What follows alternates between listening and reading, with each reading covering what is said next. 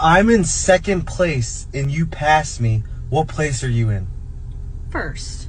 First place. Yes. I'm in second place and you passed me. Well, how would you be in first place? Because I passed you. I passed you, so I'm in first. I'm in second place, though. Congratulations. Now I'm in first because I passed you. I passed you. Are we running? Are we driving? It doesn't matter. I passed you. I'm in first.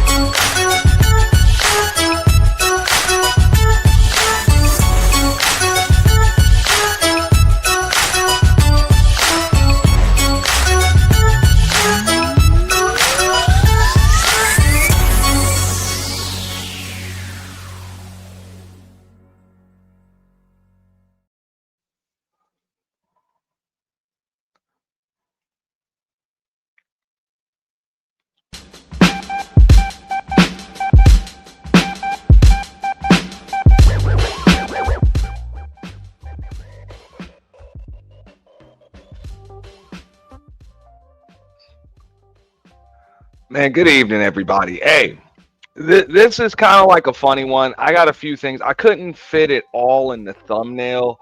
Before we get started, I got to plug this thing. Approximate, what is it? Yeah, about 9 days from now, we have our first ever Halloween 2023. 2000. Hey, don't quote me on that. We live. 2025 Halloween 24-hour purge.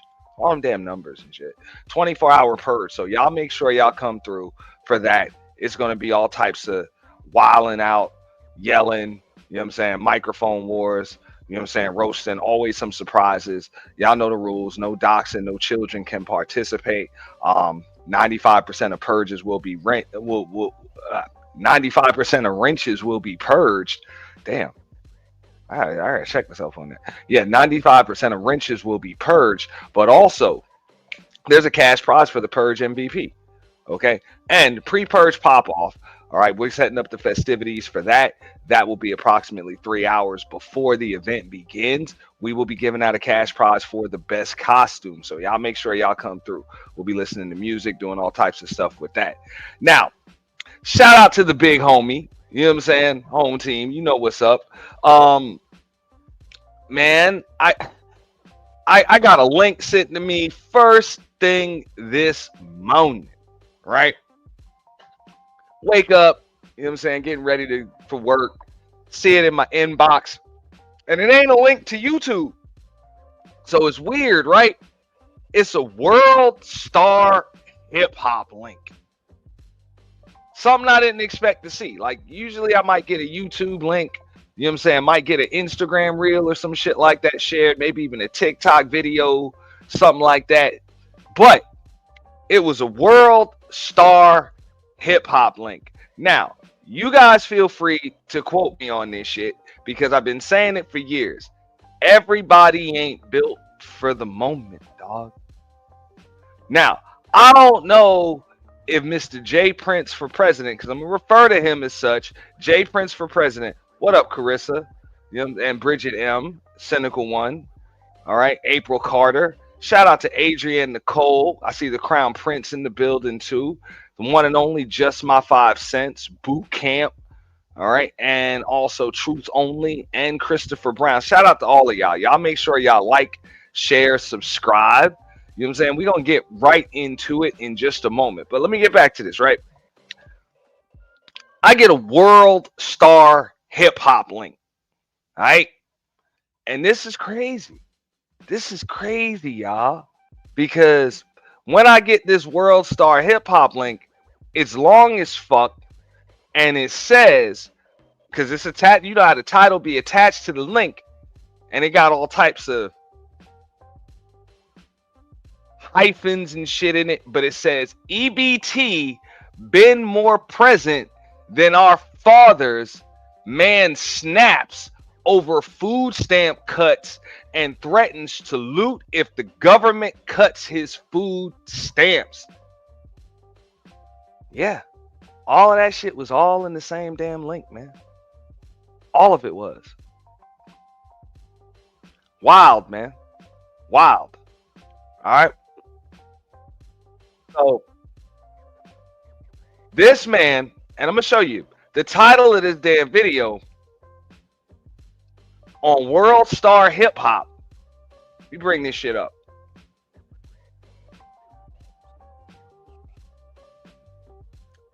Let this advertisement go down because I ain't got no World Star subscription. All right. But the title of this video comes up as Deadbeat Government, right? Deadbeat Government. Yeah. And exactly the way y'all see it right here is exactly the way everything is on World Star. Like, that's the thumbnail on World Star Hip Hop. Some wild shit, man. Wild shit. Now, when I say everybody ain't built for the moment, keep in mind, this is crazy because I guess people be on YouTube trying to go viral, like just trying to go viral. And I think your boy JPrince, because I'm gonna have to address him as such, at least for the rest of this stream. You know, people been calling him, you know, the slow prince. They call him J Piss now, all types of shit. But JPrince for president, look, mama, we made it. He done made it to World Star Hip Hop. And I'm sure he didn't go the Kevin Samuels route. I'm pretty sure he didn't, you know, pay them a few $1,000s or nothing like that. I don't know who submitted this video, but it looks like they are giving him his moment.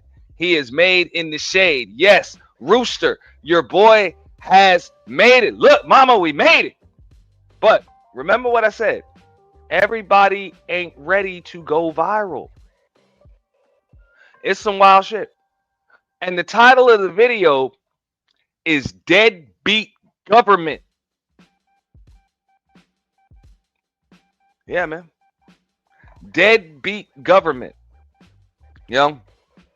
And it's crazy when you really bust it down. Now, I could really like go all the way in when it comes to this shit, but this is going to be a long enough video. They done clipped the man for about a good 13 minutes, and he is going to fuck off about how EBT, like, not even the government, not even the people that sign this shit and give it to them and everything, but EBT has been more present than our fathers, end quote. Now, when you got 3 kids, it's like, are you really serious if you're going to actually loot and steal because they cut off your EBT.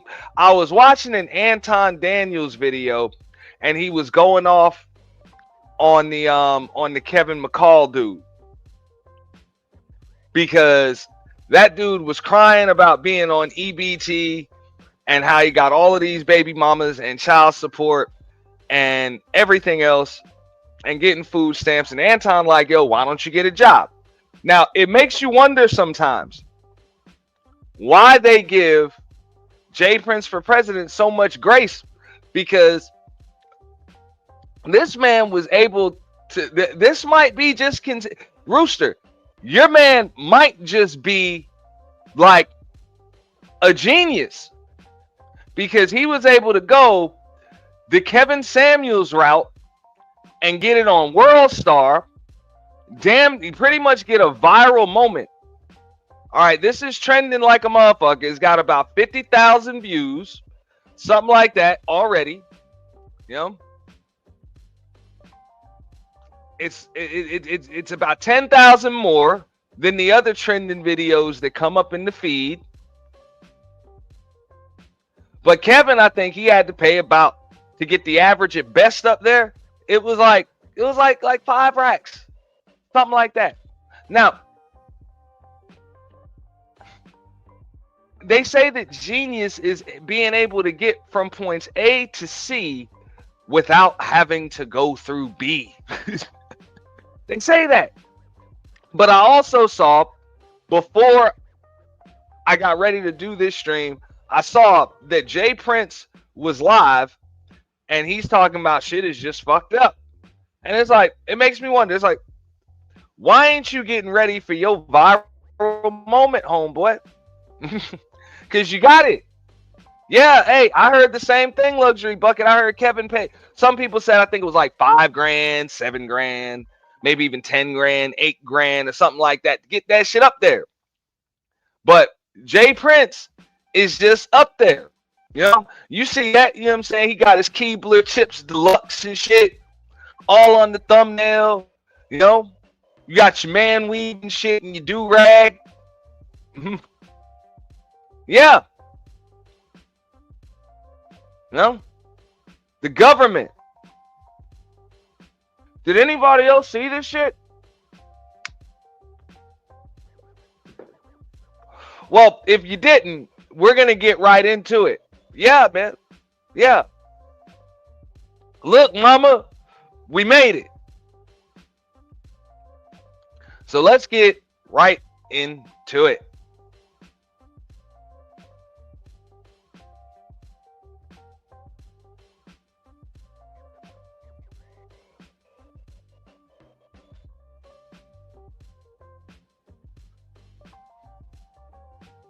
Three kids. Cutting off my Section 8 is like 3 kids.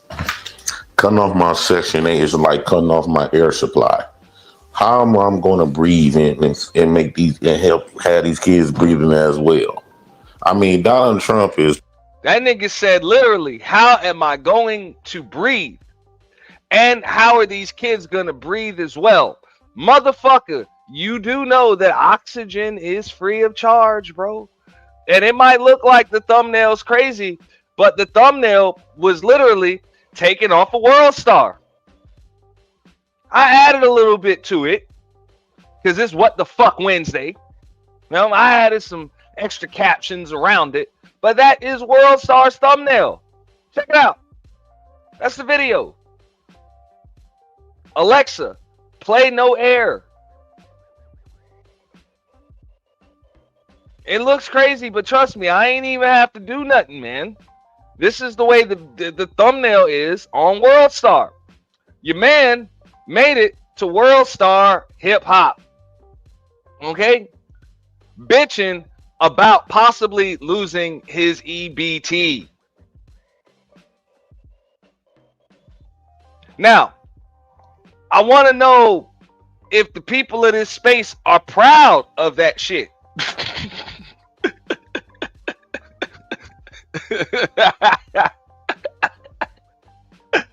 That man just literally said, hey, that man said, I don't know how me or my kids are going to be able to breathe. Even though that's one thing that is free is oxygen. They can't deprive you of air, nigga. You just go outside. But I guess he's exaggerating. We're gonna call that satire, whatever. But I'm gonna start that shit from the beginning, and y'all can listen. We gonna play it. 3 kids. Cutting off my Section 8 is like cutting off my air supply. How am I going to breathe and make these and help have these kids breathing as well? I mean, Donald Trump is playing with fire that he don't need to be playing with, and he gonna mess around and get burnt. You know, I don't agree with you cutting off our Section 8. You know, the way I view EBT and stuff like that, EBT has been more prevalent in our black lives than our fathers, right? Speak for yourself, nigga. Yo, I want to know what you talk about our, because it looked like it's just you up there by yourself. But we're going to listen a little bit more. You know, we're going to listen, matter of fact, a whole lot more. Jay Cavarcier said it was one of the funniest videos he's seen in years. I know you peeped. But yeah, it has been more prevalent than his father. He says EBT is the father we never had. No? And Donald Trump is playing with fire that he is not ready to play with right here. Now, I'm going to explain this in depth and detail, how not only does the federal government, I'm pretty sure the state government, and Donald Trump specifically, does not give a flying fuck whether or not JPrince for president has EBT or decides to go out, steal, and loot. They don't care. Because they're going to get their money back from your ass one way or another. Either you're going to get a job and pay fucking taxes, nigga, or you can get your ass into prison, jail, whatever the fuck, and get you 3 hots in a cot. That's all the damn labor that you need. I mean, that's all the fucking EBT that you fucking need, you know, and all the housing that you need, and they'll get some free and cheap labor out of your ass the same way that this nation was built. Yep. Because privatized prisons and jails are pretty goddamn big business. They'll just run you through the system, nigga. You ain't figured that out? But let's listen even further. The government, you did this. You got us addicted to EBT. You made the EBT and food stamps more made us more dependent on them more than our fathers. Right? The government replaced our fathers with EBT. So how are you going to take that away from us? You are no different from the deadbeat baby daddies, right? And I'm kind of lost right there, because he said the government replaced your fathers with EBT. I must have been absent that day of life. Do you got... What happened that day? Was anybody else present that day? Was that like fucking senior skip day or some shit? Where everybody just skips when the government replaced your father with EBT? Must have been out of there that day. Now, I mean, if you got EBT and shit, man, if you qualify for it, I ain't mad at you, man. Get you know, eat up. Get your food, bro. Feed your kids. Do what you got to do. I ain't mad at you.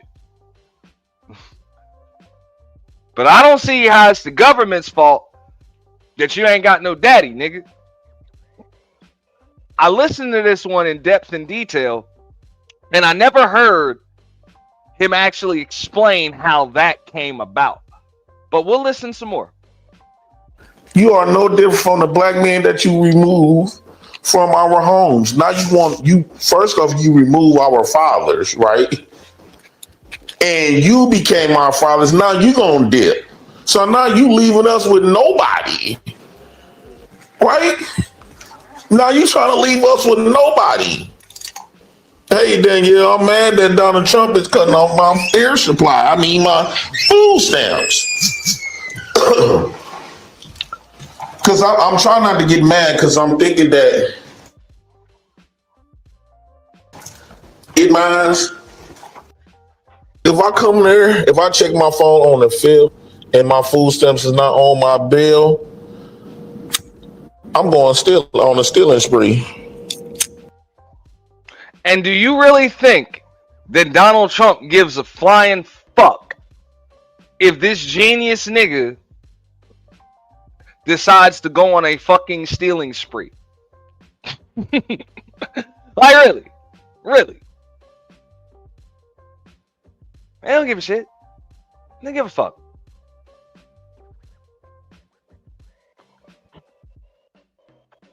That nigga said, I will go on a stealing spree if them EBT benefits are not there on the 5th.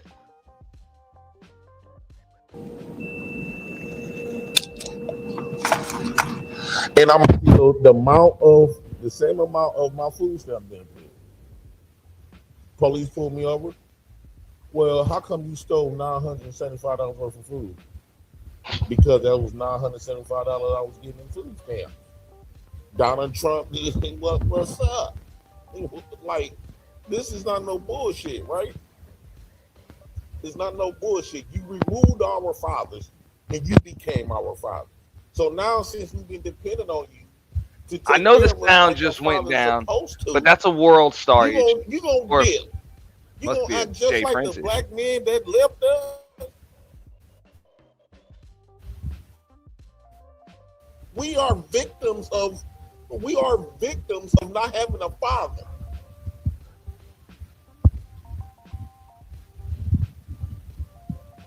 So now who we got to blame? At least when our fathers weren't around, when our fathers did, at least we can say we had the government to run to. But now the government leaving us. Now who we gonna blame? Who can we go to tell on the government? The government is playing with our lively supplies. This is some stuff that we are entitled to. I'm entitled to this. I don't understand what's wrong with Uncle Sam. But we're gonna fight back though. All us recipients, let's put our boots to the ground and we got to fight back. You cut off our food stamps, we're gonna go take that money and take exactly what you're supposed to get. If you get $291, go steal $291. So they're gonna be like, why is these people stealing of the same amount that they receive on food share? Then they would get it. The motherfuckers was hungry. You trained us to depend on y'all when y'all said the best interest of the child was to be with our mothers. You did this. Now, I told you that this nigga was a certifiable baby mom. Like, real shit. This ain't even new. This ain't new.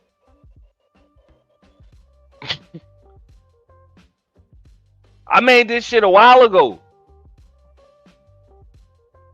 And it still reigns true.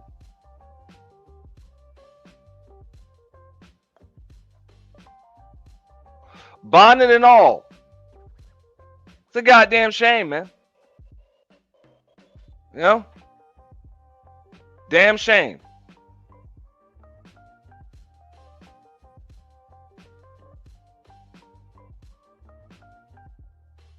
But let's get back into it. I'm gonna spin the block on this shit. $91, go steal $291. So they're gonna be like, why is these people stealing of the same amount that they receive on food share? Then they would get it. The motherfuckers was hungry. You trained us to depend on y'all when y'all said the best interest of the child was to be with our mothers. You did this. So you became our daddy, government. I don't care if I'm old. How many people live with their parents at 30, 40? The government used you. We trusted you to be our backbone. I'm trying to give y'all some leeway, okay? For my past 40 years of living, the government food stamps never missed a beat. It always showed up right on time.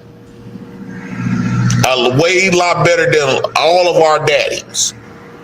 Our daddy missed plenty months, birthdays and weekends.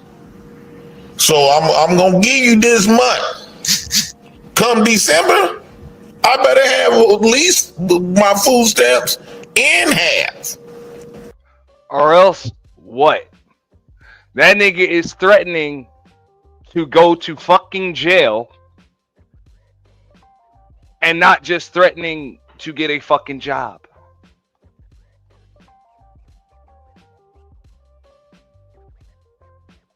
You can't make this shit up, man. You really can't.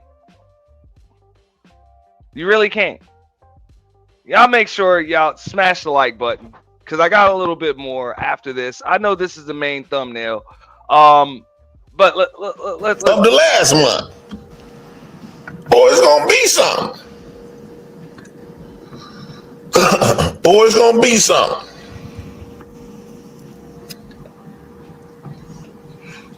I know a lot of people talking about, well, you need to go back to work. You need to go back to work. I got kids.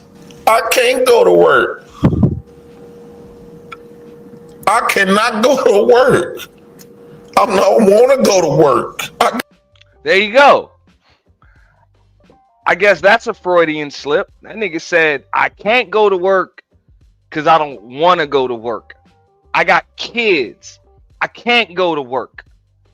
So I guess there's nobody in America that has kids and is able to go to work. What the fuck? Deadbeat government. Got kids. This is what the government for. I said go to bed. I am not in no good mood today. What you mean what happened? They trying to cut us off next month for food stamps.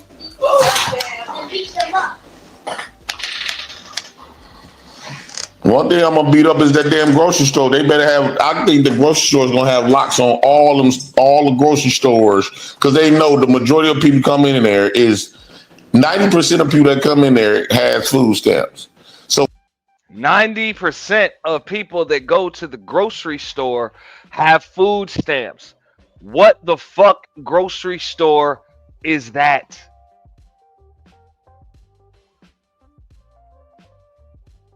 I don't qualify for the shits. I don't know. I'm not knocking anybody that does, but something tells me that his math ain't quite mathing. 90%? I guess fuck Visa, fuck MasterCard, fuck Wells Fargo, Bank of America, Chase, you know, even the Cash App card, Chime, whoever the fuck. I mean, if you swiping that shit, according to JPrince, you in the minority. Everybody else buys their food with EBT.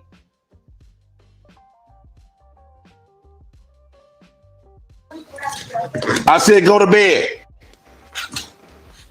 What's up, Candy Cane? I am not in no good mood today. What you mean what happened? They trying to cut us off next month for food stamps.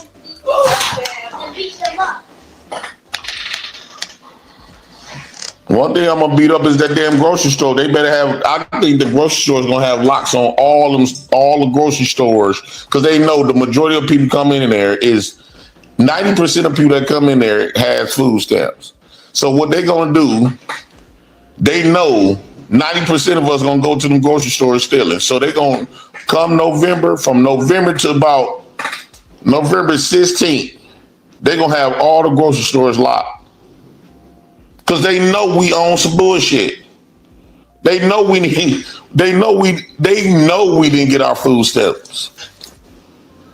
So when they see all these people in their grocery stores, they don't have enough security to stop all of us from stealing their shit.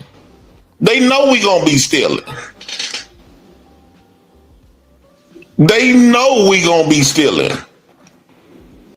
Now, I'd like to know how he plans on getting the fuck out of the grocery store with $1,000 worth of shit and nobody and Walmart, Target, Kroger, Publix, Pathmark, Food Town.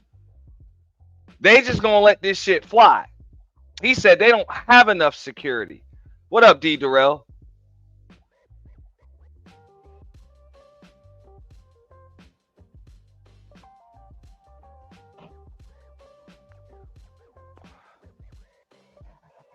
Damn shame, man. What you about to do with your viral moment? This is hilarious. They know this.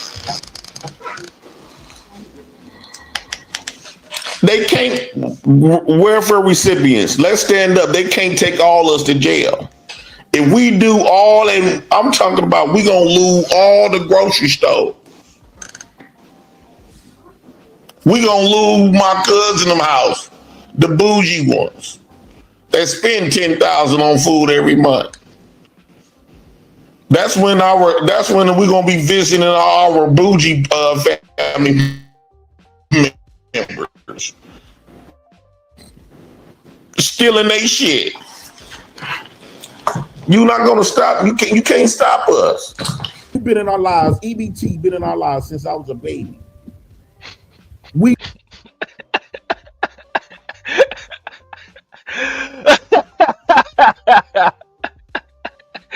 Yo, he said EBT has been in our lives since I was a baby.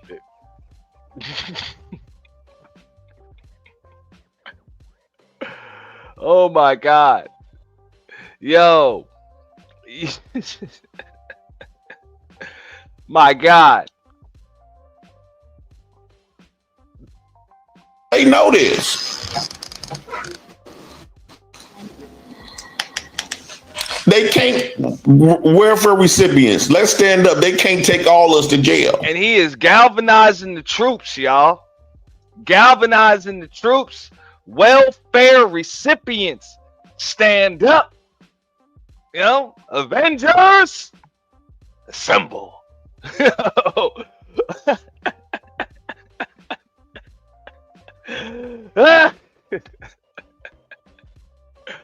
Grown ass man.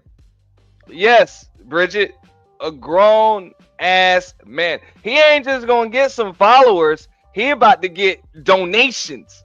Donations. Donations. Real shit. Donations. Donations. Donations. Donations. Donations. Donations. Gifts. Gifts. Gifts.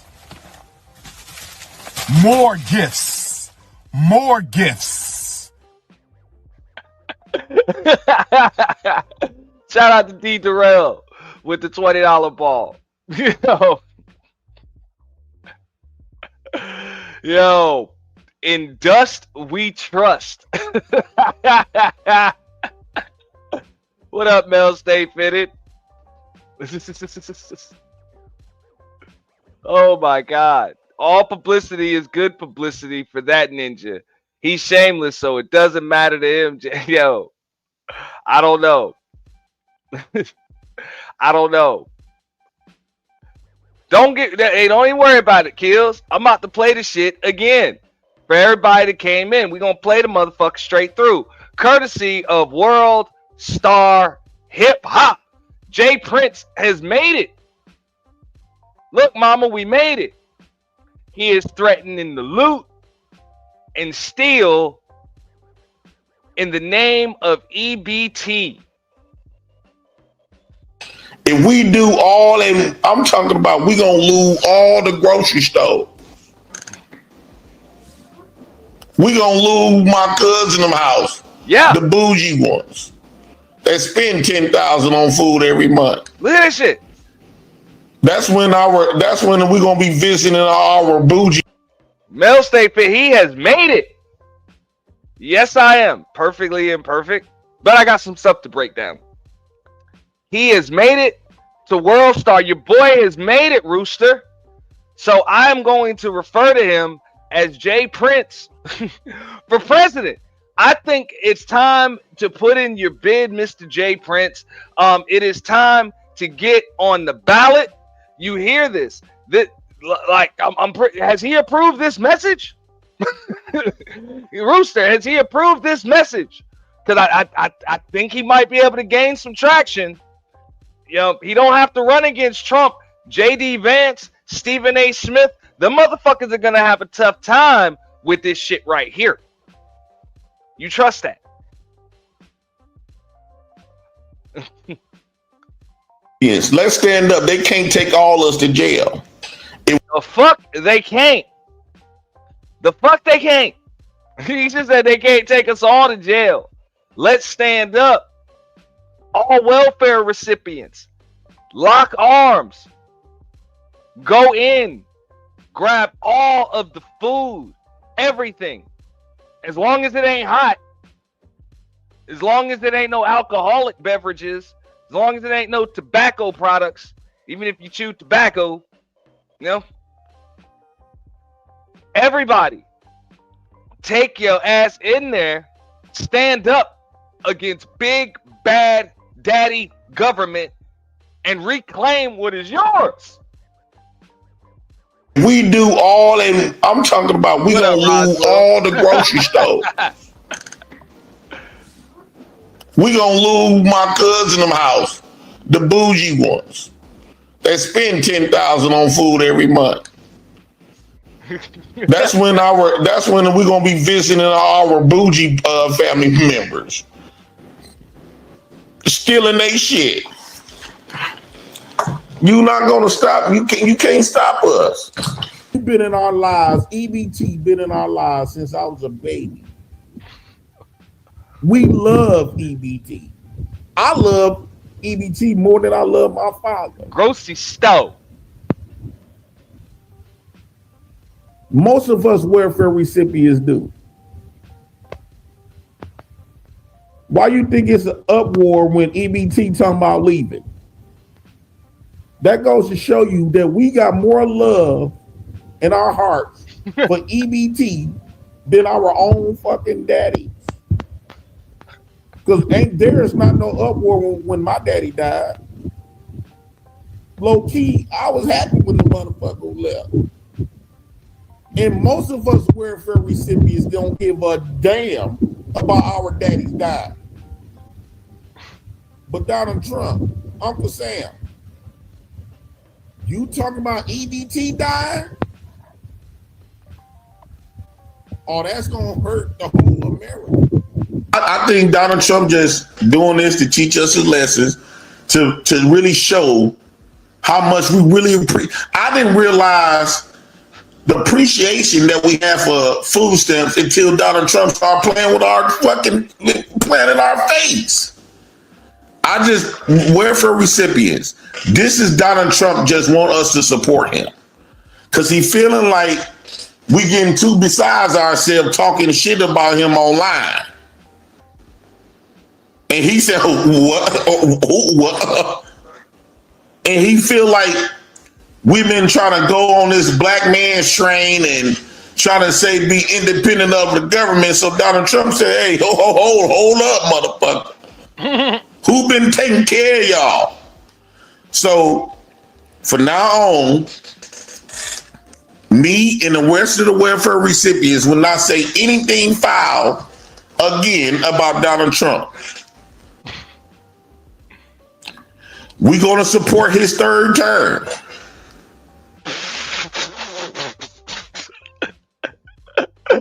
Yo, this motherfucker said we gonna support Donald Trump's third term. Fuck. Even if that shit requires a constitutional amendment, that shit would require an amendment to the Constitution of the United States for Donald Trump to be able to run a third time. He said, fuck that. He will support that before you take away his EBT. Oh. But he have to cut back on them food stamps. You can call us niggas. You can say we some slaves. And all we're going to do is protest and march peacefully. You cut off that EBT, it's going to get violent. I drink 2 liters like they damn a canned soda. All the money that y'all give me on EBT, shit. Crackers with noodles. And this is just my pile. Donald Trump, you fuck with my fucking food stamps if you want to. Quit playing with me. I'm sorry, Shit, man. I love my EBT. Man, y'all make sure y'all support the motherfucking president. Our 48th president of the United States, JPrince, for president. If this ain't a presidential speech, man, if Obama would have said this shit, if Kamala would have said this shit, hold up, man, I gotta spin the block on this shit, man. That shit was funny. Oh, that's gonna hurt the whole America. I think Donald Trump just doing this to teach us his lessons, to really show how much we really appreciate. I didn't realize the appreciation that we have for food stamps until Donald Trump started playing with our fucking, playing in our face. I just, welfare recipients, this is Donald Trump just want us to support him. Because he feeling like we getting too besides ourselves talking shit about him online. And he said, what? And he feel like we've been trying to go on this black man's train and trying to say be independent of the government. So Donald Trump said, hey, hold up, motherfucker. Who been taking care of y'all? So from now on, Cassandra, those of us that know him know this nigga's dead ass serious. Okay, this nigga is dead ass serious. About a month ago, I might have agreed with you until I saw the dummy mission that nigga went on for a fucking bartender's license, dead serious, thinking he had a fucking job. Real shit.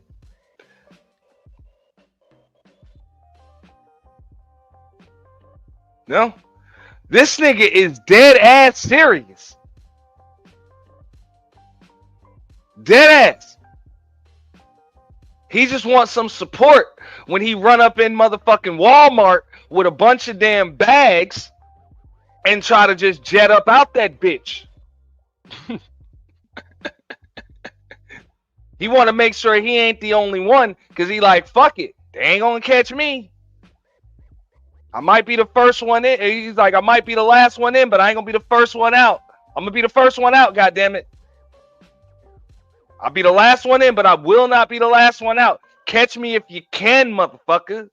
He said he is going to loot and steal and all that. You call him a nigga. You call him a slave. You call him whatever you want. But don't take that EBT, damn it. me and the rest of the world. Look at this shit. That nigga had to wipe his motherfucking eye. Look. Up, motherfucker. Who been taking care of y'all? So, from now on, me and the rest of the welfare recipients will not say anything foul again about Donald Trump.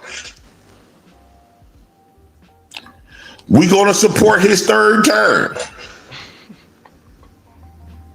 But he has to cut back on them food stamps.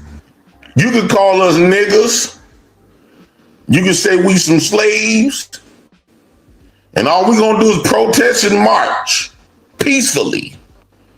You cut off that EBT, it's gonna get violent.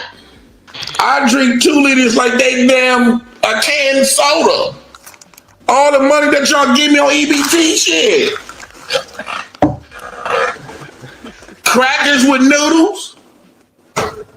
And this is just my pile. Donald Trump, you fuck with my fucking food stamps if you want to. Quit playing with me. Shit, I love my EBT. You done got us spoiled on this shit. Now you talking about taking our food stamps away? That's mine. Are you cool? Are you cool? I still eat my crackers with jelly on it. Peanut butter and cheese. These crackers give you 3 meals. Are you cool? Look how many eggs I got. Trump, are you cool? Hey, I don't know how many eggs you got, motherfucker, but I know you got ants and fucking insects and shit in your motherfucking refrigerator. I saw that shit at the goddamn bottom. Y'all saw that shit? You know? Damn shame you can't buy Lysol with EBT. Boy, you on this shit. Now you talking about taking our food stamps away? That's mine. Are you cool? Are you cool? I still eat my crackers with jelly on it.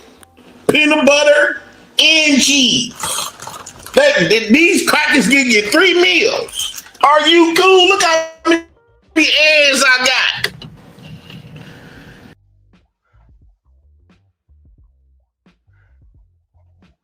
Do not adjust your television screen, okay? It is not dusty or dirty. Those are black dead insects on the bottom of this motherfucker's refrigerator. This is what your taxpayer dollars go to. This nigga got 4 dozen grade A jumbo fucking eggs in that bitch, okay? With all types of dead bugs and shit in that motherfucker, man.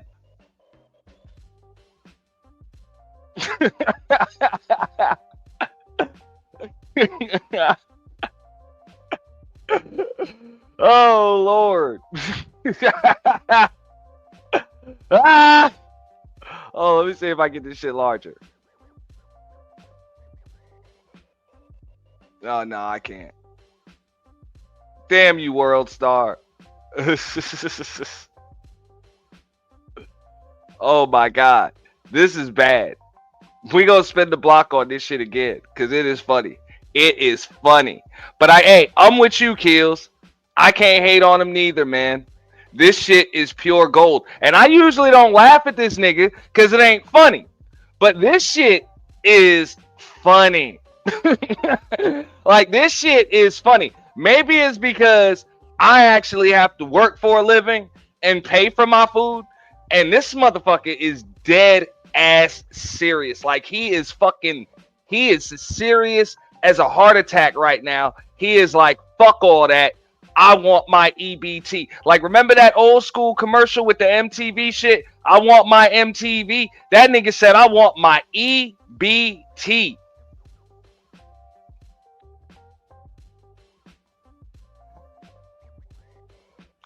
What's up, Mel? Yeah, we're getting the kick out of the dead frozen insects on the on JPrince for President's refrigerator. But I'm going to spin the block back so you guys can hear his presidential speech.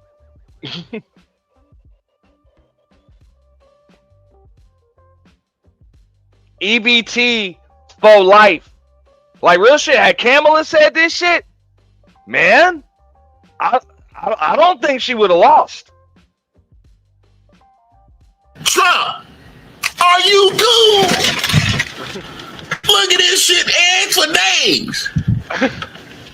That nigga got 4 dozen eggs on the bottom shelf. That nigga got another 24 up top, big boy jumbos, motherfucker. All right, got the damn. What the hell is that? The damn bro, they make pina colada Hawaiian punch. What the fuck is that? Yo, hey, somebody was like, yo, this nigga got all the good snacks. Hey, all of them, all that motherfucking Keebler chips deluxe and shit. You know, chips deluxe with the M&Ms. Ain't no regular chocolate chips. Nigga got M&Ms in his motherfucking chocolate chip cookies. Fuck all that. You got Chips Ahoy? Nah, motherfuckers don't do no Chips Ahoy no more. Fuck out of here, bro. We put M&Ms in our goddamn cookies. All that. All right, that nigga got the sour cream and onions, the wavy lays and shit. You know, for real. You know?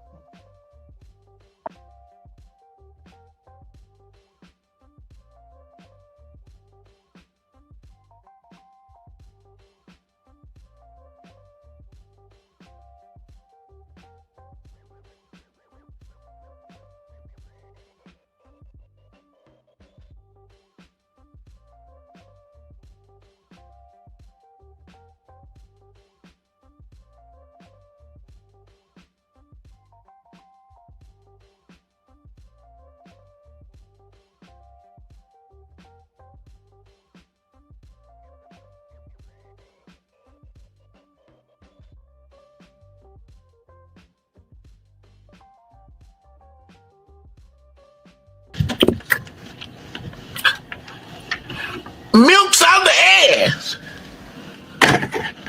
Huh? Who gonna be what?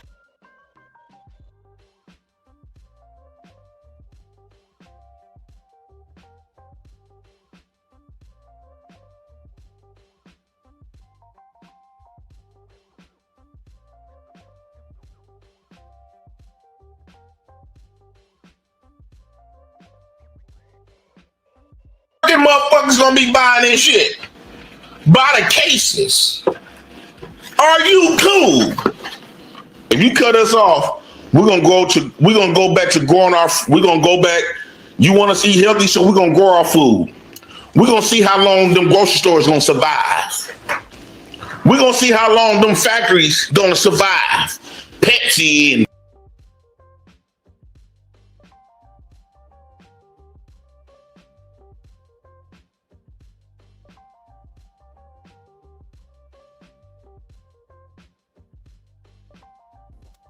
Testing. Okay, I had to switch mics. I don't know what the fuck is going on. Yeah, hey, he got the big boy Gilbert. Matter of fact, let me spin the block on this shit. So y'all that just came in, y'all can see this shit from the beginning. All right, something up with my EBT with SNAP benefits gonna be covering my motherfucking USB connections and shit. So we just gonna spin the block on this shit. 3 kids. Cutting off my Section 8 is like cutting off my air supply. How am I going to breathe and make these and help have these kids breathing as well? I mean, Donald Trump is playing with fire that he don't need to be playing with, and he gonna mess around and get burnt. You know, I don't agree with you cutting off our Section 8. You know, the way I view EBT and stuff like that, EBT has been more prevalent in our black lives than our fathers, right? The government, you did this. You got us addicted to EBT. You made the EBT and food stamps more made us more dependent on them more than our fathers, right? The government replaced our fathers with EBT. So how are you going to take that away from us? You are no different from the deadbeat baby daddies, right? You are no different from the black man that you remove from our homes. Now first off, you remove our fathers, right? And you became our fathers. Now you going to dip. So now you leaving us with nobody, right? Now you trying to leave us with nobody. Hey, Danielle, I'm mad that Donald Trump is cutting off my air supply. I mean, my food stamps. Because I'm trying not to get mad because I'm thinking that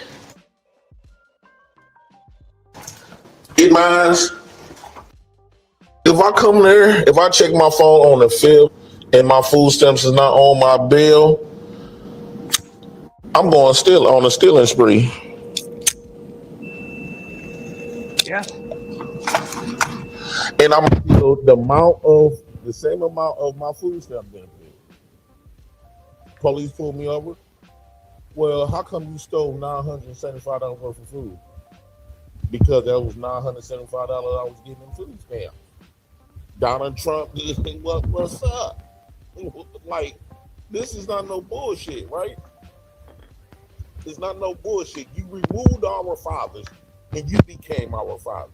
So now, since we've been dependent on you to take care of us like our father's supposed to, you gonna dip. You gonna act just like the black men that left us. We are victims of not having a father. Nigga, you 40. Somewhere between 35 and 40. This nigga said we victims of not having a father. You are a grown goddamn man. But I digress. So now who we got to blame? But I can't be mad at him. JPrince, he done made it. Truth. JPrince has gone viral. It's tough, man. He ain't have to get on Fox News. He ain't have to pander. He ain't have to do none of that shit. All he had to do was bitch about the fact that his EBT may just get cut off in 2 fucking weeks, and his ass is viral. Damn it. Shout out to JPrince for president. I hope you approve this motherfucking message, and I hope you don't waste it. Because we are going to clown the entire ever-loving fuck out of you if you waste your viral moment, nigga. It cost Kevin Samuels $10,000. At least we know it was north of $5,000 to get this goddamn viral moment, motherfucker. And all you had to do was hit everybody with the bro. Where's my EBT? And show everybody them damn dead arachnids and ants and motherfucking roaches and all of the other dead insects and shit in your motherfucking refrigerator. And your ass has gone viral. And you also threaten to motherfucking loot and steal if you ain't got food stamps no more. But, hey, I can't be mad at him, man. I can't be. At least when our fathers weren't around, when our fathers did, at least we can say we had the government to run to.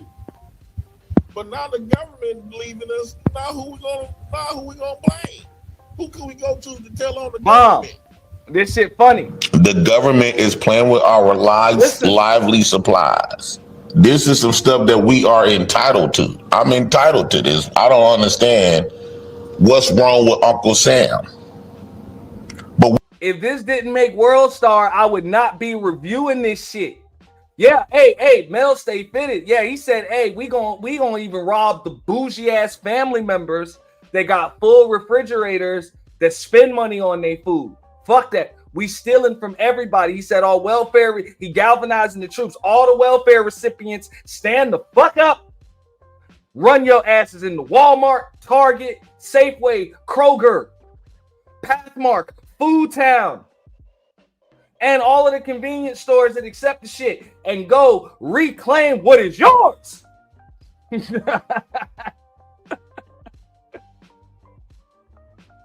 No one will stand in your way.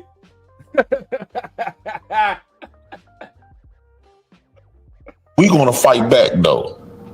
All us recipients, let's put our boots to the ground, and we got to fight back. You cut off our food stamps, we're going to go take that money. Then take exactly what you're supposed to get. If you get $291, go steal $291. So they're going to be like, why is these people stealing of the same amount that they receive on food share? then they would get it. The motherfuckers was hungry. The motherfuckers was hungry. You trained us to depend on y'all when y'all said the best interest of the child was to be with our mothers. You did this. So you became our daddy, government. I don't care if I'm old. How many people live with their parents at 30, 40?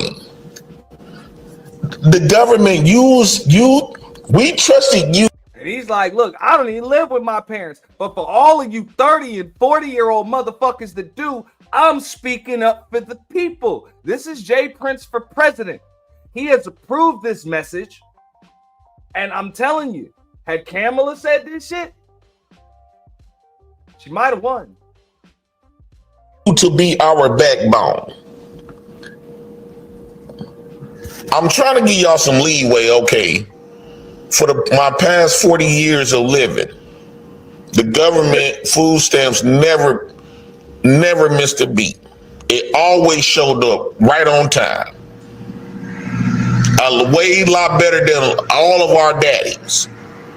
Our daddy missed plenty months, birthdays and weekends. So I'm gonna give you this month. Come December, I better have at least my food stamps in half of the last month, or it's gonna be something. Or it's gonna be something. He said, or it's gonna be something, motherfucker.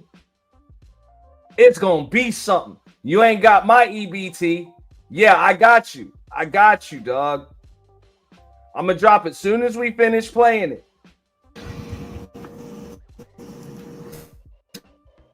Shout out to the big homie for sending me this link, man. This was some wild shit to wake up to, man. JPrince on WORLDSTAR Hip Hop.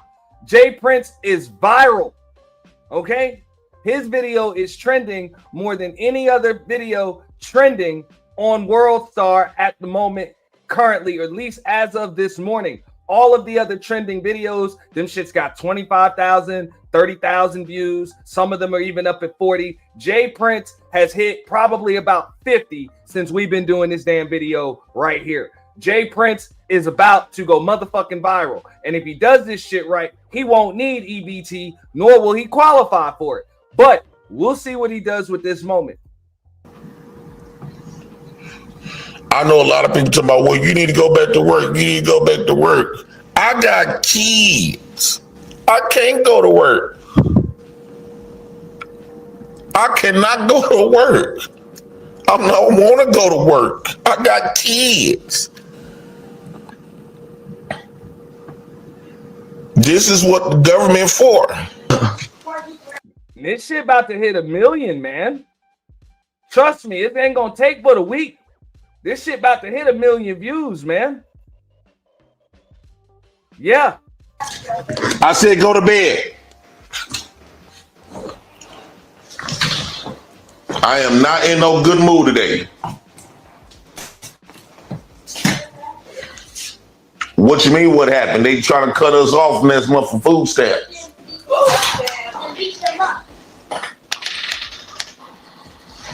One thing I'm gonna beat up is that damn grocery store. They better have. I think the grocery store is gonna have locks on all the grocery stores because they know the majority of people come in there is 90% of people that come in there has food stamps. So what they gonna do? They know 90% of us gonna go to the grocery stores stealing. So they gonna come November, from November to about November 16th, they gonna have all the grocery stores locked. Cause they know we own some bullshit. They know we didn't get our food stamps. So when they see all these people in their grocery stores, they don't have enough security to stop all of us from stealing their shit. They know we gonna be stealing. They know we gonna be stealing. They know this. They can't, welfare recipients, let's stand up. They can't take all us to jail. If we do all, and I'm talking about, we gonna lose all the grocery store.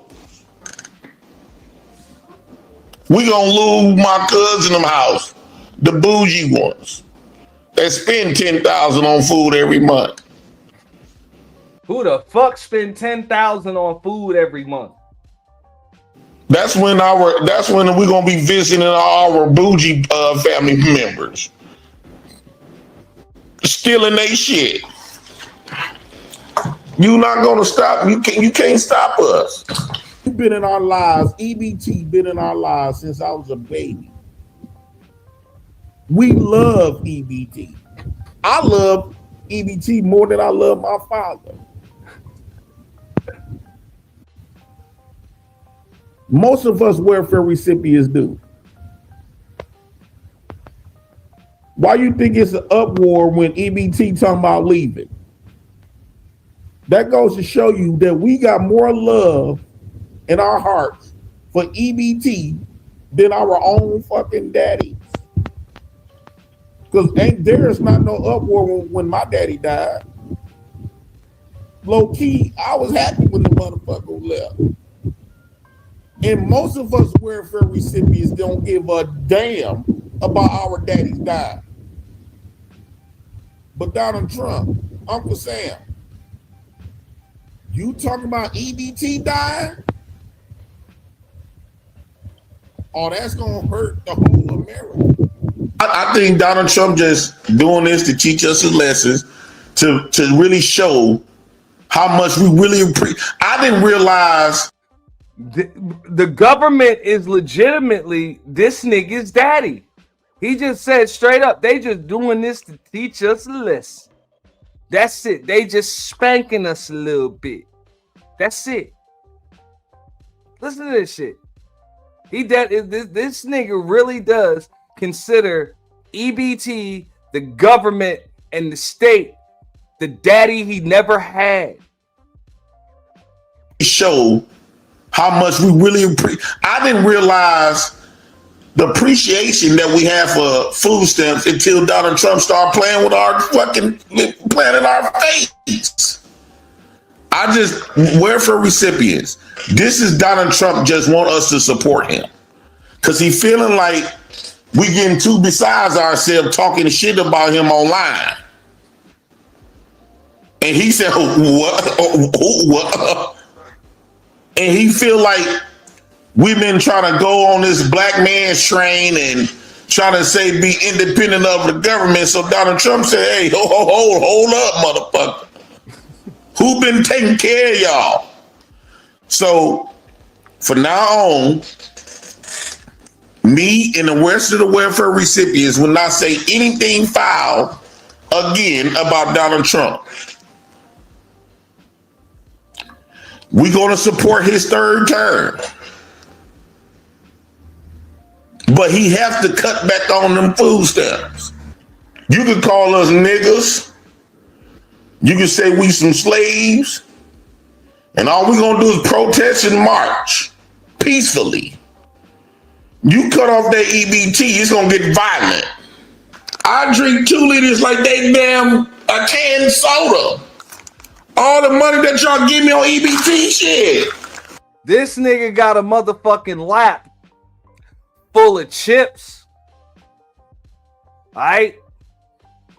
Fucking strawberry cherry Fanta and shit.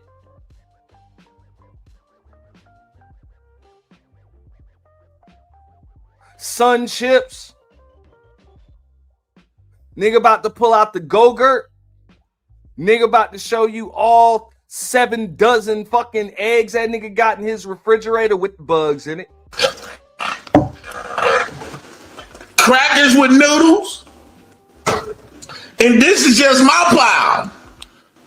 Donald Trump, you fuck with my fucking food stamps if you want to.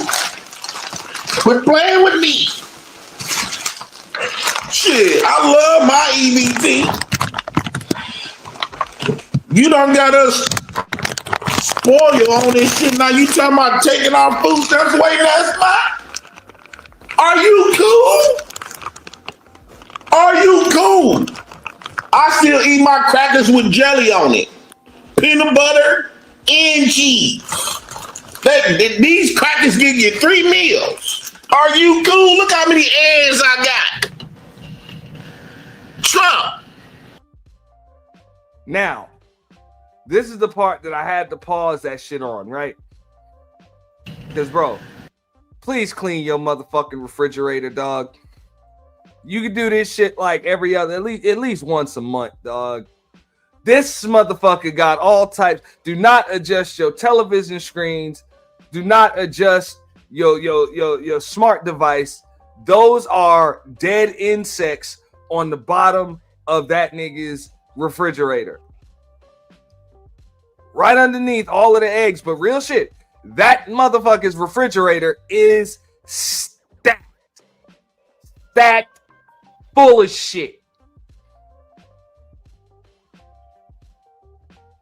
Full of shit.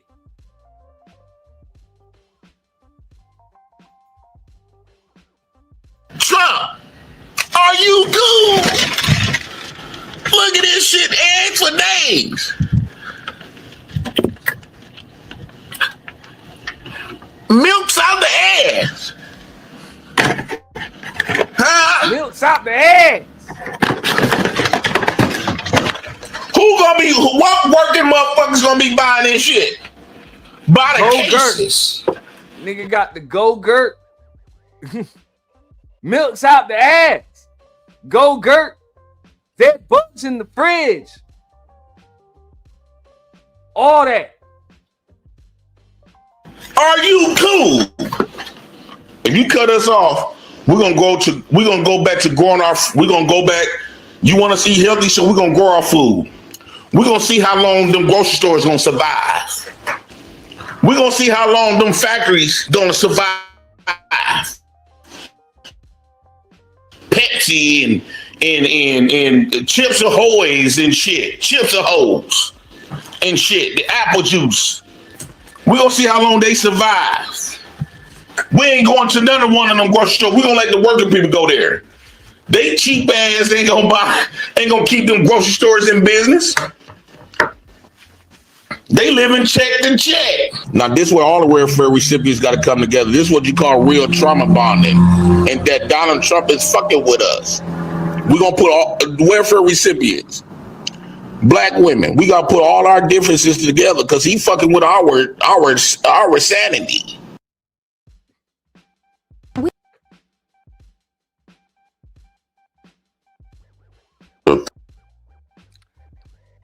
He said they are fucking with his sanity. They are fucking with your sanity.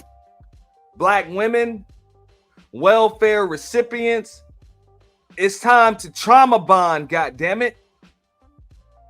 Everybody get your shit together. Donald Trump can't do this. Under no circumstances. Damn. Hey, I didn't do it.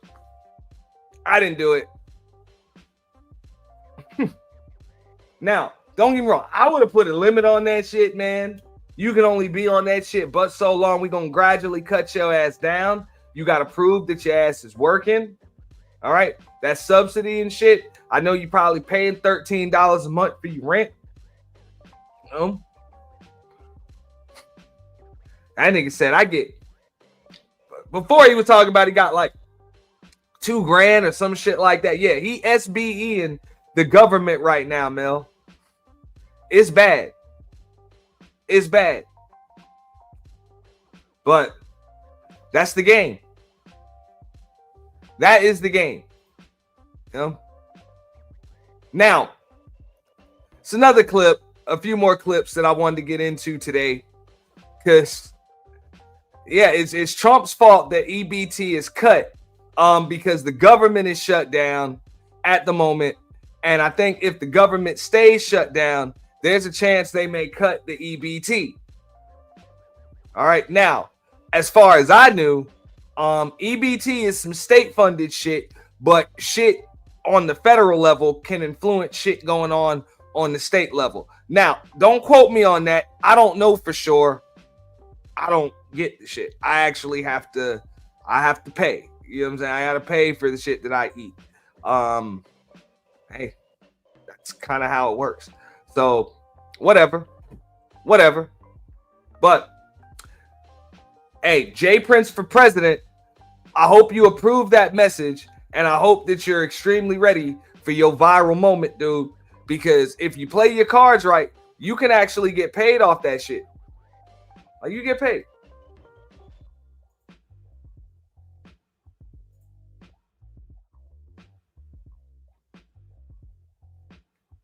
So here, we're gonna go into this other video.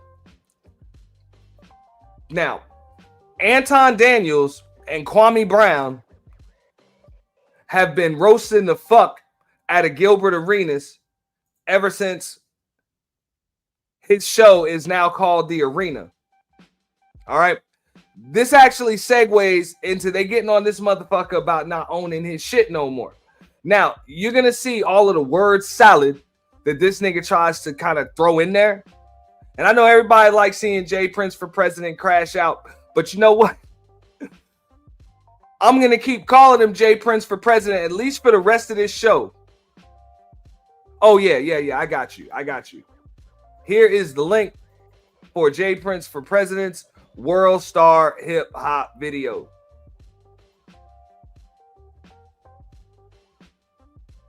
All right. Y'all check it out. The entire title is in the link.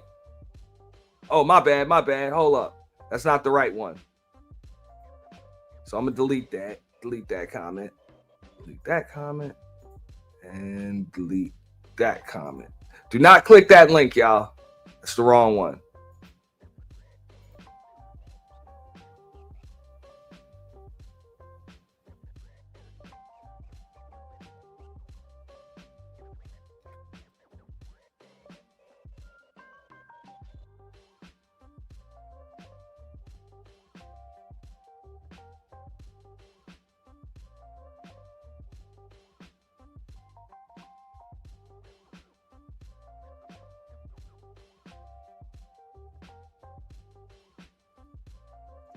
Click on this one.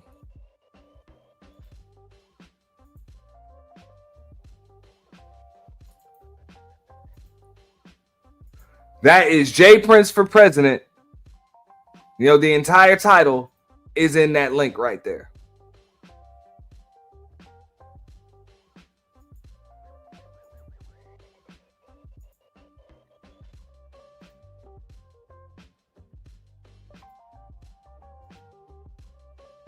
Wild shit, man.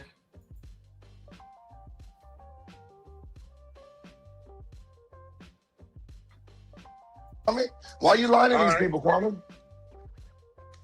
Okay, so tell me the time you offered me half of Gil's Arena. You see, there you go, Kwame. Was it called Gil's Arena when I offered to you? Remember we was talking about the beef channel or the YouTube beef what was that shit that I was saying? The beef thing, that beef thing idea. You was talking about a roast. You was talking about a roast. You remember it was the roast league. I was trying to do the roast league, and we was gonna go 50-50. You forgot about that? So I should do a roast league with somebody that's on Tommy Sotomayor page telling people how to steal my intellectual property, and like you just gave away, and calling my mother a prostitute. I was supposed to do. The thing is, cynical one. They watch a JPrince for president reality television show every fucking day. Y'all know everything about that nigga. His fucking kids. You know, his social life. When that nigga wants to get a job, loses a fucking job, you know about his cousin and them. You know, my cousin and them. You know, all that shit. You know? Y'all watch that shit every day. A show with you. Okay, so you didn't accept the deal. Okay, now you just said something that was very key. That wasn't a deal, Gil. That was a concept. You was just offering a concept. Just a concept, right? It was a concept that I was trying to sell to you. Okay, so we're both on the same page. Now you just said something very interesting. You said I was on Tommy Sotomayor's page, right? That's what I said. Yes. Say it again to yourself. I was on Sotomayor's page, which means which page, Kwame, of mine did I give them to use? See, and this is one of the reasons why I wanted to play this shit, because just because the nigga's rich don't mean that he's smart. This nigga, Gilbert Arenas, is a fucking idiot. And it's not even just because he does stupid shit because he does, but mainly because this nigga really thinks everybody else is dumber than he is. And that nigga just said, I was on Tommy Sotomayor's page. And what does that mean? Which means why I was on it. I'm like, get the fuck out of here. Like, you just saying shit, bro. Something very interesting. You said I was on Tommy Sotomayor's page, right? That's what I said. Yes. Say it again to yourself. I was on Sotomayor's page, which means which page, Kwame, of mine did I give them to use? If I had to use somebody else's page to come beef with you. What the hell is you talking about, boy? I see that. I know you're dumb. If I'm on Tommy's wait, hold on. You calling me dumb and you sold 50% of Gil's Arena, bro? Listen You're again. calling me dumb. No, you're saying it, but you're not. If I'm on Tommy's page, coming to beef and respond to you, what page that I'm not using to beef with you that I sold to them my idea? Are you not getting it yet? See, Gil, I see you're not understanding it, but you said it. Listen. The picture of these people, you got to stop putting on the show trying to look good. The reality of the situation, Gil, we're talking about ownership. You used to preach ownership. Why did you give up? Why did you give up 50% of your ownership? Again, Kwame, which page? Are you cool? I'm cool. It's Donald Trump that ain't cool. You know? Shout out to L. Nixon. Something to think about. You know, it's Donald Trump that ain't cool. But real shit, man. I'm going to refer to JPrince for president, at least for the rest of the night, as JPrince for president. Hell. You know? Because that shit sounded extremely presidential.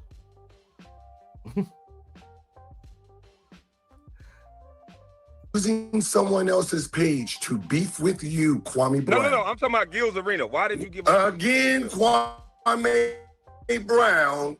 That like he trying to ask the motherfucker straight up, why the fuck did you sell 50% of your shit to them people? Nigga, you don't own shit. He trying to like that's the point that Kwame Brown is trying to get at. Nigga, you don't own shit. Like I might be sitting here on my iPhone and you might be sitting in a cool ass game room and shit. But at least I own my shit, nigga. You don't own shit. Means I wasn't using a YouTube page anymore if I had to use someone else's page.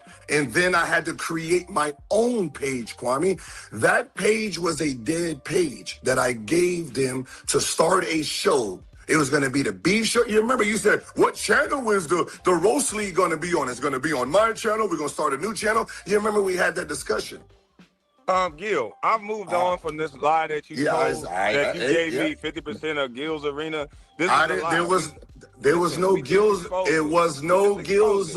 It was no Gil's Arena. So I didn't talk while you was talking. Am I up here to explain? Am I up here to explain to you? I gave you a concept. You said F off. So I recreated another concept, which was a basketball show. You remember I had the poker show? You remember you roasted me for that? I had the concepts. Just for the record, I was never offered 50% of Gil's Arena. Here that's you go. What the crowd thought.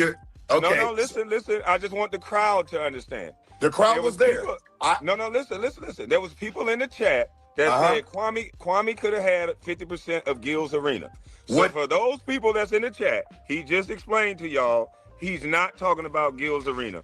All he did was, after disrespecting my mother, my family, he thought it would be a good idea for us to start a roast league with a drunk that said he was going to piss on my mother's grave. Hold on. So I respectfully said hell to the no. Okay, but so again, hell to the no. Why did you give up 50% of Gil's Arena? You still ain't doing it. It's a concept. I gave you a concept, right, of the roast league. You rejected it. You laughed at it. Like, this nigga refused to answer the question.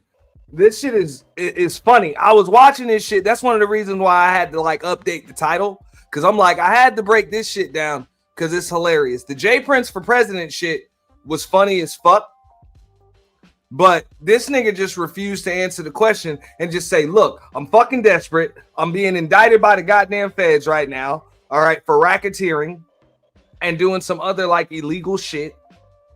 I'm fucked up, all right? I made $160 million playing fucking basketball, probably made over another $2 million on YouTube and on social media with Gil's Arena, and I'm fucking broke. So they gave me an offer, and I took it, nigga. It's like that nigga scared to just say that shit. We filmed it. It didn't look like what it needed to be looked like.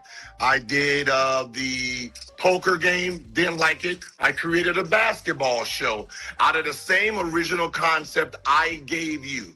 Now again, the page that Gil's Arena, the show is on today, was the page I stopped using in 2018. I was no longer using that page. So when you was asking me what page, I said it could be on your page, or we can start it. Shout out to Kwame Brown. Kwame Brown's still using StreamYard and shit. Just like the rest of us. He don't give a fuck. He's just doing that shit. You know? And this nigga Gilbert like, yo, hey, y'all about to hear this shit. He like, yo, I got production. I got all that shit. It's like, nigga, you broke, bitch. That's why you sold that shit. New page, because that page wasn't you. Oh, you just trying to steal my followers. You just trying to steal my followers. And I'm gonna get to the part where Kwame actually allows Anton Daniels to come up and shit all over this nigga. Trying to defend this lie so much that you won't answer. Why did you give up 50% of Gil's Arena? So let me ask you something. Ownership. Why didn't you keep the ownership? What? Can I ask you, if I'm using the page Gil's Arena's on, what was the original name of it then, Kwame? I'm beefing with you in it. I'm beefing with you, right? What page am I using to beef with you? If I have my own channel. Listen, at one point, did you own 100% of that channel? No Chill. 100% of the original, so we can get it clear, so I can explain it to you. It was my original. Yes, it was my original channel. No Chill Gil. I stopped using that channel in 2018 because I went to linear TV with Fubo.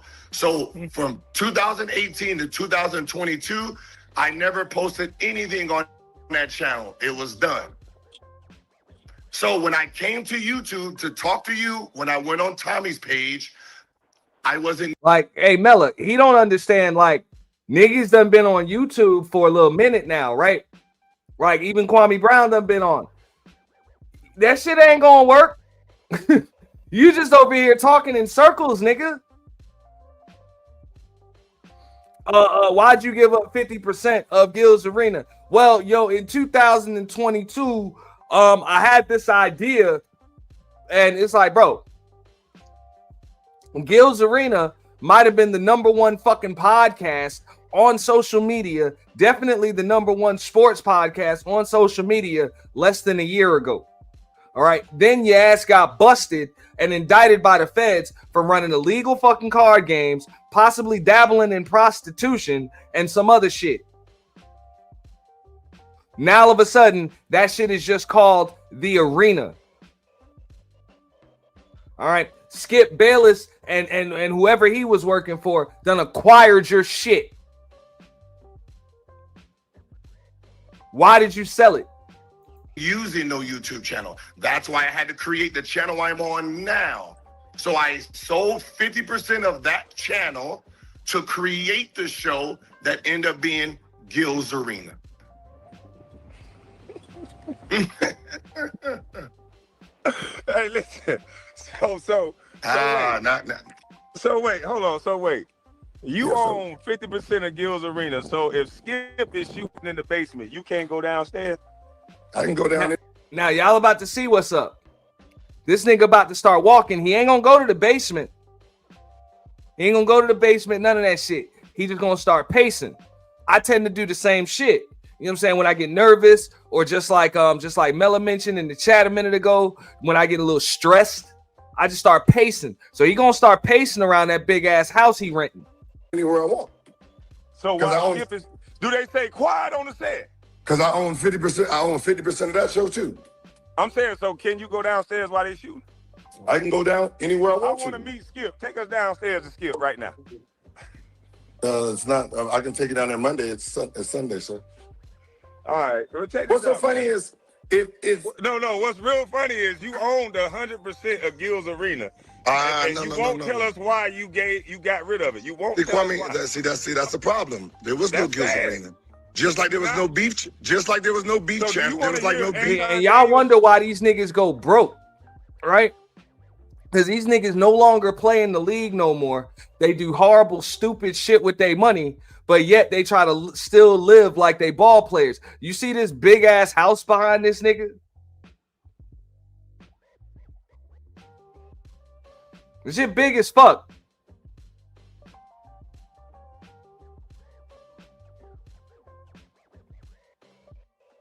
No. That shit's like a $10-15 million fucking mansion with a $2 million guest house and shit. 5 stories with a fucking basement and shit. All that. And then you still got expenses living like you still a fucking NBA ball player and your ass is making $1 million, you know what I'm saying, $2-3 million a month and shit. But you're not. You know? That's why these niggas be running illegal poker games and shit. And having to take out markers and shit when they go to the casino. Nah, I think he married an IG chick. All right, that motherfucker took charges with that. And I don't remember if he actually did time or had to settle or whatever the fuck happened. I don't even know. That was criminal charges though, because he did some fucked up shit as far as some visual photos and shit with the chick. That was a while ago. That was a girlfriend. Then he married Melly Monaco from the Pineapple Show. All right, right after she linked up with mediocre tutorial reviews and shit. Because that motherfucker's like, fuck it, I'm going to get on YouTube and I'm going to get me the baddest bitch with the biggest show on YouTube. But I don't think he understood how social media works. Because you can have the hottest show on YouTube for about a fucking month. And then comes pop the balloon.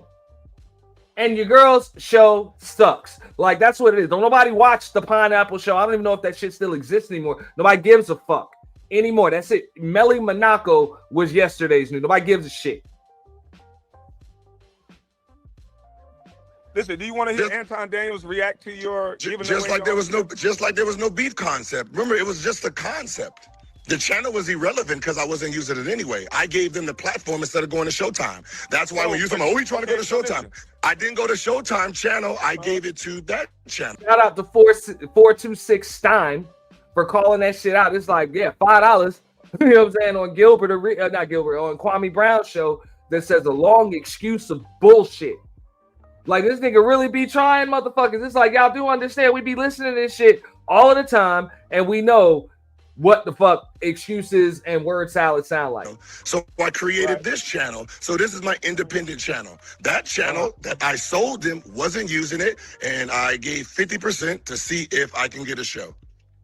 Okay, and so on lowlights, you said you wanted to build the infrastructure. Yes. So did you not feel capable that you made over $160 million in the league You didn't have the money to build the infrastructure yourself? No, I didn't have the concept of building the infrastructure. I didn't know how to build a show. And trust me, I've been there. Yeah. Nigga, you did dumb shit with your money and then you ran out of it. You know? You made a show, didn't know what the fuck you were doing, and you went broke. What do you mean? You got all the context. You know everybody. You came to YouTube saying you know LeBron. You know this person. LeBron has a show. Why not just reach out to some of LeBron's friends and his people and build the studio in your basement and then hire the same staff? You got people in LA, UCLA. Why not hire some people that know how to do it and help you build the show out? Why would you sell 50% of it? What they're doing is not worth 50%. Hey, Kwame, I'm confused. If you watched me personally come on here on YouTube in 2022. So you're not gonna answer the question? No. 2022, right? Meaning I don't know what flagging means. I don't know what any of that actually means. While I'm beefing with you, you remember? Did I come in here? Did I come on the internet beefing with you with this massive production thing? Meaning I don't know any of it. Me studying you the whole time, watching why would you studying a dumb bus? Because this is the only thing I know. What else do I know? So you studied me. What did you learn? What not to do. That was one. So Gil, I had 70,000 people in the chat with an iPhone 8. 3, how to understand using music. You gotta back up. You're going in and out, walking around. You're gonna have to back up because you're going in and out. Oh, I said understanding how to music. Listen. Copyright. I had 70,000 people in my chat by myself. Okay. And I don't flag nobody. So you was watching me because you needed to learn from me, right? Yes. Okay. So I'm glad. So let me ask you again. Why couldn't you build the infrastructure yourself? Because I didn't know anything about YouTube, Kwame. What did I know about YouTube? So you could have did a little research, bro. There ain't nothing wrong with a little research. Look, hey, that shit was like speaking a foreign language to that nigga. You could have did a little research. That nigga like, huh? Research? Learn something? Like, use my brain? I'm telling you, man. You talking about a waste of talent. I ain't never seen somebody get like real shit. This motherfucker has been able to beat the odds on more than one occasion. Fuck it up. Come back and fuck it up again.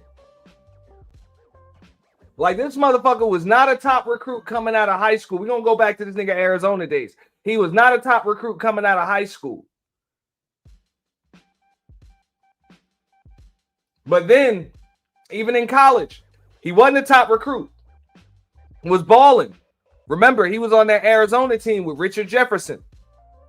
Did not even go in the lottery. Didn't go in the lottery. He might have been like an early second round pick or some shit like that. Was on the fucking bench. Was on the bench. Barely got a signing bonus. I remember this story. This motherfucker spent all of his damn money that he got. It was like $300,000, $400,000 or some shit, and went and tricked out a Cadillac, put video games in the shit and shit. Went broke, had to sleep in the arena in Oakland. Because remember, he was drafted by the Golden State Warriors. That motherfucker had to sleep in the fucking arena.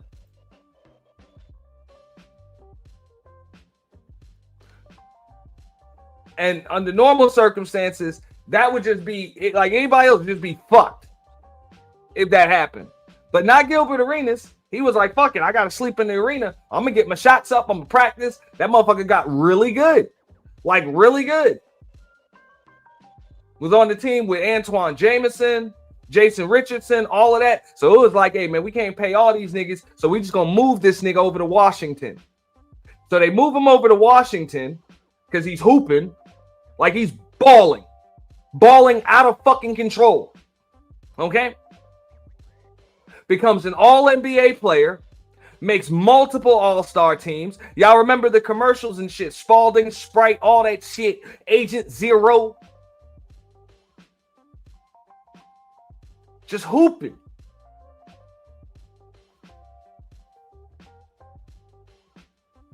And then gets hurt. I mean, it happens. That happens to a lot of players. Gets hurt, but still gets signed to some big-ass contract. Yes, he made over $160 million in the NBA and decides to bring a fucking pistol into the locker room and play a prank on one of his teammates. Of course, that's what he called it because they was playing cards. The dude owed him some money, whatever, and decides to threaten the motherfucker with a pistol. All right?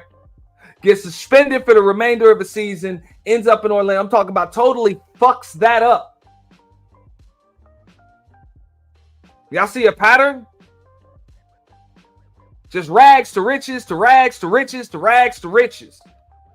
Like this dude beats all the odds and then cannot help but do stupid shit. And I haven't even really started with this because after that, he decides to retire early. Ends up with some chick. Got all this money that he made in the NBA. And I guess the chick hurt his feelings or some shit.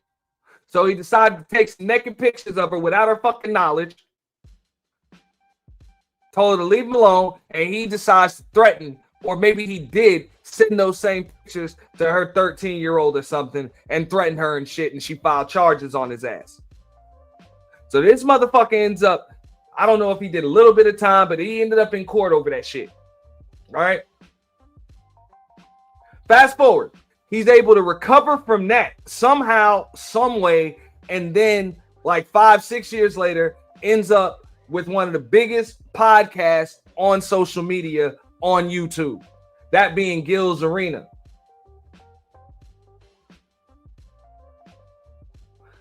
He marries Melly Monaco.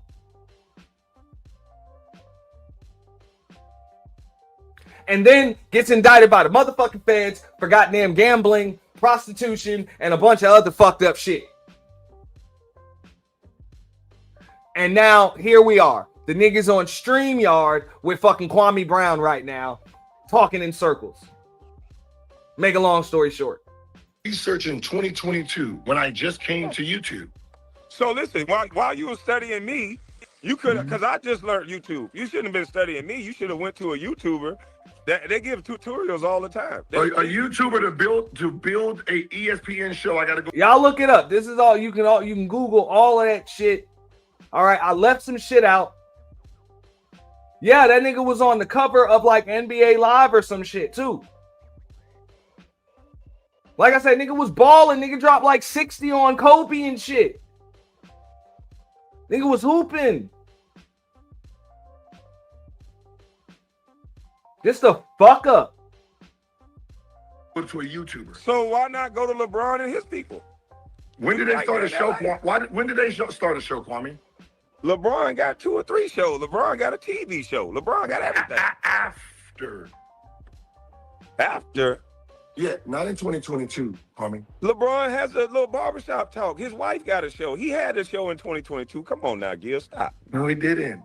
So you didn't know. So you telling me? Oh, so wait. You telling me you didn't know anybody? You didn't know anybody that could have ran a studio that you built. Why didn't you at least build it? I can look up the equipment that I need for a studio. So why can't you just build it? And yes, LeBron did have a show. They're in the chat confirming it. So you could have been asking LeBron and all your contacts, bro. You literally watched me build the studio. Did you notice my studio got better once I started watching them downstairs build? Then I knew what to do. That's how I scaled my personal channel. You remember when we was beefing, I got about 6,000-7,000. I was never beefing with you. I don't know why. Whatever. You were watching 6,000-7,000. You just admitted that you was watching me. You admitted that, right? Yes, I had 6,000-7,000. Why are you insinuating that I'm beefing? You just kept watching me, and I knew what. And somebody got a good point right there. Shout out to American Man. He said Gil's YouTube fame came off the back of Kwame Brown. All them niggas YouTube fame came off the back of Kwame Brown. Let's just keep it real. with the exception of Shay Shay. Shout out to Jeff Teague, that Club 720. I think it's Club 720 or something that he got going on. Paul George is trying to do his thing, but that show fucking sucks. Them boys in New York, you know what I'm saying? The Nova Corps, I call them the Nova Corps. You know, Jalen Brunson, all of them. They all built their shit off the back of Kwame Brown, the ones that's kind of doing that shit without outside help. You know, because if you remember, I remember because me and Kwame Brown pretty much started this shit at the same time. Now, I'm not going to compare anything I'm doing to Kwame Brown, but I can just remember when he came in, right? And he came in, that's why he called this show Bust Life, because he went right at Stephen A. Smith, because Stephen A. Smith was calling that nigga a bust and everything else. And for like 13, 14 years, or I'm sorry, 13, 14 years. Yeah, probably about a good 20 years. We didn't really hear shit. Almost 20 years, we didn't hear shit from Kwame Brown. He just took that shit. But he decided to start up his channel and roast that motherfucker back. So that's why you see things like the Stephen A. Smith show. Because in order for Stephen A. Smith to start clapping back at motherfuckers, because motherfuckers, as soon as Kwame Brown kicked off his shit, that's when everybody started clapping back at them damn those mainstream media pundits. All of them ex-NBA players and some current NBA players. So he couldn't just address that shit on Disney's network, so he had to kick off his shit.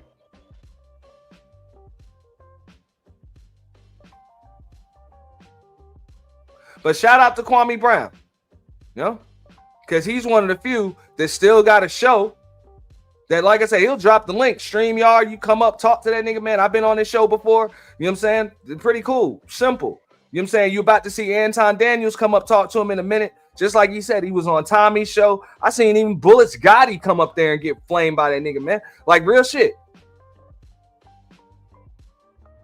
What editing meant, I knew what shorts meant, I knew what this meant, because now I have infrastructure of cameras, lighting, a studio, production. I didn't know what that was before. You don't like responsibility, is what it sounds Facts.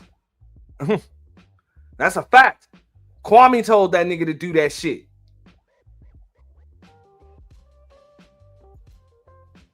You know, so all of the motherfuckers built their shit off the back of Kwame Brown.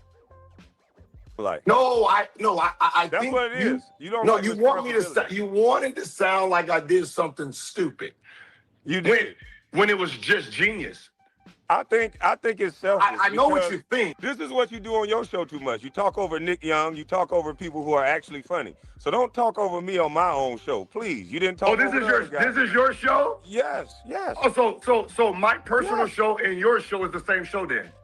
Now, where's your Gil's Can you Arena? just be the fuck quiet for a second? No, I'm just saying, where's your calm Gil? down, God. What I'm saying is, where's your too much estrogen energy? Calm down. I just want to ask you, where if that's your boy, let me mute your mic. I can't deal with no that won't. Kwame just muted that nigga, bro, because nigga don't know when to shut the fuck up. Nah, shout out to Bullets Gotti. Bullets Gotti will pull up anywhere, man. But yeah, you know, Kwame just muted that nigga. He's like, the fuck, bro? Shut the fuck up. You know? See, Gilbert ain't used to just getting muted. Shut up, never. God damn, boy. Get a nigga on my show talking about, let me ask you. Shut up for a goddamn second, boy. God. On here filibustering because you know you stupid. Now, look here, jackass. I done asked this boy the same question over and over again. Why didn't you at least build the studio? Why didn't you research the stuff that's needed to build the studio? Not only you're proving that you're lazy, you didn't even want to try. And you can't say that you was the #1 show being pushed by a major. You didn't build it organically. You didn't build it on your own. So those trophies and those accolades that you got, you might as well give 50% of it to Underdog. Because it's my belief that you would never be the #1 show without a push from Underdog. Now, what say you? It ain't like you blew up your own internet page on your own. You went to Underdog and got them to blow your ass up. So, yeah, don't just talk over me on my goddamn show. Now, why didn't you feel man enough to build your page on your own so we can feel like we understand your real numbers? Because saying that you the #1 show with an underdog push don't make you the #1 show to me. Let's have a real conversation without you yelling. We can hear you now. You saying you the #1 show with an underdog push don't really make you the #1 show in my opinion. So basically, no #1 show is a #1 show because a network pushes them. Yeah. All you dudes do exactly. I'm just asking a question. Said. I'm answering. Y'all bite that apple. Y'all sign on to a major, and just like what they did with LeBron, just like what they did with LeBron's career, when they call him the king, and the NBA is that invested, they make sure they put him on the team with the best players, and that's what they did for you. That's exactly what they did for you. They underdog is making sure they recoup their money so they keep you in the algorithm. If they thought your show was so great, you wouldn't go from #1 to 2 days. Can I ask you something, Kwame? You said that's your show. Now, this channel that I'm on is... It is. It is. And this Anybody who has a YouTube, it's their show, sir. And this channel right here is my show. Yeah, so let's respect each other and let's not talk off each other. So where's your Kwame Arena that you can say? We're in it right now, baby. You in it right now? Okay, I'm in my no Kwame Arena right here. And I'm in my no chill Gill right now. Hey, Trump ain't get them all. I'm in my no chill Gill channel right now. So what are we talking about? What do you have over me now? Can I tell you what we're talking about? What do you have? What I'm saying is, what do you have over me? I'm gonna answer. I ain't saying nothing about this. Nothing about me and you. You making it a me and you. No. All I'm talking about is ownership. I own 100%. You listen. 100% ownership. Everything. Don't let me go around either. You own that. I own this. Now, where is your Kwame Arena? I'm in it right now. Everywhere I go is Kwame Arena. Okay, this is my no chill Gill Arena. Now again. Okay, where is your when the deal is done, they take all of that stuff out of the arena.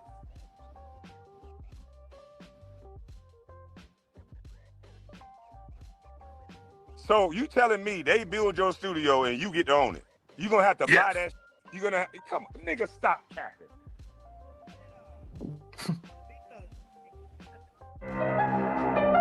All right, so we're gonna listen to the second part of that shit. Hold up.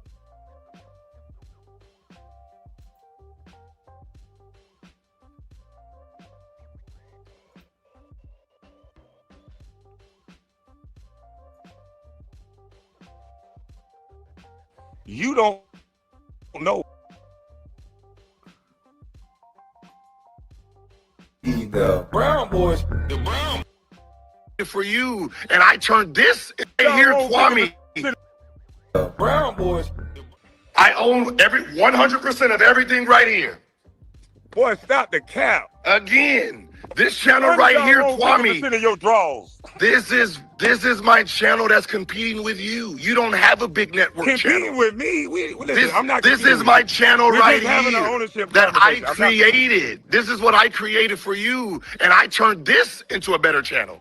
See, you don't have a Gills Arena channel. You don't have a network channel. You just have a personal YouTube. This is my personal YouTube. But that's what I want. Me too. I don't want a personal network. I see that. So you just laugh at me for having one. You don't have one. You got 50% of one. 50%. We're having an ownership conversation. And this is ownership. I own this channel. All I'm trying to get you to answer without trying to compete with me so much is why didn't you just build the studio yourself and grind up and take your time until you got the information? You talk like you smart. You talk like you above me intellectually.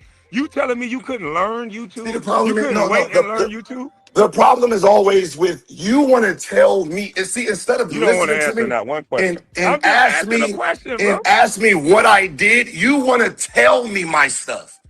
Like you said, I don't own it. Like I don't. Why didn't you take this route? What is the why point? You like build it if I don't own a studio, here is why I own a studio. I was with Fubo TV. I had no studio. Everything was theirs, right? So part of my deal with Underdog, if you want me to leave and sign Fubo owned you first, and they passed you off to Underdog. If you want me to leave Fubo, this is what I need. I need a studio in my house that you guys pay for. I need this, that, and that. That's why They built the infrastructure, sir. So if we separate.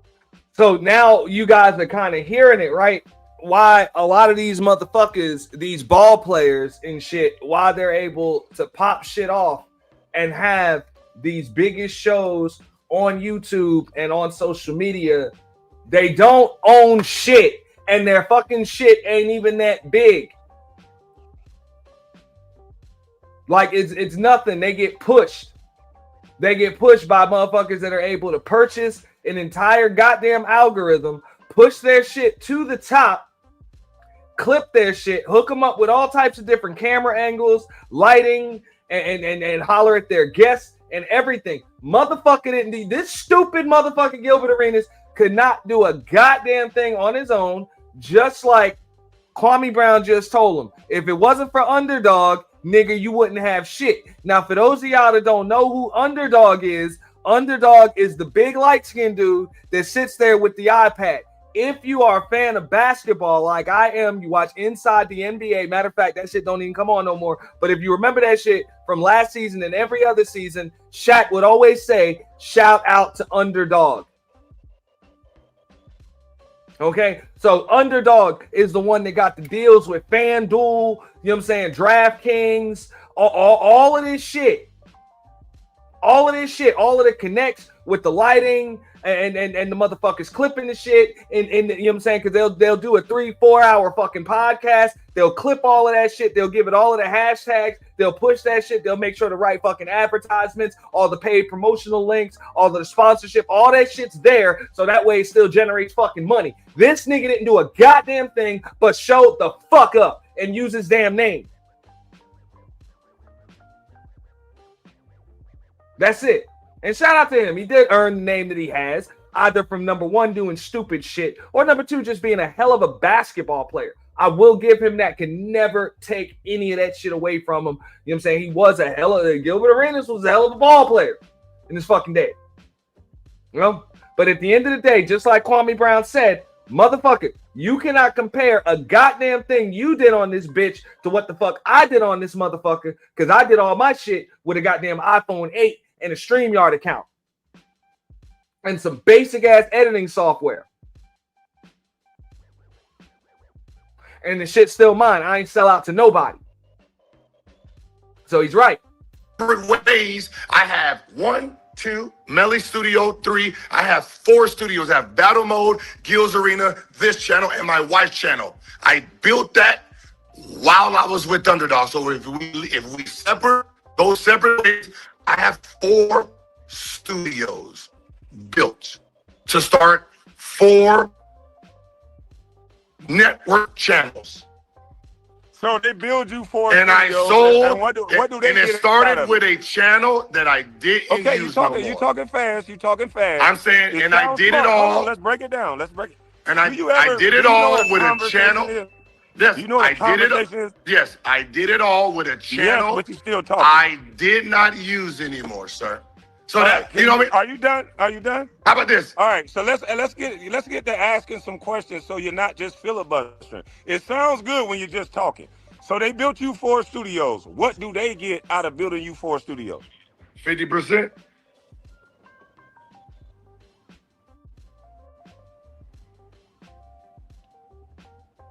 Just mind blowing. So wait. So they got 50% of 4 studios now? No, 50% of the original concept. So they get a percentage of all the studios they built? No. They got 4 shows. So they got 50% of 4 shows.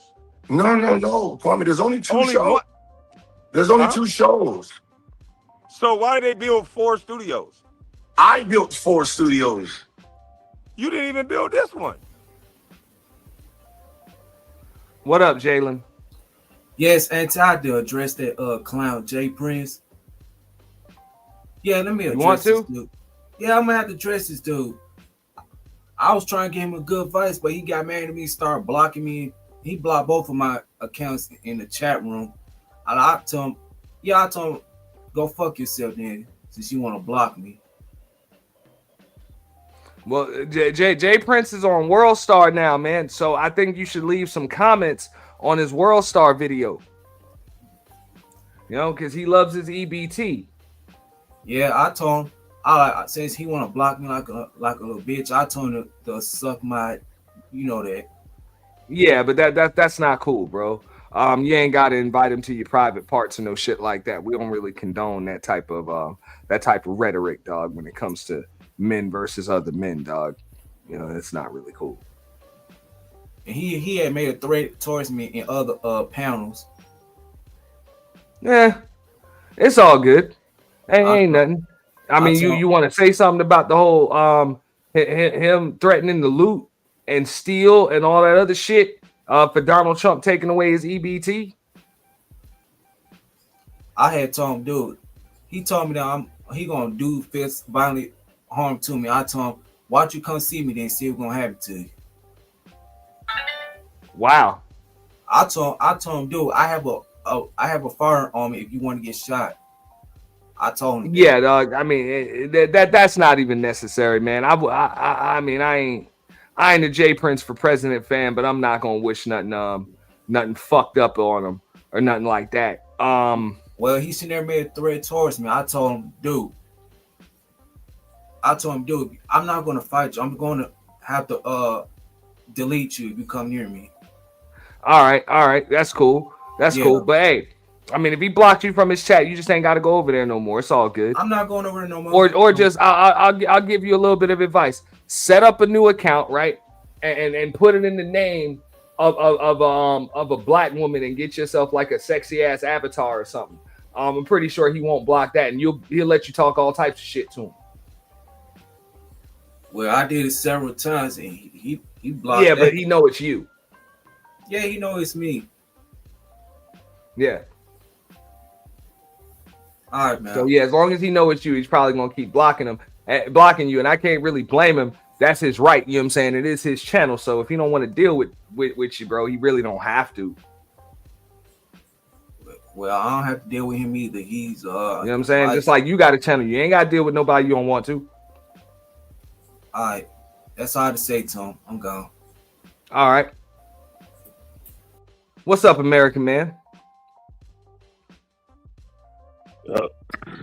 I'm good. How are you? I'm chilling, man. What's good with you, bro? I'm here. I'm listening. You know, listening to you going over the Kwame thing. I'm not going to comment on JPrince. I don't have. Yeah, you don't even have to worry about that. I was like, we kind of moved past that. Yeah, that's something Jalen wanted to bring back up. You know, I told. Listen, I ain't have enough space in my thumbnail for the rest of this shit. I'm about to get to the part where Anton comes up, but you're more than welcome to give commentary up here with me. As is anybody else. I'm gonna drop the link again. If anybody else wants to come up, give a little commentary. You know what I'm saying? We're gonna do that. This is What the Fuck Wednesday. But now, if you want to say something about this situation right here before we get back into the clip, you're more than welcome to do so. Yeah, I watched this. I think Kwame went over it the next day, and I went up on his panel and talked about it. And I from what I observe with this entire thing, I think that Gilbert Arenas, and this is what I said to Kwame, I think that Gilbert wanted Kwame to help him build out his YouTube channel because he saw Kwame had the way to do it. And I think he initially wanted him to help him. And when Kwame was like, nah, bro, you did too much. I think that he got upset and did what they all do. All right, well, I'll run to the white man and then look, see how valuable I am? The white man loves me. Man, I think that's part of what he did. I also believe that he did have them build the studio, the first studio, and then he followed behind them to build the other three. Because if you listen to what he said they built the first studio and then I built the other three. I think he needed the blueprint, right? I think he always needs someone to follow in order to know how to do something. He can't do it on his own. Now, and real quick, because I'm not going to belabor the point, I did notice something, right? At some point, you got it. It's just Gilbert Arenas is like must-see TV. Every time this nigga does or says something stupid, I like to break it down because he tends to do it a lot. No, he does. He does. But I noticed something that he said during this conversation, because I'm a person that does. I followed his career since Arizona, so I'm like, I've never seen somebody like beat the odds so many. Just like I said when you was in the chat, bro, beat the odds so many times and still manage to fuck it up. I never seen that shit before in my life. Oh yeah, well, even Kwame Brown said it to me. Kwame Brown was like, "Look, bro, Gilbert Arenas will always find a way to make money." And it's true. He just doesn't know how to retain the money. I don't even think it's just money, dog. Like he'll fuck anything up, bro. I can't for some reason though,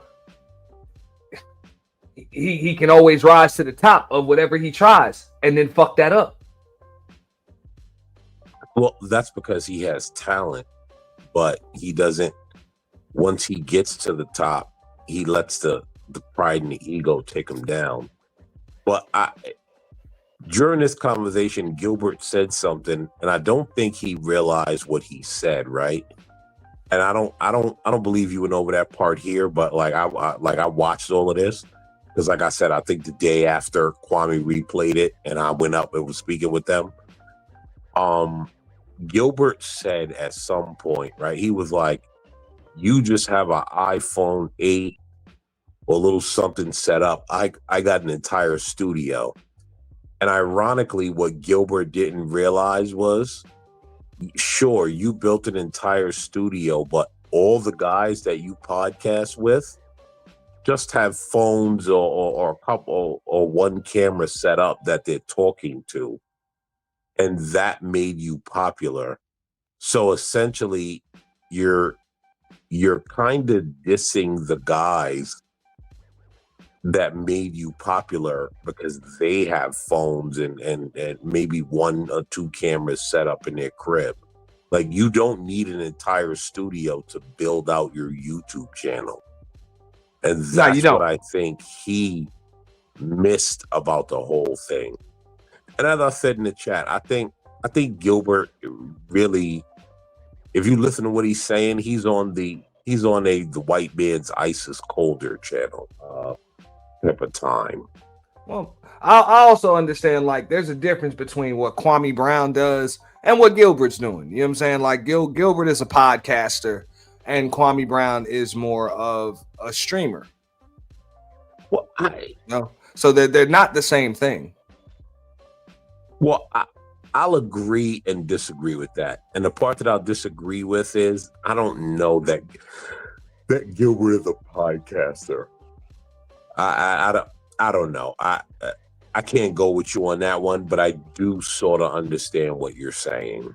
Again, I think Gilbert is trying to be TV, and he doesn't understand that this is YouTube. YouTube is not TV. I'll agree with you there. I'll agree with you there. Because look, like I tell people, all of the time, like, it's so many different aspects to the whole YouTube thing, or even, just social media. You got podcasters, you have streamers, you have bloggers, you have panel hosts, and then you have content creators, i.e. social media influencers. So there's just different aspects to it. So different people do different shit. Kwame Brown is able to come up, do a StreamYard, kick off a stream, go up there, go live, clip it, or just give a few takes, give a quick video, a stream, and do his thing. Cool. Gilbert more so, his Gil's Arena was a podcast. You sit up there, you got a group of people, you have different topics, you guys discuss them. You guys clip it down. Make your bread off of the views and shit like that. So I mean, I think they're in different lanes. But I think even Gilbert Arenas, even after all of his growth and fame and stuff, he really doesn't understand what lane he was in. He just up here. Pretty similar to his career. He really didn't care about much except for the commas on his, on the contract, on the check. That's it. So if he's getting money, he thinks he's doing well. Yeah, I can agree with that. Now that you broke it down between a streamer and a podcaster and an influencer and all of that, I will accept your premise. I understand what you're saying. Now, don't get me wrong. There are some people like, I'm going to bring up the clip with Anton Daniels. There's some people that are going to be like the triple, quadruple threat, which is like Anton Daniels. Like, he's a YouTuber, so he does all of that. You know, he streams, he podcasts, he hosts panels, Yeah. you know, does all of those things. You know? Yeah, all correct. So it's you know, you got to kind of understand what lane you're in. And believe it or not, most people on YouTube really don't. Yeah, I believe that. Yeah, I believe that, and I think Gilbert's one of those guys that doesn't understand. Yeah, but I also think, I don't. But he's still trying to explain it like he fucking knows everything, and that's what's hilarious to me. Well, that's always sort of been Gilbert from the time, because I remember some of his basketball career. You know, I got to be honest. I didn't pay him much mind. The whole, like, people make big deal of the whole drop 60 on Kobe. I mean, that's one night. We all have our good nights, you know. And so I never really followed his career. What was it? Gilbert was what, like maybe about a 4 or 5 time All-Star, something like that. 3, 4, or 5 time All-Star. So he didn't just have one good night. I'm not gonna say like he just had one good night. A lot of people had one good night. Jeremy Lin had one good night against Kobe. Jeremy Lin did have one good night. You know? So, you know what I'm saying? But now, Gilbert Arenas had a lot of good nights. Nah, well, I say that only because people say he dropped a 60 on Kobe, right? I'm not shitting on his career. I'm just saying, like, the 60 on Kobe thing, I mean, it's cool, but, like, it doesn't define him. But, you know, it's not a big deal to me because you didn't have nowhere near the longevity that Kobe had. And so to me, that's not a big deal, you know? And so that's why I made the one good night comment. I didn't make that in reference to his entire career. If I could just explain why that comment was made. No, you can. That's all. But yeah, I did see when Anton Daniels came up. But go ahead, man. I'll chill and chime in. All right. Yeah, just let me know if you want me to stop it.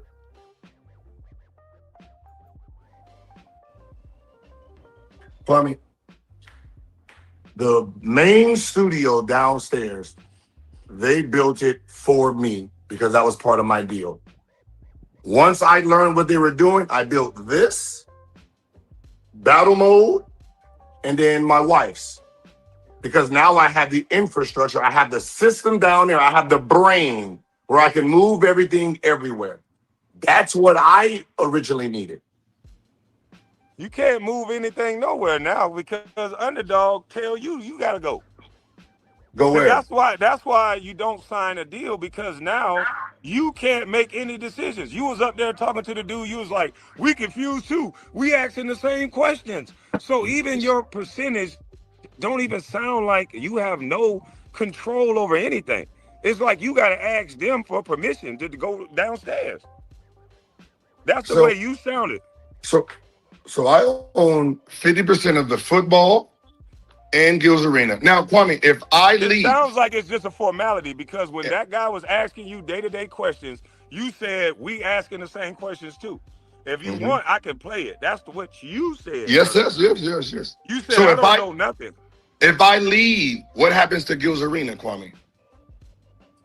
I think they can still bring Skip down there from what it looked like. If they own a percentage of it, they can still use it. And still use Gil's Arena with Skip Bayless. Yeah, and whoever else they want to bring in. Listen to what you're saying.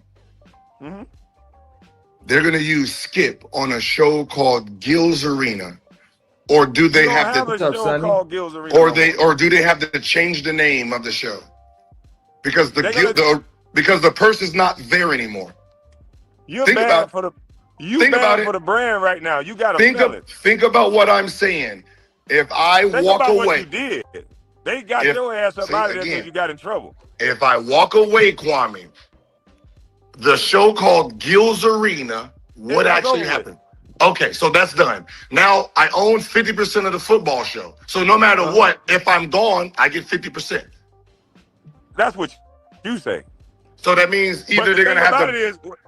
The thing about it is that might be true, but you don't get to. You don't know. It's not like they're consulting with you on anything. I don't even care. I don't care. What I need care for. This nigga talking about my Bugatti, but don't got one. That's crazy. I didn't say nothing about no Bugatti. No, you arguing with me about some shit you don't have to do. Like, we both got a personal channel. I got what I need, though, Gil. I got a truck with a nice ass. We both got a personal channel, Kwame. So if you want to talk, truck got a nice ass. Boy. If you want to talk personal page, if you want to talk personal page talk, we can talk personal page talk. We're not talking. So is this the video of the day it happened, or is this the one after that Kwame was reviewing? I'm not sure. I didn't see the entire podcast from when like Kwame was reviewing it. Just when he had the first. This is part 2, so this is all uploaded on the Bus Life 2.0 channel.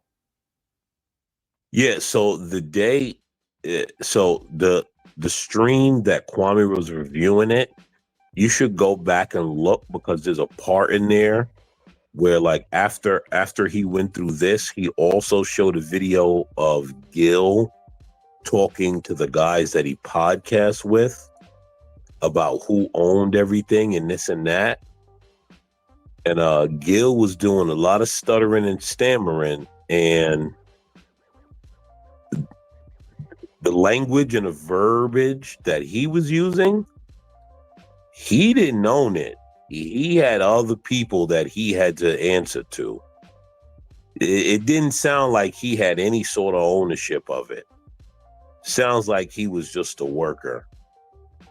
And that's just Gil's. That's out of Gil's mouth. That's not like what Kwame Brown was saying about him.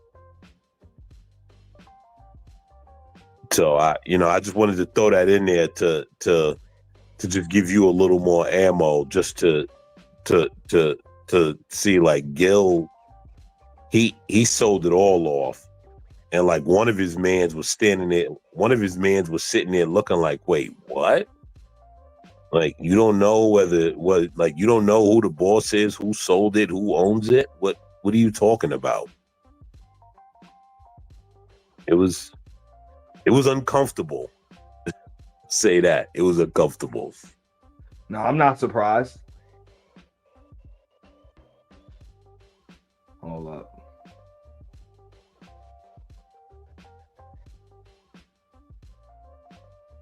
How long ago was that show? You know? I'll find the clip. I'll find the clip. I might have to do a part 2.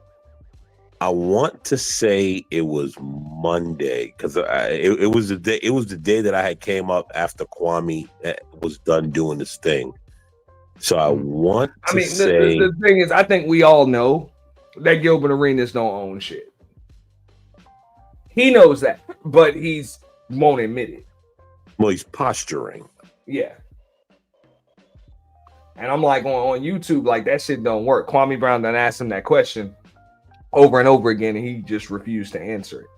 So you don't even have to be, well versed with the business and the contracts and all of that other shit to realize that this motherfucker is double talking.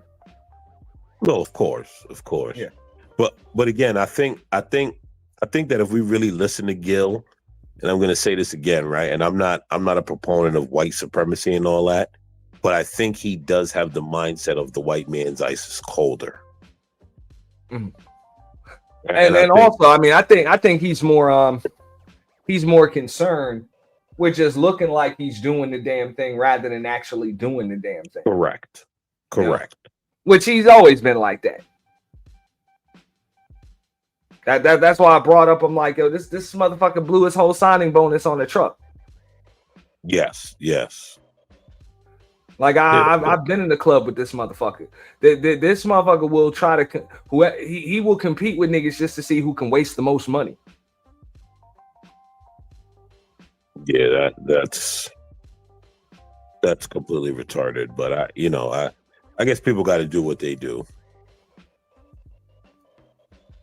Like and that shit is funny to me. But he's always been that type of motherfucker. It's just funny now when your ass is in your mid-40s and you still doing this dumb shit. That's correct. Because you should not be this age doing that. So that's absolutely correct. Because I get it when you still getting that NBA money. The money is kind of, I'm not gonna say it's disposable because the career got a shelf life to it. You know, can't really do it after you turn a certain age. You got to kind of know that shit. But at the same time, like now it's over. Like you're not making NBA money no more. It don't make no sense. Trying to stun on everybody. Yeah, I mean, at some point you kind of grow out of that, right? And that sort of was one of the things that I personally had said to Kwame. I was like, look, I've been to clubs, the 40-40 and all that, buying bottles, and it's like doesn't that shit get old after a point? After a point, like you're paying for the same bottle that you can go into the store and buy for 4 times cheaper, and you want to do it at a club for people to look at you. Like it. I get it for your average person, but somebody like these ball players, I'm like, you could throw the party at your house. Yes. Yeah, and it's all a lot cheaper. That's it. Right? Yeah. You could throw the party at your house, or rent a house and throw the damn party. Now, I wish I could have went up there to talk to Gilbert Arenas, because I'm like, look, all of that shit when he talking about a poker podcast and all of that shit, I'm like, bro, I know how the high stakes poker games and shit go. Let's just keep it real. What the fuck you was doing over there? These other motherfuckers might not know. I know what you was doing. Okay. You weren't just running a private game, or you weren't just backing a private game. There were other motherfuckers backing a private game. Your connects brought in high rollers. Yep. High rollers. And you were dicing those motherfuckers. So not only were you guys taking a rake off of the game, but you likely had planted players. So everybody might think it's every man for itself like it is in the normal poker game. No. It's 7 against 1. And they split up all that money at the end of it. You got girls, you got all of that shit in there. Of course, you raking the game, so you're getting a bunch of the money off the damn table. And then when somebody runs out of money, you can't just go to an ATM machine and go hit an ATM machine up for 50, 100,000 in the middle of the night. You can't do that. So you giving people markers. That's why that's why you were linked to the, what was it? Turkish mobster or something. Don't quote me on that. It was some other mafia dude. You was back in the game, but all the money ended up going back to the same place at the end of the night anyway. Yep, that's how it go. I thought it was the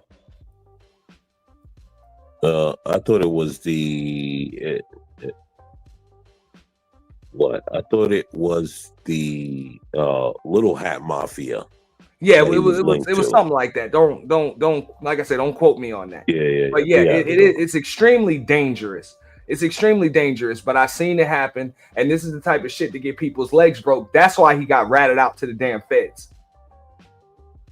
Yeah, that's true. If that game was straight up, it would still be going. Yeah, that's true.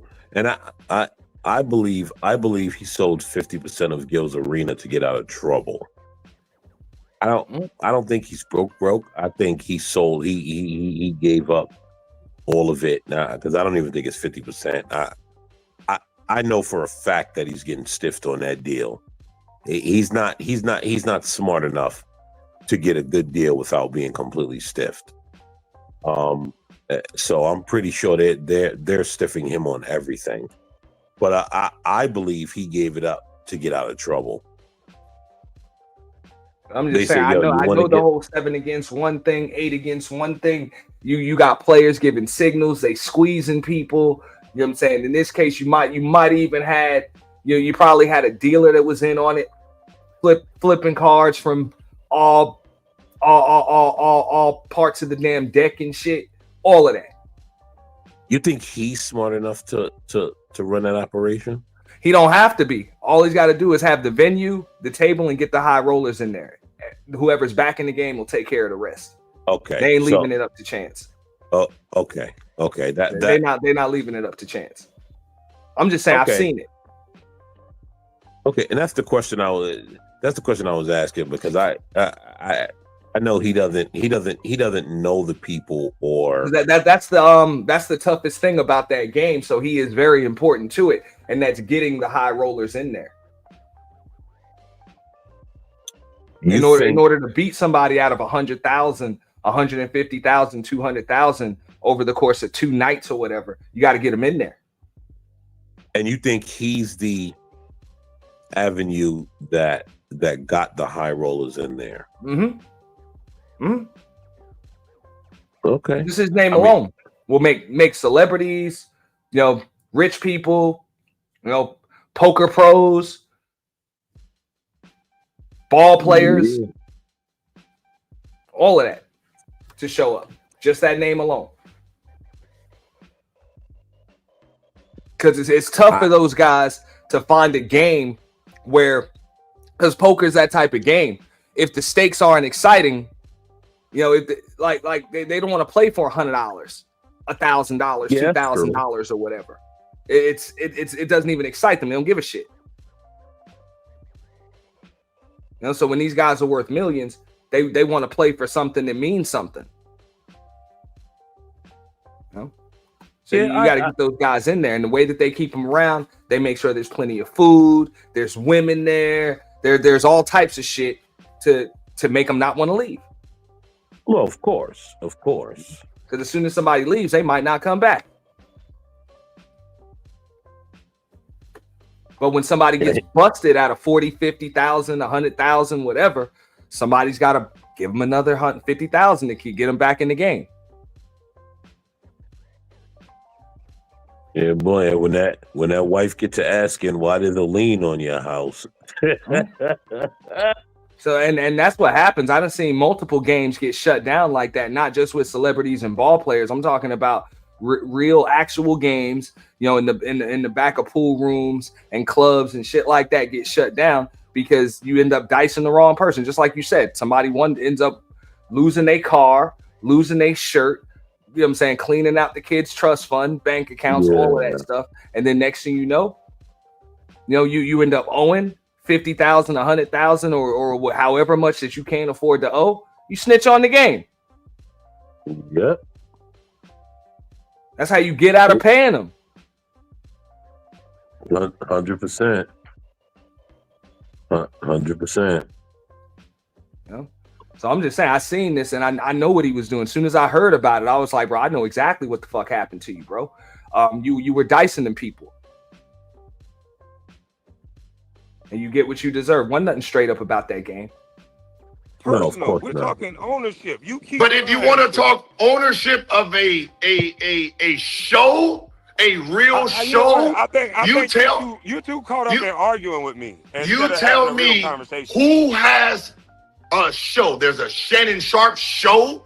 There's a 520 show. There's Matt Barnes, All the Smoke show. Like, there's a Pat McAfee show. Like, you're not saying anything though, Gil. Now, you just said to everybody you didn't want to know nothing about the 50% of your own business, sir. You know that, right? Whose show? Hold on, you just said that, right? Now, who out of all these guys want y'all to hear? Who owns their show 100%? Who owns their show? I don't know.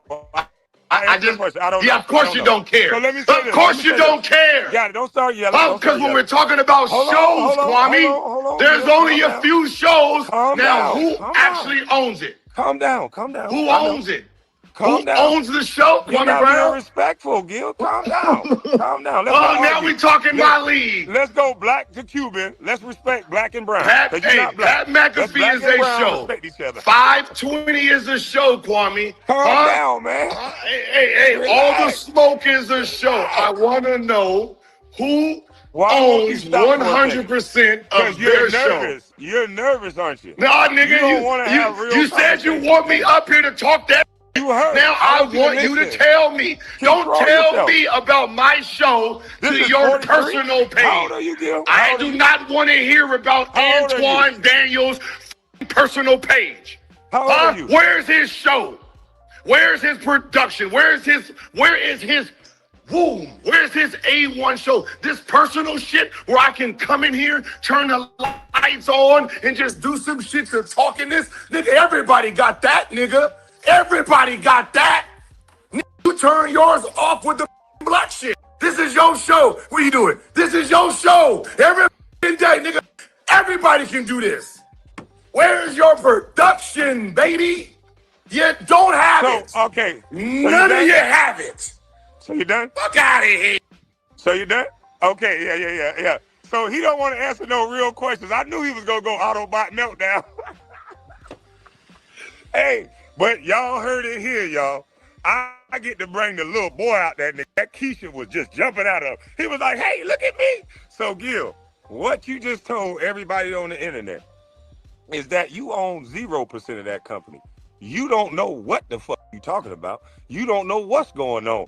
So not only did you give up 50% of your company, you have no creative control. You don't know nothing about nothing, which makes it that you own 0% of that show. Because they can be stealing it from you right now.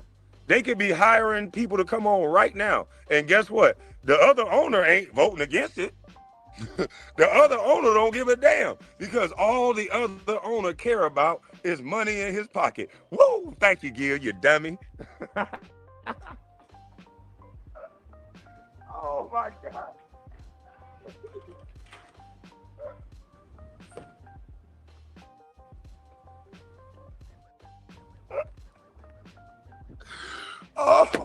Oh my goodness. Oh, he thought he got me told too, boy. Hey, Gil, you made yourself look so stupid.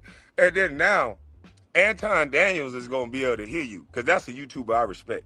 He do a lot of shit. I'd be like, damn, that's cold. Oh, that's smart. When I finish doing what I'm doing, I'm picking up little tips. I can salute a nigga when they doing something right like you. But now he get to hear you say, fuck Anton Daniels, where's his studio? Now, mind you, Gil, Anton Daniels gonna talk that shit. He got his own studio. He got all that. And no white man built it for him, Gil. So I think you don't. I told you to stop making it personal. Nothing I said was personal. I just kept asking you, we're having a conversation about ownership and not ownership. I kept telling you, Gil, we're talking about ownership. And you said, what do you own? I said, I own all this outright. No. Look what I own. I said, good. That's a house. You probably got a note on that house. I ain't no way in hell you telling me you own that big pretty ass house. It's a nice house without a note. I'm saying everything around here I own, no note. So we're talking about ownership. And all I was trying to do is have an ownership conversation with you. You want to make it personal about who got what. You want to yell, argue, and be dumb. I didn't want to do that. I wanted you to really explain to people why you did what you did. Why didn't you build it out instead of watching me hating on your brethren, trying to fake like it's some beef? Because, nigga, I don't be around you. We ain't beefing, nigga. You way in L.A. You can watch what I'm doing and talk about how I'm doing it. That's on you. That's your business. Nigga, stop watching me. But it's not beef. You just kept getting in my business, and I couldn't understand why. Now I see. You need to watch a nigga like me, so I'll show you more. You know what I mean?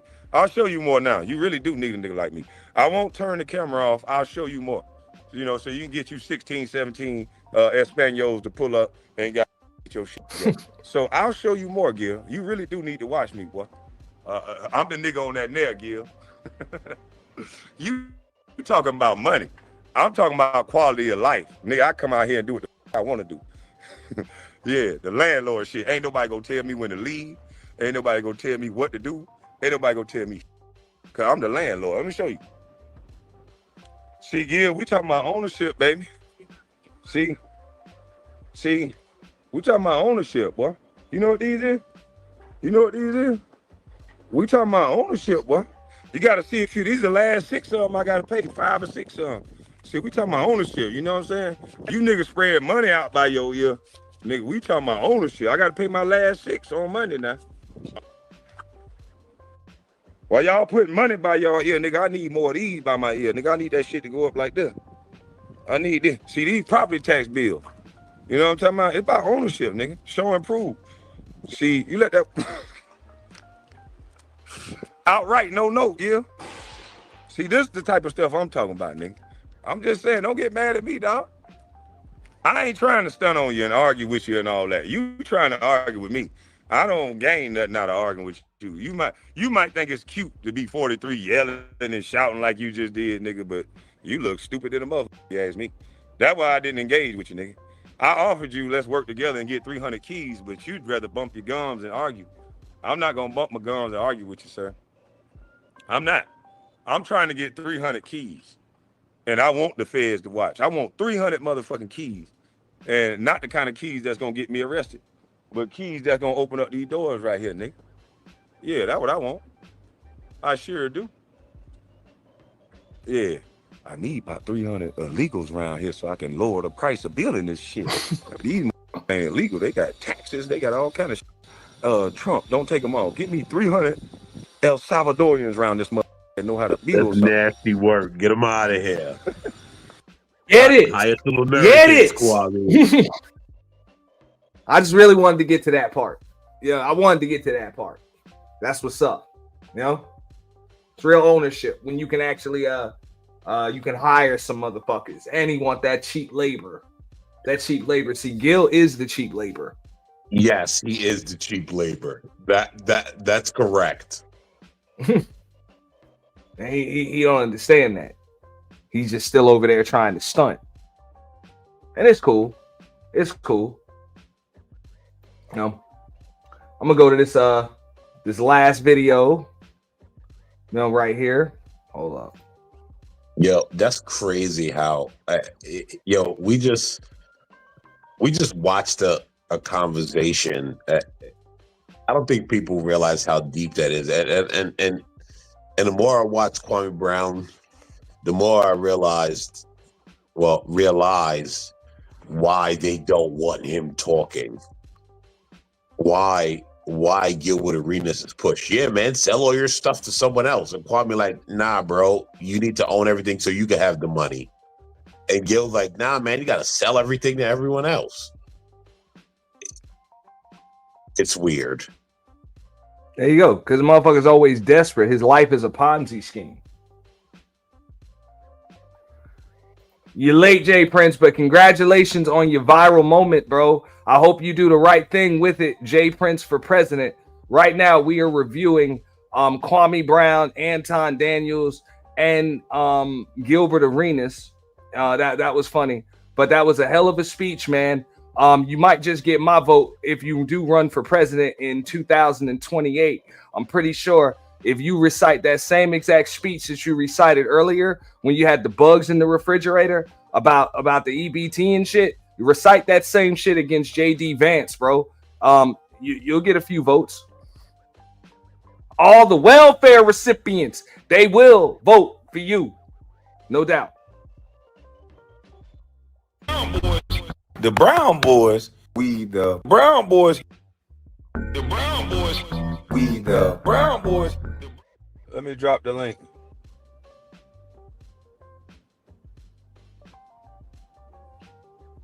Yeah, this live. Let me drop the link. Hold on. Because we had your boy Gil come up here earlier today. Flat Power God. And I use you as a reference, not to get you in any beef with Gil, but because I respect what you do on your platform and how you've built it out over the years. And I said, I would rather have my platform go like Anton's platform is going and build something out on my own like that than to sell like you did. And I, hold on, here you go, y'all. What's going on, bro? What up, bro? Chilling. What's the word? Did you get a chance to see Gil up here earlier? I didn't, but the people, they hit me up and told me that he was up here. Yeah, I haven't seen. I didn't see what he said though. What did he say? Give me the cliff notes. He pretty much dissed you without knowing anything about you. So I think you should just take it with a grain of salt. But Hold on. Wait. We're gonna stop right there. That nigga know who I am. Oh, he know who you are? What up, Guy Green? Know who I am. Well, I told him I pretty much use you as a reference point because I'm like, bro, I would rather have my channel like Anton. He killing it. He got a bunch of different channels and they all do well. He got his own setup, his own programming. I'm like, why wouldn't you try to learn from somebody like that? And he like, you know, he don't got no money. Don't where's his studio? Where's his production? Straight on the defense instead of understanding the ownership value in it. He know who I am. Well, Gil, you need to come back up here, bro, because I think, like I said, it would be beneficial to learn. He said he needed infrastructure. From what I see on what you do, looks like you could help him with the infrastructure. No, wait. Let's be clear. Let's be very clear. I don't want to toot my own horn, but I don't mind. I do 100 million views a month independently, and I don't need no backing. I ain't got nobody in my pockets. I don't have no partners. And I built my shit out the mud. And I didn't need an NBA career in order to leapfrog off of it. And that's what I'm confused of. You a motherfucking all-star. And I used you as a reference because you're not a basketball player. You could talk sports, politics, whatever. And I'll show my numbers. I would respectfully disagree. There was a night on Fight Club. I cooked Anton about basketball. Yeah, he can talk sports, but niggas still get cooked by real sports fans when it comes to that. He can tell you a lot about the Pistons and shit, but fuck all that. He ain't no sports aficionado. Show my You were on numbers. Fight Club? Why couldn't he do the same shit as well? I didn't spend much time on Fight Club. You know, JPrince for president. He's more of a Fight Club alum. You know, I made a few appearances on there. Yeah, he was on Fight Club. I was on Fight Club. I wasn't a regular, but I was there more than I probably should have been. I'll say that. Mm-hmm. It's all good, but most of the YouTubers probably. I mean, if you're not really with the sports sector and everything, you know, the sports talk, most of you motherfuckers don't really know what they talking about, especially when it comes to basketball. They really don't. But I don't understand. I do 100 million views minimum a month. Damn. That's 100 crazy. million consistently. And I don't need no partners and no subscriptions. I don't need nobody. So he asked, where's your studio? Where's your this? Where's your production? It's where I was born and raised. It's in Detroit, where I was born and raised. And I put my own money up. And I put my own money up. And I spent $100,000, and that's facts. And I actually documented it. I spent $100,000 to build my own studio in my own city. So let me ask you this: what advice would you have given Gil for his? You heard what he said, and he didn't know. I didn't hear what he said. I didn't hear. I'm talking about when you went over that first video when he was talking about he wanted the infrastructure. I think it's cool. Okay. I don't have no problem with it. I think that there's different ways to skin a cat. Mm-hmm. I have no problem whatsoever with the way that he built his stuff. You know what I'm saying? I think that it's cool to partner. It's cool to, you know what I'm saying? Sometimes you can build up a company and you want to sell it. Well, I mean, my question to Anton, shout out to Third Ward Colombian. My question to Anton would be this, right? Because he likes to talk a lot about politics. And I haven't been able to share any panel space with Anton in a while. But if it were a political discussion, I would say this, right? You got a lot to say about how fucked up Democratic leadership is and all types of other shit when it comes to politics, right? And this is kind of pivoting off topic for a minute. But when you want to talk about the corruption in politics and how Donald Trump and everything is so perfect, not even gonna argue with you with that shit because we'd be doing that shit for a month. Whatever. I want to know why you never have any scrutiny for motherfuckers like Kwame Kilpatrick, who was actually indicted on federal charges and had a whole episode of American Greed for the shit that he did in your hometown of Detroit. And all you did was an interview kissing his ass and didn't ask him a single question about his said corruption.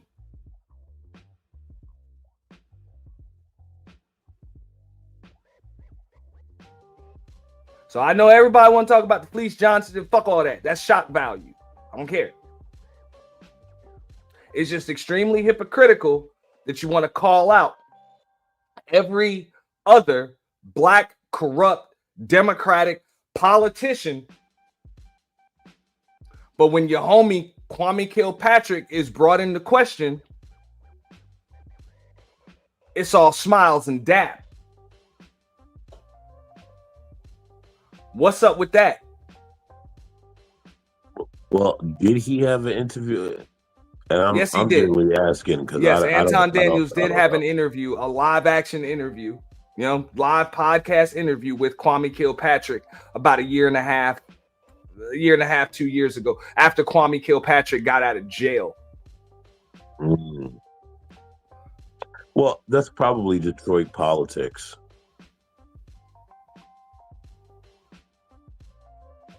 And this is not like a defense of Anton Daniels, because I don't know. Well, I mean, I'm not going to blame Anton Daniels for anything Kwame Kilpatrick did. I'm just curious why, if you're going to do an interview, why not ask some of the tough questions? Well, that's it. He don't have to take accountability for what Kwame Kilpatrick did. I understand, but my thing is, and this is the point that I was making, was that I think that's probably Detroit politics, right? Like, so I'm from New York, and I'll probably do politics with New Yorkers very different just because that loyalty. And I think everyone has a sentiment of that, whether they're willing to admit it or not. Everyone will do certain politics based on where you're from and blah blah blah. So that's my take on it. Again, not a defense of anything or anyone. That's just my take on it. So if you had a huge podcast or whatever, and you had the opportunity to have Mayor Eric Adams on your show after he leaves office, what kind of questions would you have for Eric Adams? Well, I don't have too much grievance with Eric Adams. So I don't know that I would have heart. I definitely would ask him about the illegals thing, right? And why he sort of bended and folded, because I watched it, and he did bend and fold at first, and then when New Yorkers started shouting in his ear, he got tough on Biden. Well, tried to, and then they indicted him. But I think I would get tough on that, but I don't have much gripe with Eric Adams. And I'm not saying that Anton has to have a gripe with him. I'm not saying you would have to have a gripe with Eric Adams, but I think you just admitted, if you were to have an interview with him, just as a journalist, you would ask some tough questions that the people might want some answers to. Right? I mean, that's it. Yeah, that's all I'm saying. He didn't do that.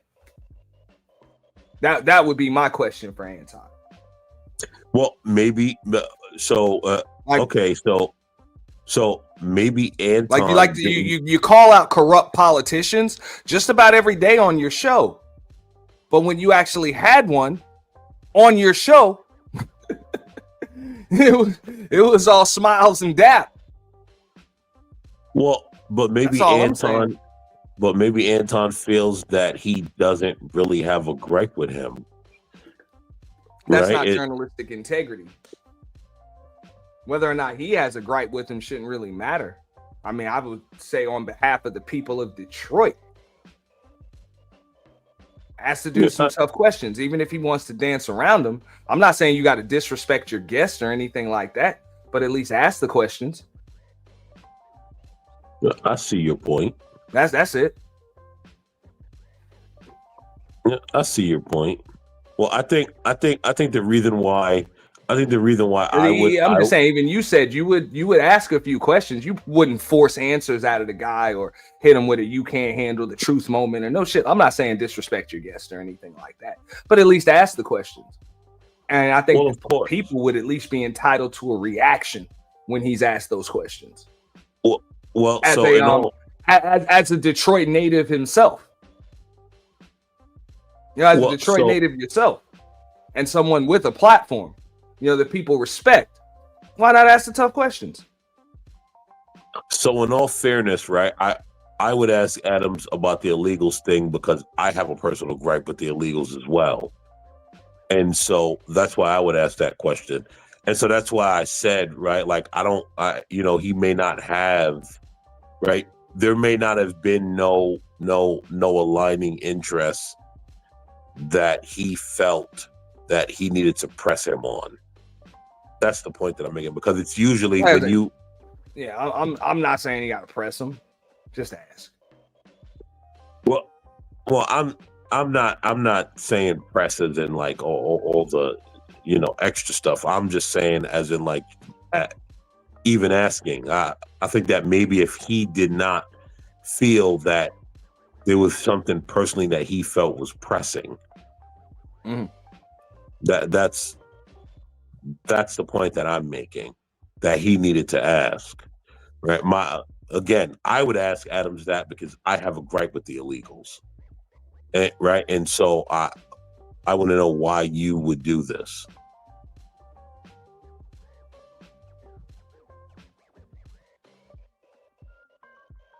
But I'm also not a journalist, and so I don't claim to be.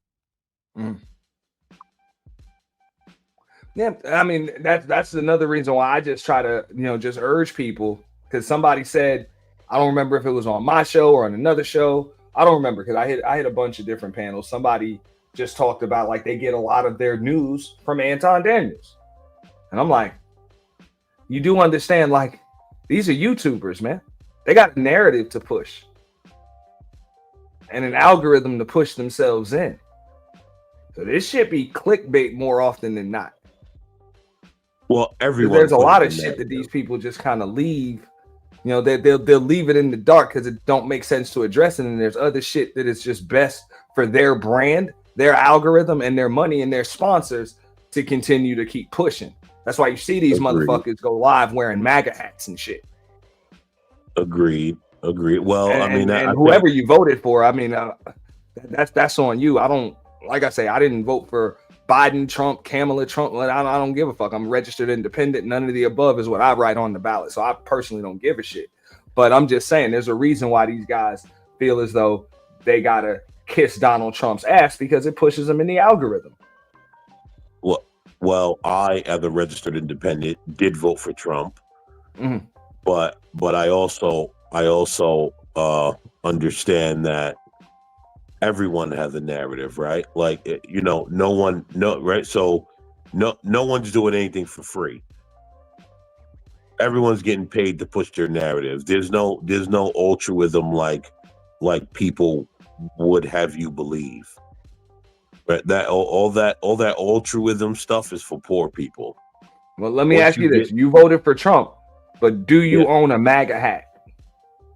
I own a dark MAGA hat.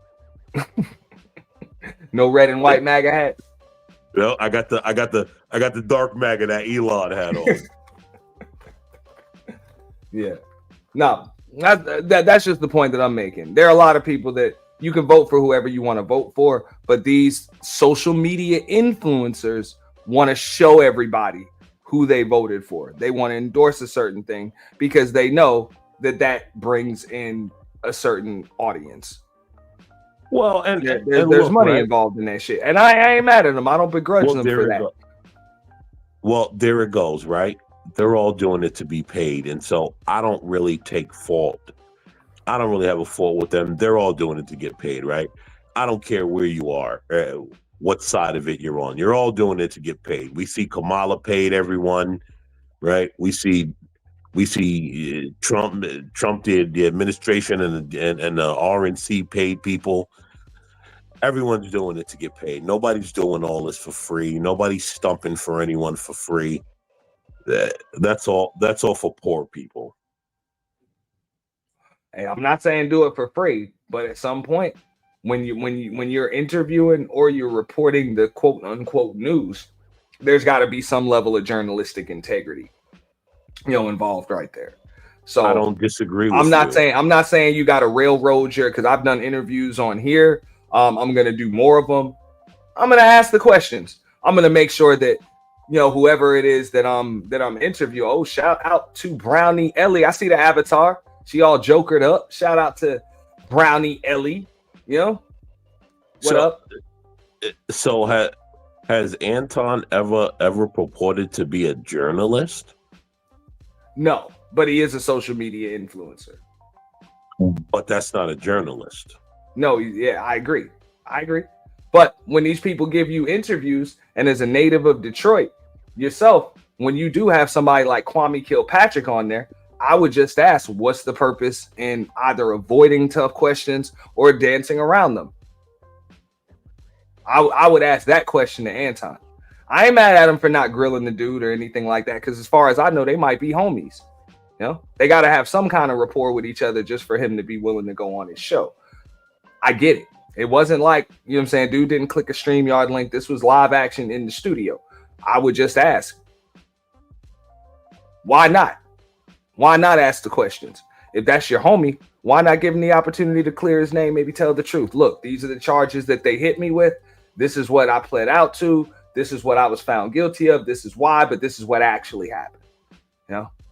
Why not give him the opportunity to say that to every other citizen of Detroit that actually helped to put him in office in the first place? Because those were some serious ass charges that he was convicted of, tried and convicted of. Well, I think it's hometown politics. Now, I do understand what you're saying you would have liked to have seen, right? And I will admit, yes, it probably was beneficial for the people. I will admit that. But I think as some, it just comes down to hometown politics, and Anton is not a journalist, right? I would never classify him as a journalist. I don't view him as a journalist. I view him as a content creator. Yeah. I mean, like I say, social media influencer, content creator, podcaster, panel host. He does a lot of things as far as social media is concerned, and he's delving in a lot of things. Now, one of the some of the things that they're not going to touch on, when Gilbert says that he owns half of that show or whatever, yeah, you can own half of the AdSense, but if you understand how this YouTube shit works at that level that they're on, it's so much more coming in than just AdSense.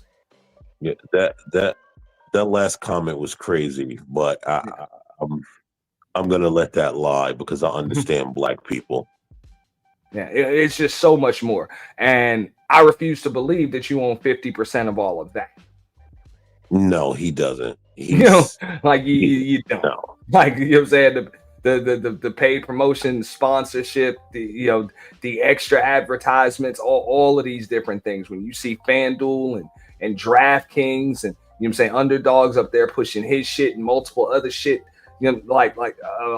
it's just a lot of things involved, and I don't even think Gilbert even knows all of the things that are going on. I think he just shows up and comes to work. And the idea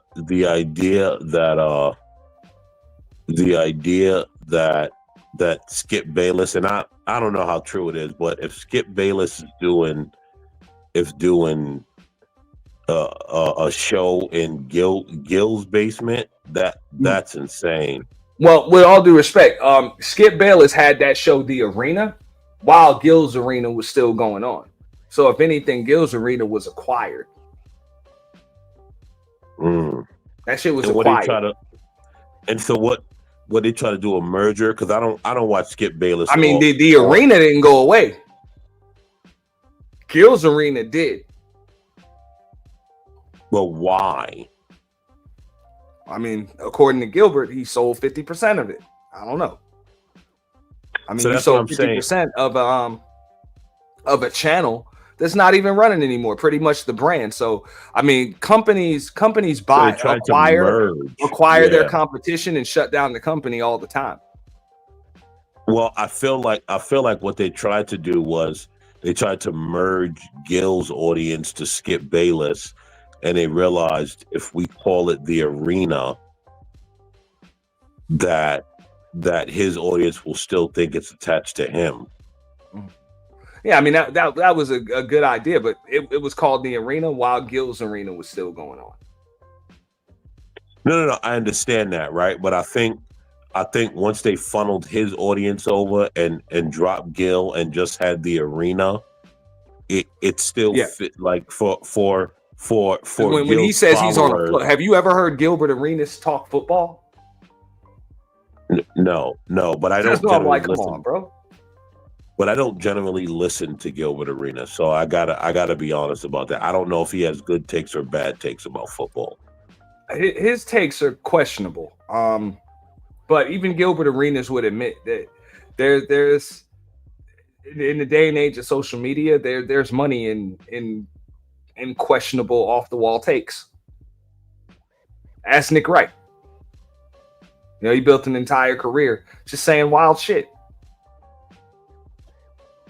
Well, you know, because it gets to people gone like I mean, I have heard. I mean, a lot of times Gilbert does have pretty grounded takes, and you know, with his history in the NBA, he spent enough time in the NBA and understands the game well enough where he's only going to go but so far, you know, when it comes to his takes. But he is going to say some off the wall wild shit, you know. Well, but he plays devil's advocate a lot. Well, I've never really questioned his takes on the NBA. I would assume, as a guy that played in the NBA how many seasons, there's no way that you don't know the politics of the NBA, right? And so when you get to saying off the wall takes and being adversarial, I would assume you're doing it to bring some pizzazz to what it is you're pushing. Right, because there's no way. I mean, what was he in the NBA? Between 8 to 12 seasons? Know the politics of it. Yeah. He understands the politics. He understands the X's and O's, you know, on the court, off the court, contract. Like Gilbert Arenas, he's not a fool, you know, when it comes to, you know, just NBA basketball and stuff like that. But, you know, you got the Jordan versus LeBron debates and shit like that, you know, he'll say wild shit, you know, and there's shock value in that. When you're trying to get views, those bring in views. Well, yes, that's the reactionary content that he's looking like. He's making content to get reactions. Yeah, no doubt. We get back into this Anton Daniels thing. And then you start a new one and you do different things. I think that Gilbert Arenas is incredibly entertaining. As a matter of fact, I gave him props. And I said that I think that he had the #1 basketball show. I still think that he do. I tried to tell him you gave him props. Yeah, I gave him props, 100%. But here's the thing, Kwame. People hear what they want to hear. And so you can say 10 positive things about somebody and then 2 things that you don't agree with, and they're going to get in their feelings about it. Yeah. You know what I'm saying? I think that he dope. I love it. I watch his shit all the time. I'm cool with Rashad. You know what I'm saying? I think that he real dope. I think that what he got and what he put together, you know, he put something together that's really awesome. So I'm not really sure. Gil act like a female, bro. Like, if we just gonna keep it 100, Gil act like a female, bro. Like, he easily offended. I've been saying that shit for 4 years. He easily offended. You know what I'm saying? He still got that little kid mentality, but he got talent like a motherfucker. Yeah. I think he knows how to leverage. I think he knows how to leverage his celebrity, because he wouldn't have had the infrastructure if he wouldn't have sold 50% of the show. Then he wouldn't have been able to afford Kenya Martin and all the people that's on the show. Which Gilbert is cool. Arenas, you get the bag. I know. I told him that. Just be honest about it. He gets offended that I say the truth. I don't find the truth as something offensive. If somebody said, "Nigga, Kwame, you can't shoot free throws," hell, you can look it up. I only made like 54% of them. That's not gonna piss me off. That's the truth. Right. And so he get offended by the truth. The truth is, you by yourself, him by himself on a show is not very entertaining. And he got mad at me saying that. Well, that's why his main platform is at 200,000 subscribers. Well, no, that's with a push because somebody owned a piece of that, I think he said. I can't speak on the business side of it. I only speak on what he shared. So he put the information out there and said that they got 50% of his platform. Mm-hmm. He said that. So I reacted to it. Well, he only mad at me. But let's be clear. He need help. Every fucking let's be clear. Like if we gonna do an apples to apples comparison, and let's be also very clear. I don't know how much money he got, but I got crazy assets. And I'm a deca millionaire. And I'll pull those receipts out too. So I don't have nothing to lose. Me versus Gil, which this ain't a me versus Gil. I'm just going based off of what you said.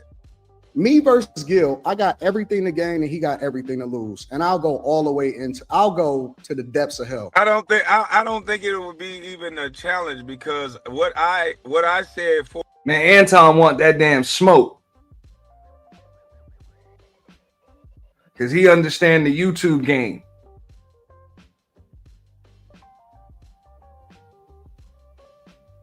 And right now, Gilbert Arenas is like food for YouTubers that got a decent ass platform and they can pull together some views right now. If you can just cook this nigga and get you a viral moment, all right, you can double your sub count real quick.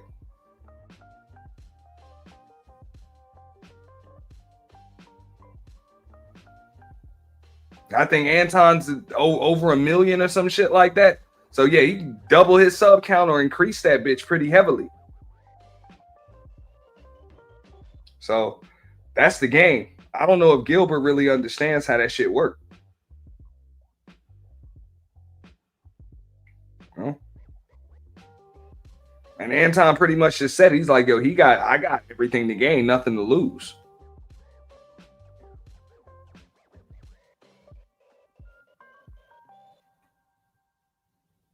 Years ago, Gil just exposed most of your average celebrities are just figureheads. They are there to sell a product. They're like brand ambassadors. We all thought P. Diddy owned DeLeon Liquor. You find out he's just a brand ambassador. That's what they do with black celebrities. I don't have no problem with getting the bag.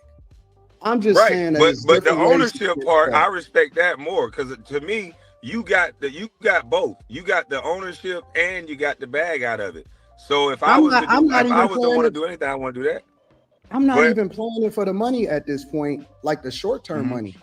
I want to build a fucking multimedia powerhouse. You know what I'm saying? So my goal, I got a 10-year, 15-year play. I'm not even on the same. You know what I'm saying? But at the same time, I think he pick and choose he's very careful with who he pick and choose. Gil, listen, over the years, Gil has done a lot of corny shit, but we give him grace because he's absolutely entertaining and he's awesome with his ability to be able to draw in an audience. That's just the facts. It's the facts. If he's so fucking rich, then what he need a partner for to get his people paid? That's what I asked. I don't think these niggas got as much money as y'all think that they do. I'm gonna just keep it 100. That's what I said, and I know it's facts.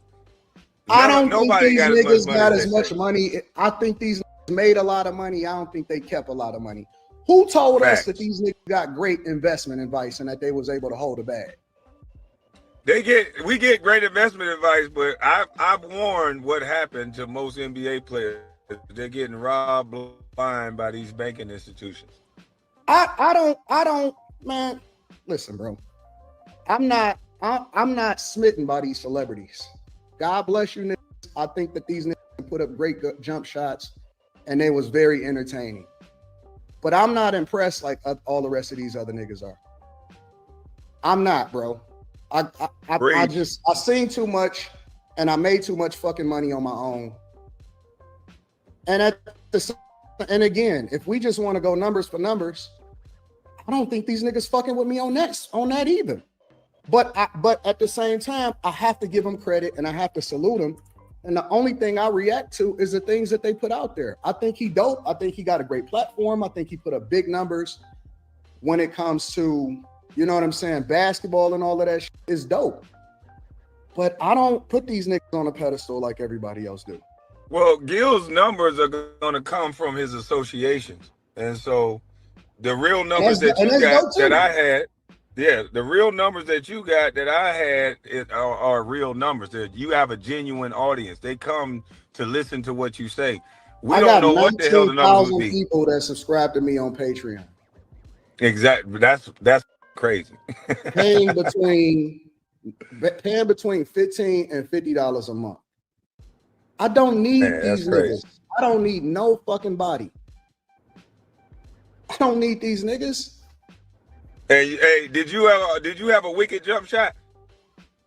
No. This is what I be trying to tell them. And see, that's the arrogance of some players. This is the reason why I don't hang with a lot of basketball players. Because in their minds, because they shoot jumpers, because we shot jumpers, we the best shit in the world. And a lot of them don't know how to respect another mind and respect another young lion. And then you come across a guy like Anton that's already self-made, that don't have a jump shot.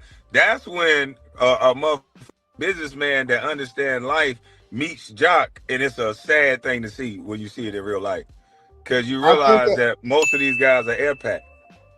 I think that what he got is dope. I think that what he has is awesome, and what he built is phenomenal. But if he want to say who is him and where is his studio, I don't even need a studio, nigga. I could stream from my house. I could stream That's from what my I was telling him. I said you can stream from anywhere. I said I'm out here at my property. Right. Everywhere you go is your studio. I could stream, nigga. I stream on an iPhone. I don't need no big production. I don't need no company in my pocket. Hello. So, I mean, like I said, I think that he dope, and I think that there's value that he has and his ability to be able to get it. But let me also say this, and I'm gonna throw this one out there too. I don't take money from gambling companies. I don't poison my people with addiction to fucking gambling. All money ain't good money. I don't need no partner that's gonna poison people and lead them into destruction. What you think that these niggas ain't come to me and say, we seen your numbers, we want to partner with you too? I turn down gambling companies. I'm never gonna take a fucking dollar from a gambling company. Not a fucking Underdog, not a FanDuel. Fuck them. Fuck them all. I don't care nothing about these niggas. I'm not gonna poison people. I would never put an advertisement out for money that I think is gonna negatively impact people. Shit, Gil don't give a damn. He's chasing the bag. And that's cool. And I don't knock it. But all money for me ain't good money. I'd rather make my 10 M's in my life and live a phenomenal life, have a great daughter, a good family, and know that I left this earth in a better space had I not been here, than take 100 M's and sell out.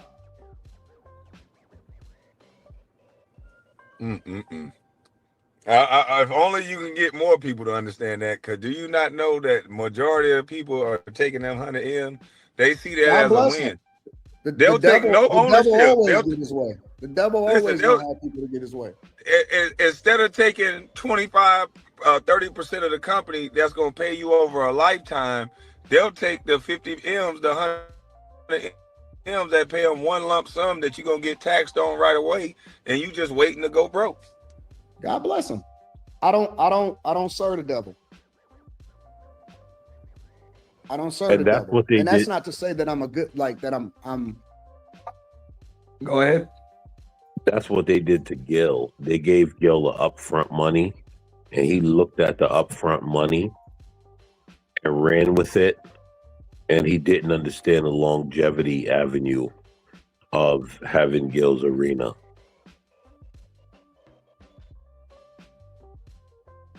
He took what he could get up front.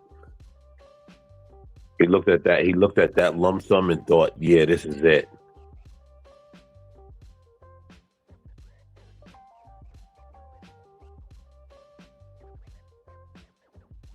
Well, that's Gilbert Arenas though. That's what he does. You know, he just like he was in the league. He never gave a shit about winning, and he said that. Don't fuck about winning, just pay me.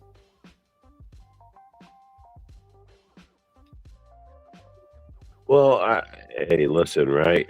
I mean, pay me. I'm not against the pay me aspect of it. Not everybody. There's a lot of people in the NBA that is not built to win, but they want to get paid because they play in the NBA. So I'm not necessarily anti that. Right. Kobe was built to win, but what did Kobe say? This is a business. You got to pay me. I'm not mad at anybody that gets their damn money, but this is one of the reasons why you get all that money. So you don't have to worry about money anymore, and your concern should be winning at some point. So because of that, Gilbert Arenas was a shitty teammate. Well, I agree with that. And a fool and his money is soon be parted. So I'll agree with Anton on that. I don't think these motherfuckers got all the money they claim to have. Well, they never do. Anyway, bro, thanks for having me. Kwame Brown and Anton Daniels live. Thanks for having me. I'm gonna jump back. No problem. It started as a business discussion about ownership and ended with Gilbert getting kicked off the stream after calling Kwame a bitch. This one right here wasn't just drama. It was about control, ego, and what happens when real opinions collide in front of the internet. So without me, Gil don't exist. Thank you. Keep working with that.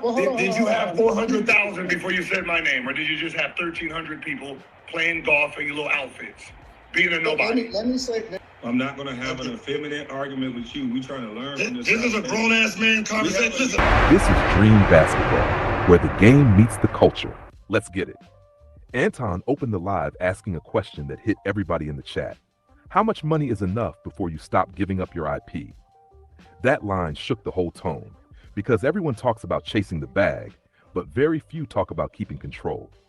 Gil responded first, saying it wasn't a bad business move. He said, business is about money. Basically, he saw it like a gig. Come in, get paid, move on. No ownership, no long-term control, just a check. And Anton wasn't feeling that. He pressed back, asking how much is enough to keep your name, your platform, your power. Shit, everybody care about. Fuck it. I'm driving. Everybody caring up there. Fuck it.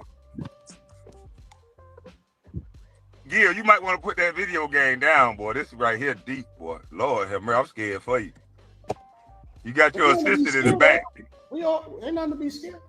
You got your assistant in the back. My assistant? Yeah, your assistant. I come up here by myself. He always tie me to Gil. Yeah, your assistant. So what we got going on? You asked where his studio was, and he answered. He said in Detroit, in his hometown, and then I'll let him answer anything else. I asked him where his studio is? Yes, this was Anton Daniels. When I made a reference to Anton Daniels, you said, where's his production? Where's his studio? And he answered your question. Okay. So what we got going on? So, well, now the conversation evolved into big bank take little bank, and he believed that you a little bank. He believes I'm a little bank? You the little bank. I told him he probably got 100 million. All right, so let's start it from the beginning. What was the? How did this start? This started. Okay. So let me. Now Gilbert pulling the same shit that he tried on Kwame Brown on Anton. This is funny. How'd this start? And then as soon as Anton gets a half a syllable out, let me start. Yeah. Let me tell you the story so you can actually understand the story. Okay. 2000. I started a channel in 2018, so I wasn't using the channel anymore. Didn't use the channel So the channel was dead for 5 years because I was on linear TV. So I went to Kwame when I was learning YouTube. I created a smaller channel to beef with him. So because my main channel was gone, I came up with a concept of battle. It was, what the fuck was it? Battle, hold on, let me turn this off. Hold on. Let me quit. Man, the Anton ain't come up here to hear you tell No. So you can understand. So I'm not. Okay, all right. So the channel that I had, I'm beefing with Kwame, which is. What's up, Brownie? Hey, Aunt. Chilling. What you doing? What's good with you? What we got going on tonight? I just got done washing my face. I had to wash this shit off my face. You still got it? I just did it tonight. That's what's up. Hold up. We gotta throw you on the big screen. I gotta get the hair color. The hair color was a filter. So you actually dye your hair, or you just put on a wig or some shit? I might get a wig, but they got hair wax too, and I might get hair wax instead, because then I won't have to do all of that. I hope not. We putting them all them extra chemicals in your hair. No, I don't grow my hair out. I'm not dyeing it no more. So it's either gonna be a wig or some temporary shit. So what's good with you tonight, sis? Nothing. I'm chilling. I came up here to see what these how Anton Daniel get in between the mix with Kwame and Gil. With some ball players? Yeah. Yeah. Okay, so Kwame Brown Gilbert Arenas, after Gil's Arena, then I guess he sold half of it, after he got indicted on federal charges for gambling and some other stuff. He went on Kwame Brown's show, and Kwame Brown mentioned Anton Daniels, and Gilbert said, "Hey, I don't give a fuck about Anton Daniels." Kwame had also mentioned Tommy and some other things, so some other folks, and then when they were kind of going back and forth, hold up, I might be able to pull that part back up. Because this was when basically right before Gilbert had pretty much like rage quit on Kwame Brown's show, they were kind of having a back and forth, and Kwame Brown had mentioned Anton Daniels, and then everybody went back and told Anton that he was being mentioned on Kwame Brown's show, so he pulled up. Of course. Yeah. Okay. Hold up.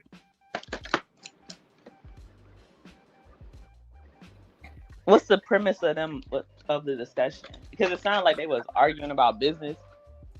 Yeah, because the question that Kwame was trying to ask Gilbert Arenas was, why did you sell half of your show? Like, why'd you sell half of it? Oh, let me go back to that part.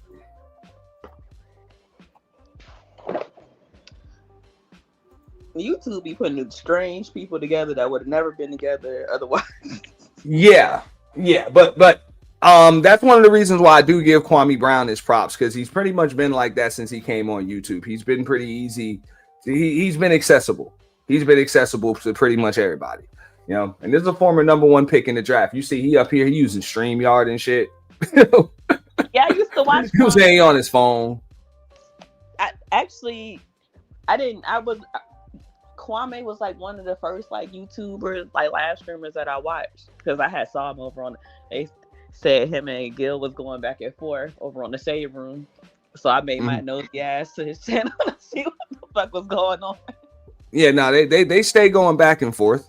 I mean, if you remember when I think Kwame Brown came at like the in like 2021 into 2020, 2021. And he got sick of Stephen A. Smith calling him a bust. So he started, talking shit about all of them. Stephen A., LeBron, everybody. But he pretty much let everybody come up on his show and pop shit. So I ain't got no problem with that.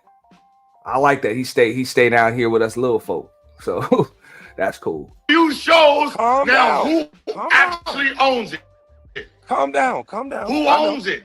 Calm Who down. owns the show? You're Kwame not Brown? being respectful, Gil. Calm down. Calm down. Let's Oh, not now argue. we talking my league. Let's go black to Cuban. Let's respect black and brown. Pat, 'Cause you're hey, not black. Pat Let's McAfee black is and a brown show. respect each other. 520 is a show, Kwame. Calm down, man. Hey, all the Relax. smoke is a show. I want to know who Why won't you owns stop for a 100% Because of you're their show. nervous. You're nervous, aren't you? Nah, nigga, You don't want to have real. Yeah, okay, so that was the question. Like, why'd you sell 50% of your show and you don't own it? And then, Kwame Brown is like, look, I respect Anton Daniels because Anton Daniels own all of his shit. Okay, I get you. All of it.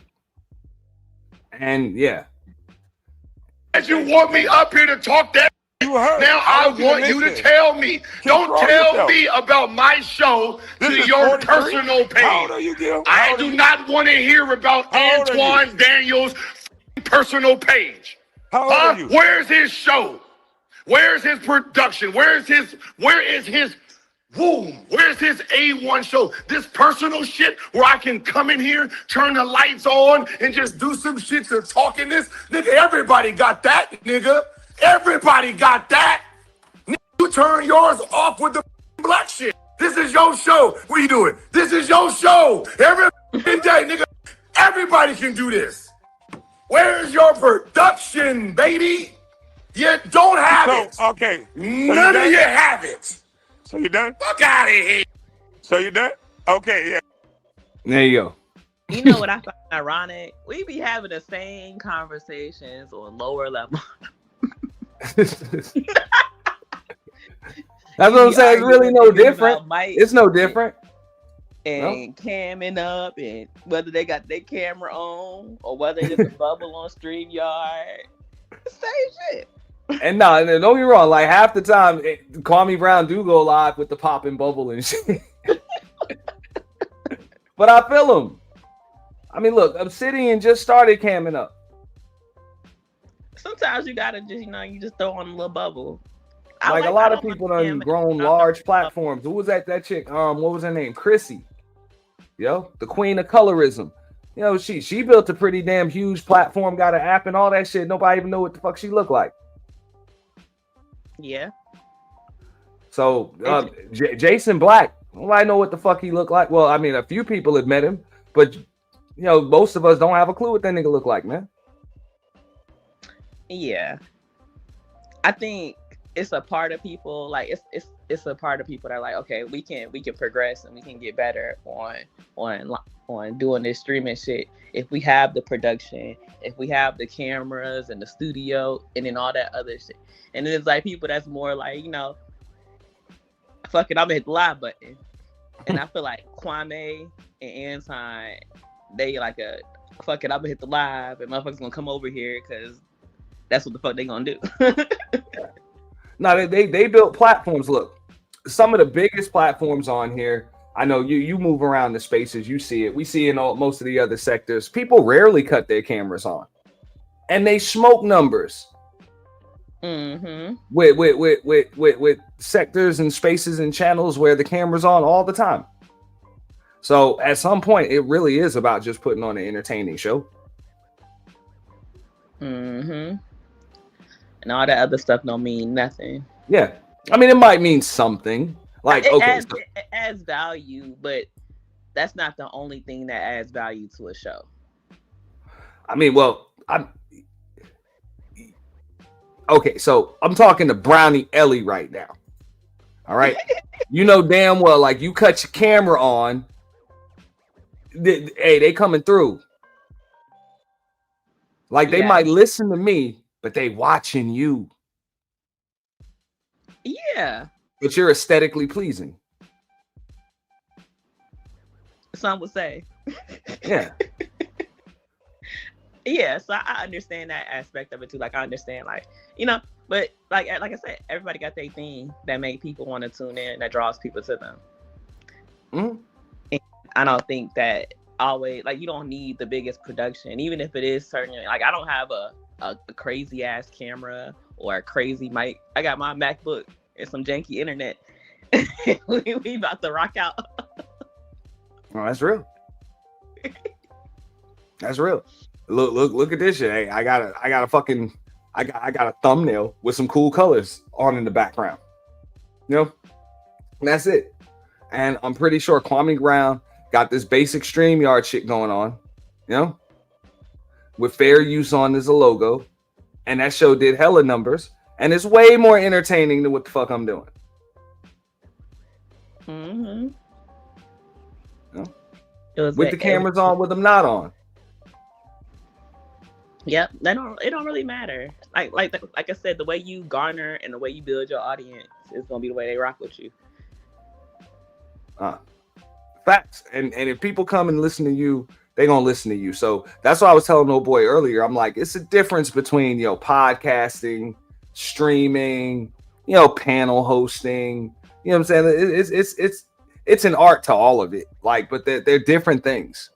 Mm-hmm. So I get it. Like Gil's Arena, that's a podcast. You know, Anton's kind of more of like a triple, quadruple threat. You know, he does the panels. You know, he does the streaming. He does the content creation, and he's a social media influencer. Like when you put it all together. You know, mm-hmm. So he handles a lot of different aspects of social media. Not really the vlogging and stuff like that, but as far as podcasting, streaming, content creation, he can kind of do all of that stuff. And then, you know, just panels, you know. This Kwame show and he driving in his car. Yeah, which he usually does. He drives in his truck. You know, this motherfucker go live inside of his tractor. Come on, Kwame was like, yo, y'all be putting money up in your ears. That motherfucker put up 6 property tax bills. He said, I'm trying to get them 300 keys. And I ain't talking about the keys that you get arrested for. He said, I want them keys that you open up doors with. Mm-hmm. You know, trying to get 300 of them keys. You know, so that's really what the conversation is about, is ownership. So that's what Anton's saying. He's like, look, you know, I got assets. I own my shit. I built my studio. You know, you gave somebody 50% of your shit so that they can build your studio. So you know what's up. Anton understands how this shit works. This is a clout chase. Mm-hmm. Even on Anton Daniels' part. This putting a lot of eyes on Anton. That's why as soon as he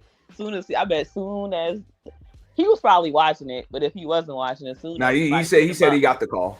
He said he got the call. He was like, some people told me that that pretty much that motherfucker said, I don't give a fuck about it, Antoine Daniels, none of that shit. Yeah. As soon as his Instagram lit up with them DMs. Mm-hmm. So he came right over. He got a chance to go at Gilbert and get Gilbert's food right now after the federal indictment and the gambling shit and all of that other, man. Your food.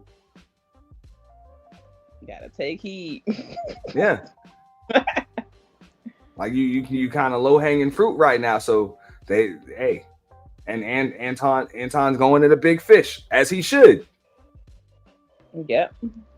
As he should. And internet shit, that's just it's only good for Anton. Mm-hmm.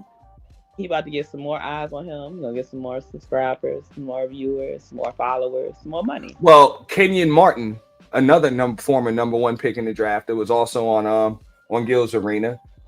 He clapped back at him like I just saw a video uploaded about 2 hours ago. He clapped back at Anton Daniels. See. Mm-hmm. So, hey, you get you some beef with them ball players, bro. You in it. That's it, man. Get your bread. So I can't be mad at him. And you know, they'll put a production, they'll put a show out of it. You know what I'm saying? They'll put a show on it. I mean, I think Anton's gonna have, right now, this is kind of Anton's lane. You know, when it comes to what he's gonna be like when he's talking about this right here, he's gonna beat him in this conversation. If it's a sports debate, they're gonna beat him. But they've already ran the sports talk into the ground. Mm-hmm. The ball players have. We've been listening to y'all talk basketball every day, inside and out, for the last, couple of years. So now, what you gonna talk about? You gonna talk about business? You gonna talk about, YouTube, the business of YouTube, and all of that other shit? Because, let's keep it real. Anton has that over you. Because Anton had a point. What up, Free Zone? He had a point when he said that. He's like, look, I got myself up to 1 million subs, and I didn't need an NBA career to springboard off of.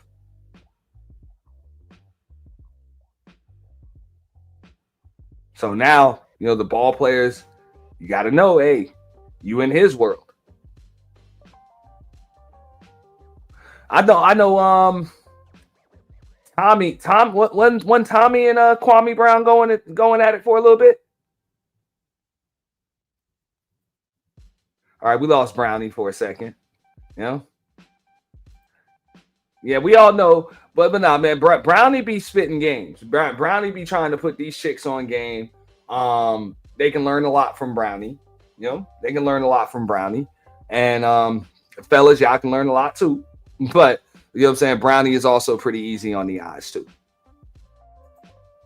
Was a small channel.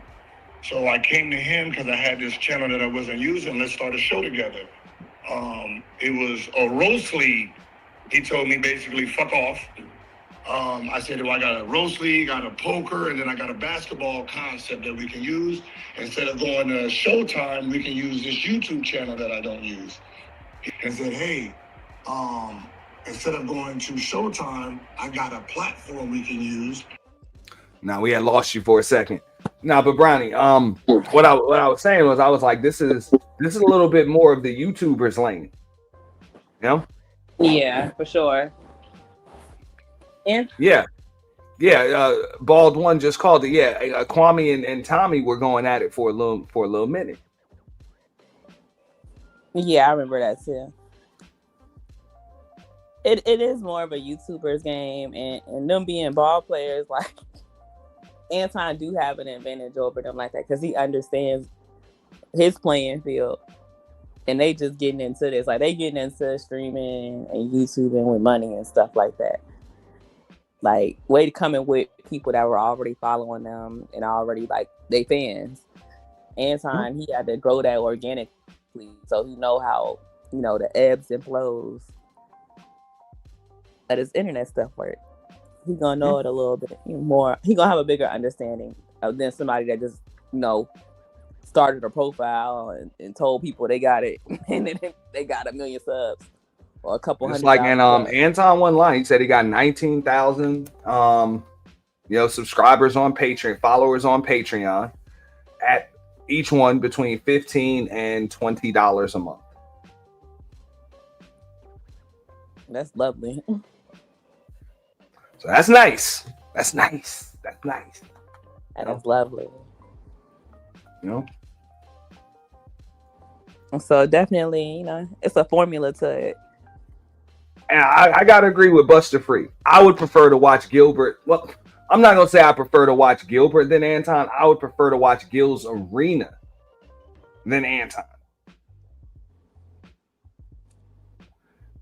And I don't know.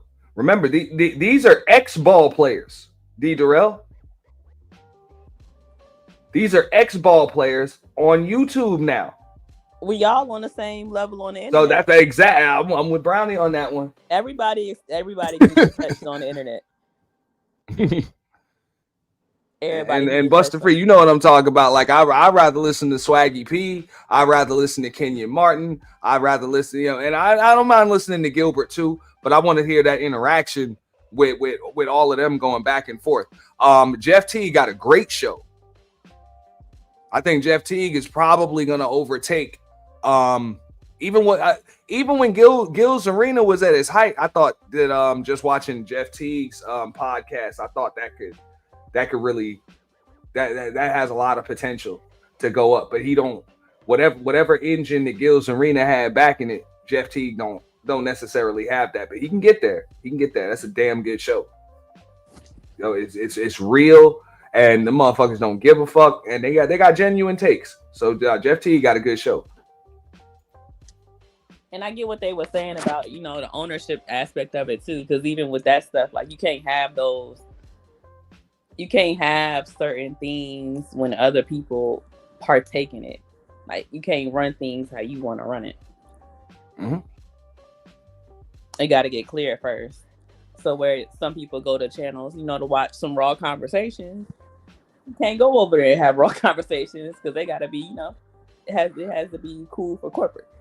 And that's what I'm saying. Like Kwame Brown, you can fuck with that nigga in the chat, man. He'll drop the link for you. And that makes a better show. Like I've been on his panel before. Yep. So I mean but that's why I do respect Kwame Brown. He just did that shit. He didn't give a fuck. He's just like, fuck it, bro. I got a YouTube channel. He didn't say I got a podcast. He didn't say I'm a YouTuber now. Whatever. He just go up there talk his shit. So he talks about everything. The Diddy trial. He went ham on that. Talks about he went at Charleston White the other day. He was beefing with Tommy, cuss motherfuckers out, whatever. I'm like, that's cool, because that's really what YouTube's supposed to be about. You kind of just do you, So whatever it is you want to talk about. So I respect Kwame Brown. Yeah, I like I said, I used to watch Kwame's content, and he was definitely entertaining. I remember he had a couple of songs, and his songs used to be cracking me up. Kwame is funny. He is funny. And I don't follow too much of the, the athletic side of the internet. But he was definitely entertaining, and his shows were. But even in this realm, like Kwame and Anton, man, they got a point when it comes to this. And just like Buster Free was just saying, like, yeah, we watch Gil's Arena because we like to see the interaction and all of that other stuff. But if he up there by himself, motherfucker just be playing video games and saying dumb shit. Mm-hmm. You don't have somebody to debate or go back and forth with. It's kind of bland. Or a proper relationship with your audience to where it's not boring for you to just hop up there, talk shit and kick it with your. Like they coming for your show. They coming for and that's your what I mean. Like, I think that's another point that Kwame Brown was trying to make was like, look, like this is 100% mine because when people tune in, they tune in to see me. Mm-hmm. They tune in to see and listen to me. And when people tune in to Anton, they tune in to see and listen to him. Like him or not, he got his own platform.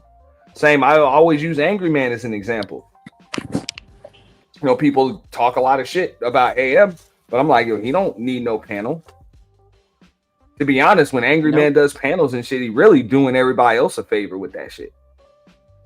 I remember when I used to do my little monologues. When I open up the panel, numbers go down. Yeah. Most of us, if we look at our analytics, that's usually the case. Because people come to see you and don't come to hear all of this extra background noise and all these other people. They want to know your opinion. They want to hear from you. And that's a part of that relationship building with your audience. Yeah, the only time when I can honestly say like my numbers will probably go up when there's a panel is when people are cussing each other the fuck out. Yep. When people are going the fuck at it. Other than that, people if they come to see me, they don't want to hear the basic conversation. That's cool. That's cool. But it really depends on how you grow the platform. That probably wouldn't be the same for like the Lapeef network or some shit like that. Mm-hmm. Because they do that structured show. That's what people come and see. Yeah, that's what it's built on. That's what it's built on. I can go outside and just turn on my live and be doing whatever. And yeah, I do structure shows sometimes, or I do panels sometimes. But a lot of times I just be kicking it by myself. Yeah. Now you just be up there doing your makeup and stuff like that, but now you be cooking. I don't know if you be noticing. I'd be yapping away. But that's a gift. To just For real, that's a talent in itself. Same, I got him in the chat right there. Same with D Durrell. What up, Free Zone? But D Durrell, you know, D Durrell just be up there dolo cooking. You know, D Durrell be having me rolling up there by itself. So sometimes, you know, depending on who you are, you know, the panels can take away from your show. Yeah. So you don't want it. But like he was saying, like Gilbert, you don't understand that. He had to technically get it out the YouTube mud. But the thing is, you could tell he really didn't know what he was talking about. Like, even when he said, like, Anton Daniels, where is his production and everything else? It's like, bro, Anton got the studio. Anton has been on multiple live action podcasts, has his own, kicks that shit off. On the news. Yeah. You know what I'm saying? So I'm like, you kind of went at the wrong one when it came to that one. You gotta kind of. Wasn't Anton on Fox? Yeah. He was on Fox, but he also, I mean, I know he had the don't do coke in the bathroom. That's his studio, but he's also been invited to other just live action podcast panels and shit. You know? So, and he's one of the bigger names is there. So, you know, I mean, it's one thing to just kind of have just everybody in the box in the boxes and stuff when he does the after hours with Anton Daniels and when he was doing the Lapeef Network and, you know, Fight Club and all of those other things. But, you know, he kind of did it all. Yeah. You know, when it comes to that. So I'm just talking from the business perspective, whether you agree with his takes or not, you know, he's done it all. He doing this shit. He doing this damn thing when it comes to this internet, social media. So I know what Gilbert trying to say, like, oh, I can just kind of sun all of y'all. Y'all don't have much of shit going on. You need a full studio and all of that other stuff. But right now, you talking to people that kind of showed you how to do it, you know, right now. Or where you can at least learn something from them. That's what Gilbert was saying. He was like, look, when I came on, I didn't know anything about the YouTube game. I didn't know anything about flags. I didn't know about anything about copyrights. I didn't know anything about just getting the level of production up and all of that other stuff. And then, I mean, I don't think he wanted to admit that, hey, you know, I had to get up with Underdog and some other folks, and they built the studio and got me all the camera angles and the lighting and all of this other stuff. And, you know, that helps too when you're doing a podcast like he does. Yeah, and I don't think there's nothing wrong with that either. I don't know.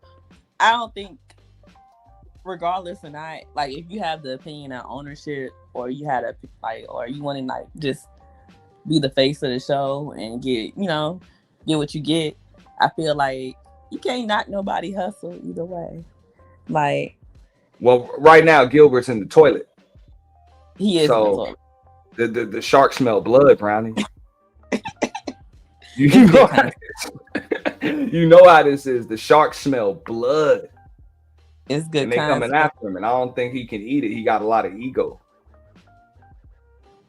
Yeah. And sometimes you got to pick your battles. Like right here, I believe I could even coach him through some shit like this. Like, Gilbert, bro, this is when you go back to your own channel and you just roast these motherfuckers, dog. Don't even talk to them. This is where you drop off the panel and then you immediately go to your channel. Yeah. Nah, you're right. But nah, he came back. He came back because, okay, I just showed you when he rage quit. Then Anton came up. Then, Anton had a little 15-minute talk, whatever, said, I don't think these niggas got the money they say they got. I got my shit out the mud. I do 100,000 views. I got 19,000 followers on Patreon. You know what I'm saying? At $15 to $50 a month. You know what I'm saying? I got a $100,000 studio. And I would never, ever take a dime from no gambling institution. Like, he said all that, and then here come Gilbert, come back.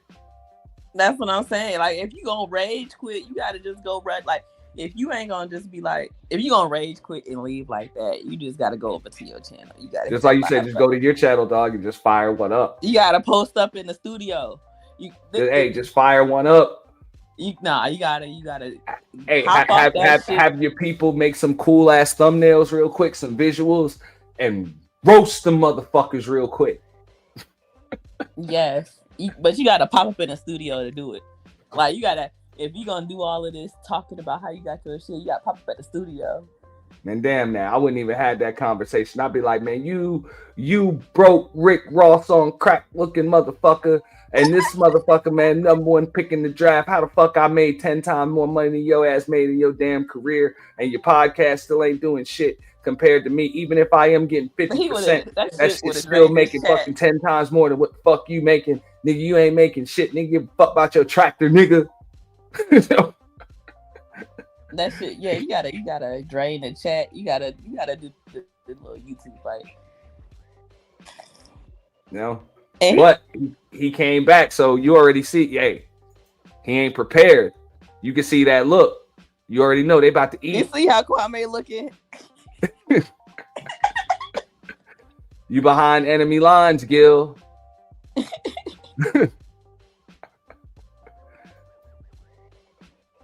That's crazy. But you know Anton about to cut the camera on.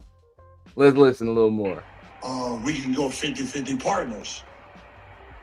So I said, you guys build it. We have a channel that already has people on it because I needed infrastructure. I didn't know nothing about YouTube. So I said, you guys can build the infrastructure. We can split the concept 50-50. What do you mean by infrastructure? I don't understand that. I didn't have no infrastructure. I did 70,000 in the chat from my iPhone 8. Nigga, you don't have a show, Kwame. You have that's your show. You're a used car salesman, whatever that is. That's not a show. Okay, so we don't need you to talk right now. So I didn't have no infrastructure, meaning I only had. Either way it go, I still had 70,000 people in my chat on iPhone 8 though. Regardless of whether your personal opinion. And what do you have? I What do you had have 70,000 now? people in my chat with an iPhone 8. And what do you have now? You flagged my channel. Again, what do you have now? What is the? Oh man, What is the substance of your channel? We gotta stop all this over talk. We gotta stop all this over talking this shit. Okay, we gotta stop that first. You went on Vlad TV and you said you flagged my channel. So let's not pretend like you don't pay people to flag my channel. Okay. So what I have now is I have people like you upset that I did 70,000 in my chat from my iPhone 8. These are facts. So I don't understand infrastructure. Neither does Anton. So answer the question and stop trying to make it personal back and forth between me and you. Why do you need infrastructure if a motherfucker can do 70,000 from an iPhone 8?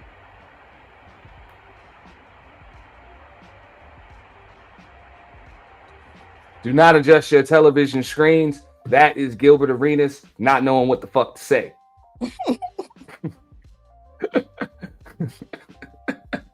We just paused it right there. But yes, that was him trying to figure out what the fuck to say for a good, I don't know, 10, 12 seconds. What you think about that, Brownie? I think he just wanted to take the easiest way out to get him some money, and he ain't understand YouTube, and he just wanted to let people take care of all of that and just do what they got. You know, do the usual celebrity thing where everybody manage everything around you and you just do what you're supposed to do and leave. And how much you want to bet Anton gonna end up hiring these niggas, man?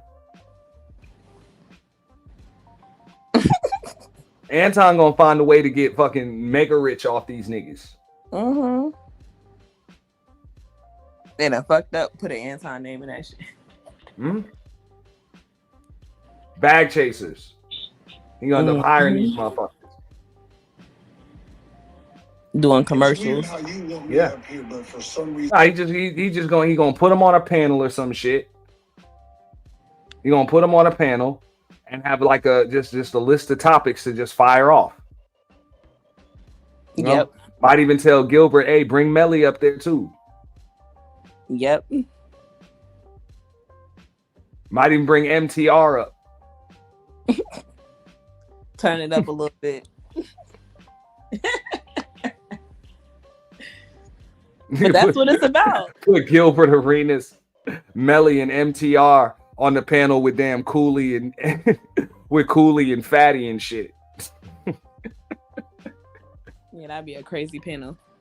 And see what happens. And we're gonna talk about illegal immigration, Donald Trump, okay, food stamps, all right, and ownership. So you need to keep bringing your personal to mute me. What? Anton, you go ahead and talk to you. I'm not even in this Thank conversation. you. Let me preface this. So I didn't have no cameras. I didn't know nothing about lighting. All I knew was a cell phone. I didn't know nothing about like webcam, StreamYard. I had to learn all of that because I only came to YouTube because I was beefing with him. So when I came up with this show idea of that's like underdog. ESPN style, because I'm learning as I go. So I have this channel. I know Matt Barnes. They got all the smoke, right? But they're on Showtime, so they have infrastructure. I got the knuckleheads. They have what was it? Players Tribune. They have infrastructure. So I didn't have nothing. I just had a concept and then this channel where I had like 1,000 people on it. So I made the deal with them instead of going with a platform. So instead of going with a platform and you're paying me $2,000 an episode, I made a deal with the sponsor themselves because I would have been on Showtime and then Showtime would have had Underdog as the sponsor. So I cut the middleman out and said, Can I ask you a question? Can I stop you in between just to ask you a couple questions? Yes. When you say you needed the infrastructure, was the show already pitched? Because some people are saying that the show was pitched to Showtime or something like that. And you just cut out the middleman. Yeah. Is that true? Yes. Okay. So that part, all right, so I got clarification on that. And then the other question that I have is, did you think that the show would be as big as it's going to be? And that's one of the reasons why you gave up equity into it. No, I didn't know anything. I didn't know if it was going to be big or not. Okay, I got you. So, Well, you know I mean, what I mean? that changes it a little bit for me. Because I almost think that if you would have known, and you can correct me, if you would have known what it was going to do, then you wouldn't have gave up the equity into it. Yeah, but it was, the reason I gave up equity is because, so I used to do this in the weed, so I started in the weed game, right? I was the landlord. What I would do is I will have one of these growers come in, right? This nigga's stupid. This nigga's stupid. Like, you made $160 million on a basketball court, bro. And your ass is talking about you was in the weed game. I don't understand. Like, I don't give a fuck if you had 15 acres, Brownie. A straight dank. Nigga, that shit was a hobby, or it should have been. It should have been a hobby. You made $160 million playing basketball. That nigga said I was in the weed game. And I'm like, Anton asked a pretty decent question. Like, that's a consultant's question. Like, if you'd have known this shit was gonna grow as big as it did, would you have still gave up so much equity? I think so, because he's stupid. Like I said, he don't want to put in. He don't want to put in none of the extra work to have 100% of the equity. That's the thing. When you can't preach the benefits of ownership to somebody that don't want to own shit. I'm not gonna lie. I look, if I were Gilbert Arenas, I made all my money playing basketball and just being a goofy ass nigga, I wouldn't want 100% of nothing. I ain't gonna lie, but I wouldn't be scared to say that shit. I'm like, I don't want 100% of shit. I just want to come up. I just want to show up and talk shit and get paid for it. But people make it seem like that's a bad thing. That's what I'm saying. I'm like, yo, you can give me 35-40% of that shit. You give a fuck? Because 35% of a watermelon is better than 100% of a grape. Absolutely. You know what I'm saying? So if that shit grows, it's cool. If I only got 35%, that means I'm only 35% responsible for shit. Mm-hmm. You don't have to do that's. You only have to do 35% of the work. For real. And if this shit grows and grows and grows, whatever, that's fine. I'll try to grow it as big as I can, so that way my 35% is bigger than everything else. I'll be like, I don't even want 50%. Give me motherfucking 48% tops. But I think people get too pressured into thinking that everything has to be about ownership, and it's really about what's for you in your situation that's gonna give you the best work-life balance. Like, if y'all cool with owning y'all stuff and doing everything yourself and paying for everything, and y'all can do that. But if he cool with, giving up part of his ownership so he can have less responsibility of what's going on, and he can just do his thing, I can't hate on that either. For real. And think about it. If he's got 100% ownership, that means Gilbert Arenas would have been responsible to pay everybody. You really trust this nigga with payroll? You know what I'm saying? Like, come on. He don't trust himself with that shit. Right. So that's just like Buster Free just said. He used Underdog to pay the workers and say, you damn right. That's smart. Because he a whole gambler. Like, I don't even think it's not him being smart. That's just him just taking shit and then not working out too bad. And that's just people knowing, hey man, fuck that. You know? If we leave you in charge, ain't gonna be no Gills Arena next month. No. Like this shit about to go away. He needs somebody to hold him accountable. You know? Some people need people to hold them accountable to do what they need to do. Even to make money. Like Anton and Kwame not like that. Anton, he can get up, and handle his business. Kwame, he can get up and handle his business. But Gil, like, what was real? Anton probably put in about 21 hours a day doing this shit. And you see Gilbert sitting around playing fucking video games and shit. He a career fuck up too. So he already of needing somebody to hold him accountable to do what he need to do. So that's like I said, for his position and who he is, 50-50 ain't a bad deal. That's probably preferential for him. I agree. For him, it's not, but he can't just say that. He probably don't even understand it like that. He not, cause the way he see it, he see it as these niggas sunning him. Mm-hmm. Well, they own all of their shit. Kwame owns all of his shit. Anton owns all of his shit, and I only own 50% of my shit. And that's fucked up.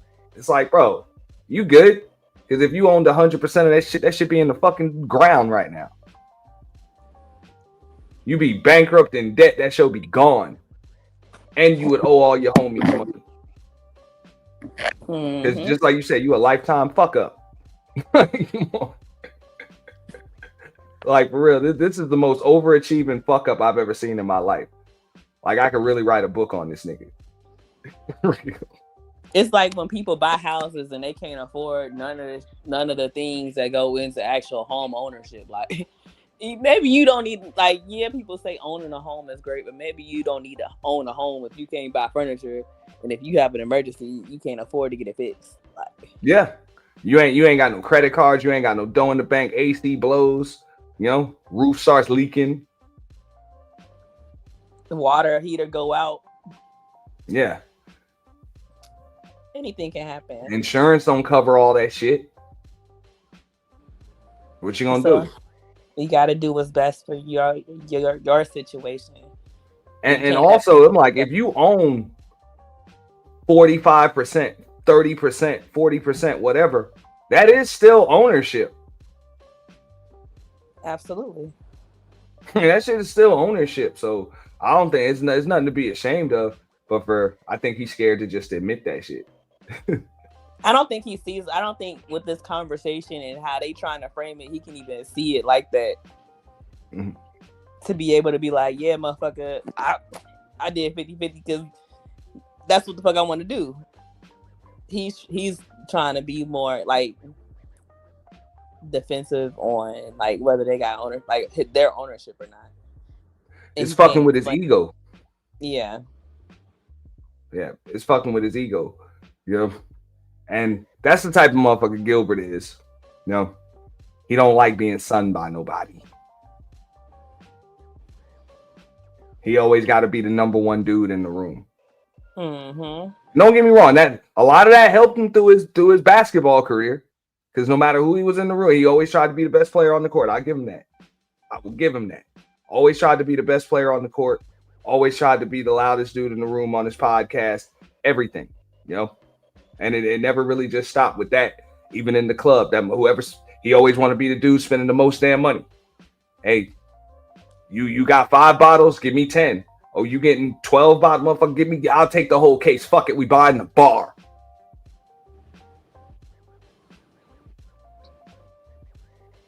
They build the infrastructure, they build the system, right? Mm-hmm. They build these elaborate systems. I let them get 2 props in, and then I kick them out. Now I have the infrastructure, and then I take over the business. That was the same concept here. Let them come in here, build the studio, build all the equipment, do everything that's here. We got 2 years. Once it's over with, I got the infrastructure. Now I can set up shop a professional style. At first, I didn't know how to do any of that. And all I knew is most people just had a camera. They walked around with the camera. They set it up tripod style, and then they just do that. I didn't want that. I didn't want that style. I wanted what Matt Barnes. I wanted that look, the Pat McAfee look. So the only way to do that was to convince the sponsor. And I said, hey, listen, instead of you paying me and then I shout out your underdog and we do all this, we can be 50-50 partners. So you have skin in this game to build the show the way it is. You can use this as a commercial, meaning you got shorts, you can put your logo on it, you can put it in the algorithm, you can put it on my Instagram page, you can do this. So you are doing better because now you have full control of your product. Right? So because you have full control of your product, that's how you're going to make your money. You get to push the FTDs, you get to do all of that in-house, and you don't need just to pay someone these like a camera and stuff like that. You don't have to pay them, and then they do it, and you don't like the product. You can fully control it. Did you lose? Say what? You said something? No, I ain't say nothing. Okay. I thought I heard something. It might be something in Kwame's car or some shit. I'm about to go grab a beer. I'll be right back. Mm-hmm. Did you lose control though? What do you mean? Because you don't, based off of what you were saying, you don't get to determine how the show goes. You know what I'm saying? Because the partnership I get, you didn't really understand exactly how big the platform was going to get. I think you undersold yourself because you didn't realize how great you was as a content creator, honestly. And I've given you props. I've always celebrated you and said that I think that you are incredible and that you got the #1 basketball show in the whole 9 yards. But at what point in this infrastructure deal did you give up the control to where you can't determine, hey, no, I'm executive producing this, I'm controlling my own IP. I determine how many times we stream. I determine how we want to add a football show. At what point did that part come in is what I'm saying. Yeah, okay, so I have 50% of both shows. So basically any show I produce under No Chill Productions. So No Chill Production is what's 50-50. They don't have rights to Gilbert Arena. So this channel, anything I do with my name and likeness outside of No Chill Productions, I own 100%. So I'm not exclusive to doing deals, right, with other people. So, all right. See what we was just talking about? How he should have just went over to his shit. He just said he owned the rights are exclusively to the channel that they got over there, so he can do what he want to do on his channel. And he ain't capitalizing on his channel. He need to be dropping and going over there and talking his shit and roasting them niggas. I would be. I ain't gonna lie. I'll be roasting both these niggas right now. I don't give a fuck if they right. So what? I be like, I don't even know these niggas. No. Pocket watching ass niggas. For real. I'll subscribe to your channel ass niggas. Niggas hating. Who the fuck is this Anton nigga? Motherfucker, hey, my chick will come on here with her titties out. Can yours? You know? You don't even know if them shit's real or bought, motherfucker. You don't even know. Them shit look good though, don't they? Don't they? Came ready made out the box for me. I just said that shit. Call him a short ass nigga. Yeah. For real. But no, that's the YouTube game. But nah, man, Anton kind of went in for the last like couple days on this shit. So I think Anton about to hire these niggas. Vic, what you think? You think Anton about to hire? He gonna end up hiring Gilbert?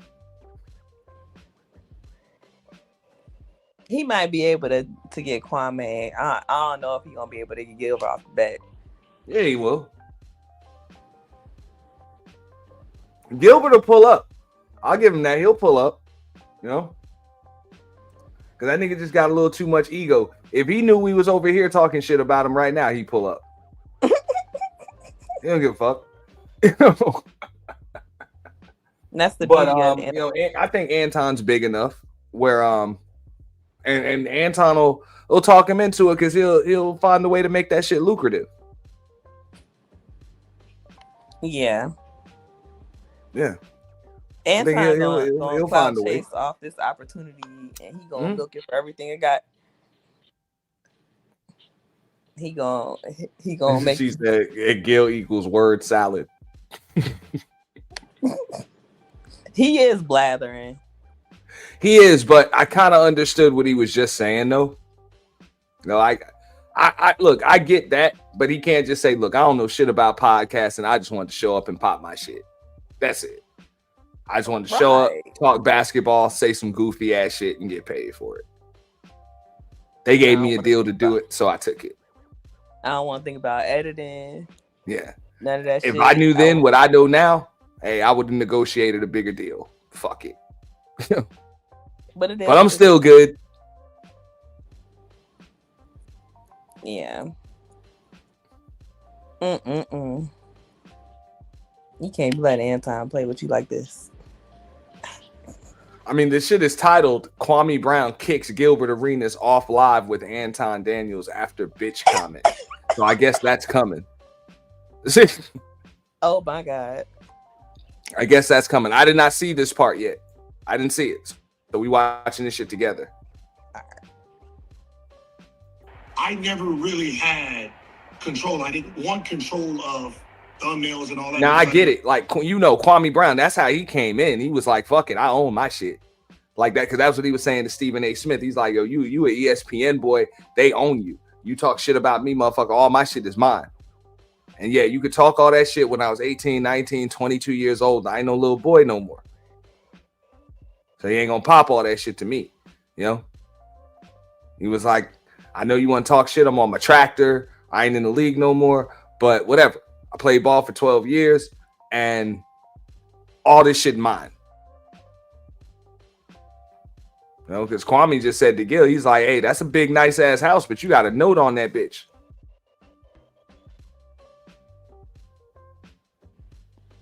Yep, it's just two different perspectives. I mean, I get it. I mean, you know, Kwame was out in fucking LA. He probably have a note on his house too. Right. Like you Kwame living on a farm. He got his acres. You in a farm in South Carolina, bro. No disrespect to him. You know, I wouldn't mind having some land in South Carolina and no note. You know what I'm saying? I ain't gonna lie. You know what I'm saying? Right. So I ain't gonna do, but you know, Gilbert, that's a California boy. So he'd rather have that $10 million mansion that you don't really that you own, but you don't own, but you don't own, whatever. You know, Gilbert probably renting that motherfucker, man. Well, somebody say motherfucker probably paying $25,000 a month in rent. Mm-hmm. Something like that. But you know, different lifestyles come from different things.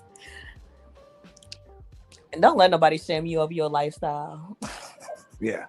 Man, I ain't knocking any of them. Pretty sure all they cribs nicer than mine. But still, either way, you know, it is what it is. Yeah, if he has a farm in South Carolina, he's good. Yeah, he got a farm. He got a few houses out there. You know, tractor. You know, he's a farm boy. I don't really know about it. I don't really care. Just you do what you need to do. I'll learn on the way when my contract is up, which is up in 10 months from now. I said it. When I get to retire, that's my plan.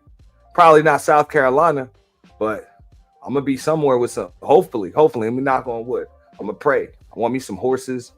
That's it. Those are the only animals I need on my land. You don't want no chickens? Nah, I'm good on that. I'm good on that. That shit require a little too much work. Even with the horses, you know, you hire stable hands and shit like that, you know, and get shit done. But that's what I would want, you know. Yeah. Some land. I'll take a tractor, you know, take a tractor.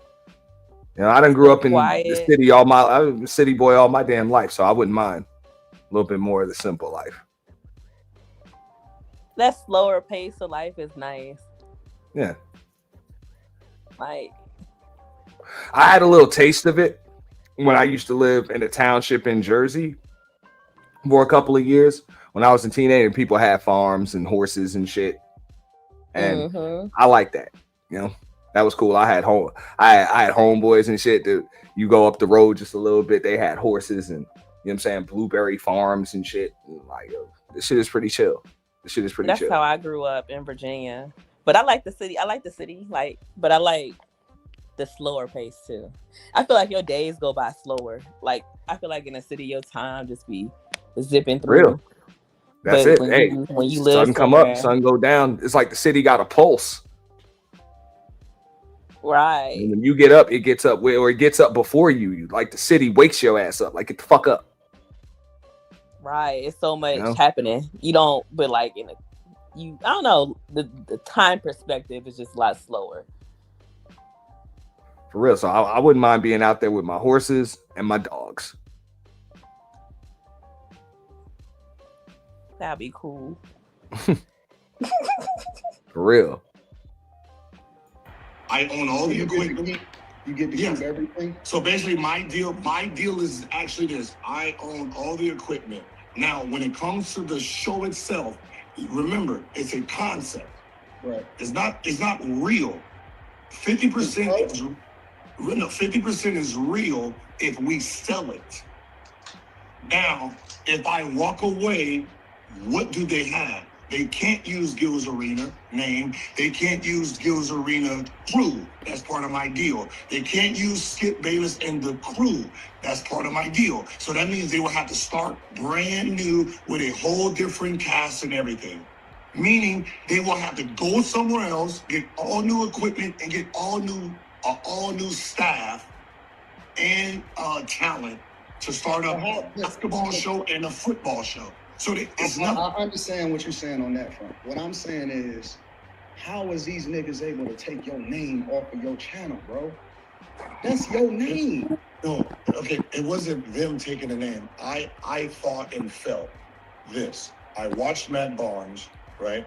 He had all the Smoke podcasts. Then he added Hey, I'm gonna go to what up, Aries Queen? I couldn't fit all this shit in the thumbnail, so I know I got JPrince on there. We talked about him earlier, but as you notice, Gilbert Arenas can't seem to answer a fucking question for shit. Like, you notice, he can't answer a question for shit. What up, Vic? What it do, man? Just chilling. I was just listening to it, man. It seems like he's saying that he don't really know what's going on with that or how to do it fully. But if he can just take the money and run, that's what he's gonna do, because he really straight on the other end of it. When all this shit shuts, I'm only fucking with him because I'm like, bro, I ain't mad at you if you own 50%, 35%. Don't let these motherfuckers tell you ain't no owner, because you are an owner, even with 50%. You are an owner. Yeah. No, see, that's the trick. Everybody, it seems like in these spaces they try to push everybody into thinking like, oh, you supposed to be the top person to like push people around. Some people just want to get their money and run. The man said he got a farm.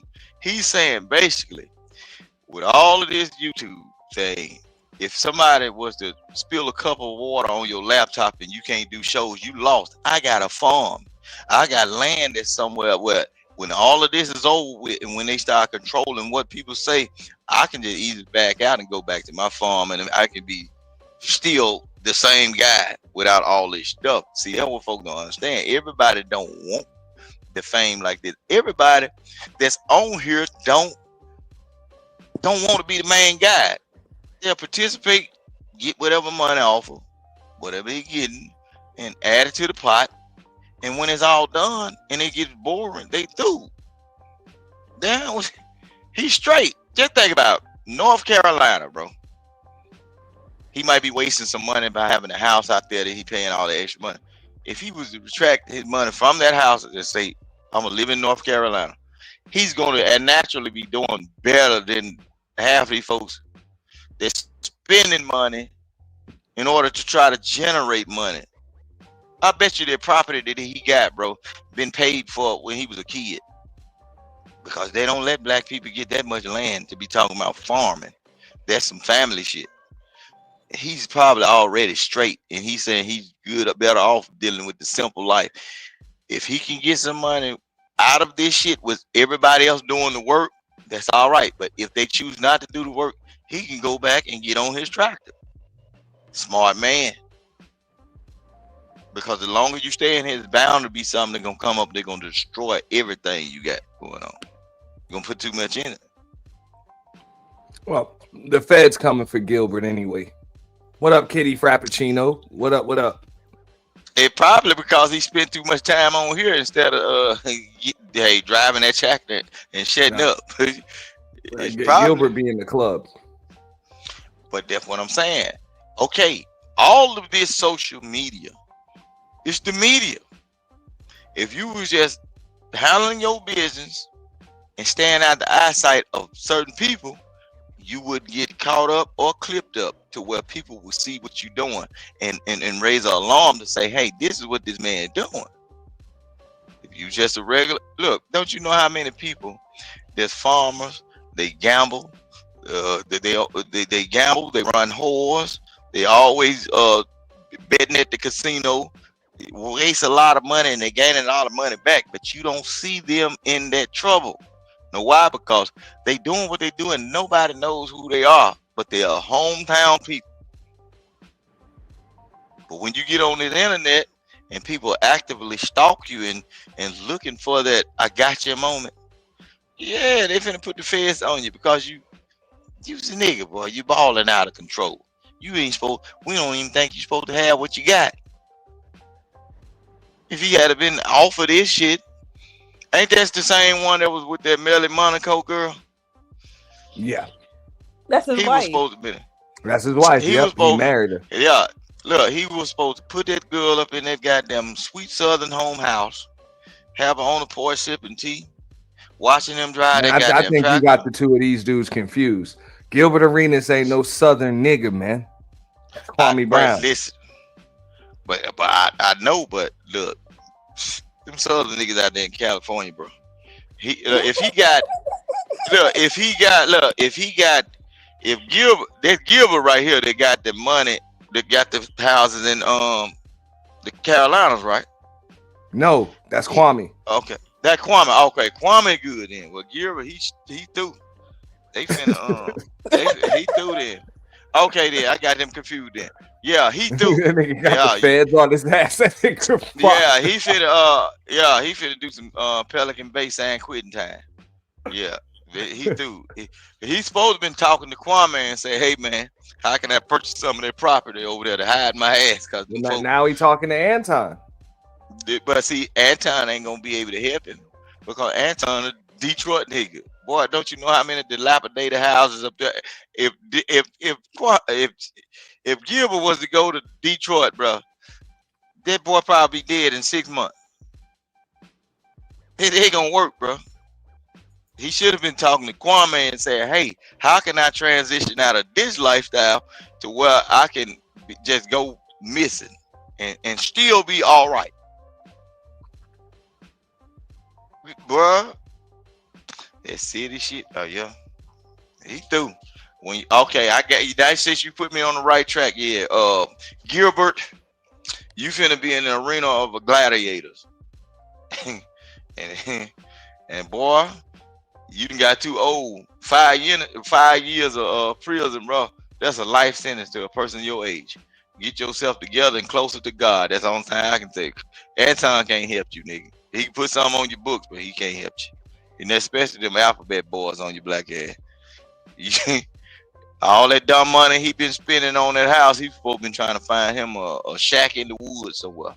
And especially if you into A a certain shack in type of the woods. lifestyle. Yeah, you supposed to try to get missing. If you like to run hoes, do all kind of shit, you supposed to be in a quiet town where nobody knows you, but the folks at the grocery store or some shit. You do all your weird shit out It somewhere ain't else. 1968. It's 2020. It's about to be 2026. It's 2020. I'm finna tell you this though. Ain't nobody Y'all, hiding nowhere where you can't find them. you crazy as hell.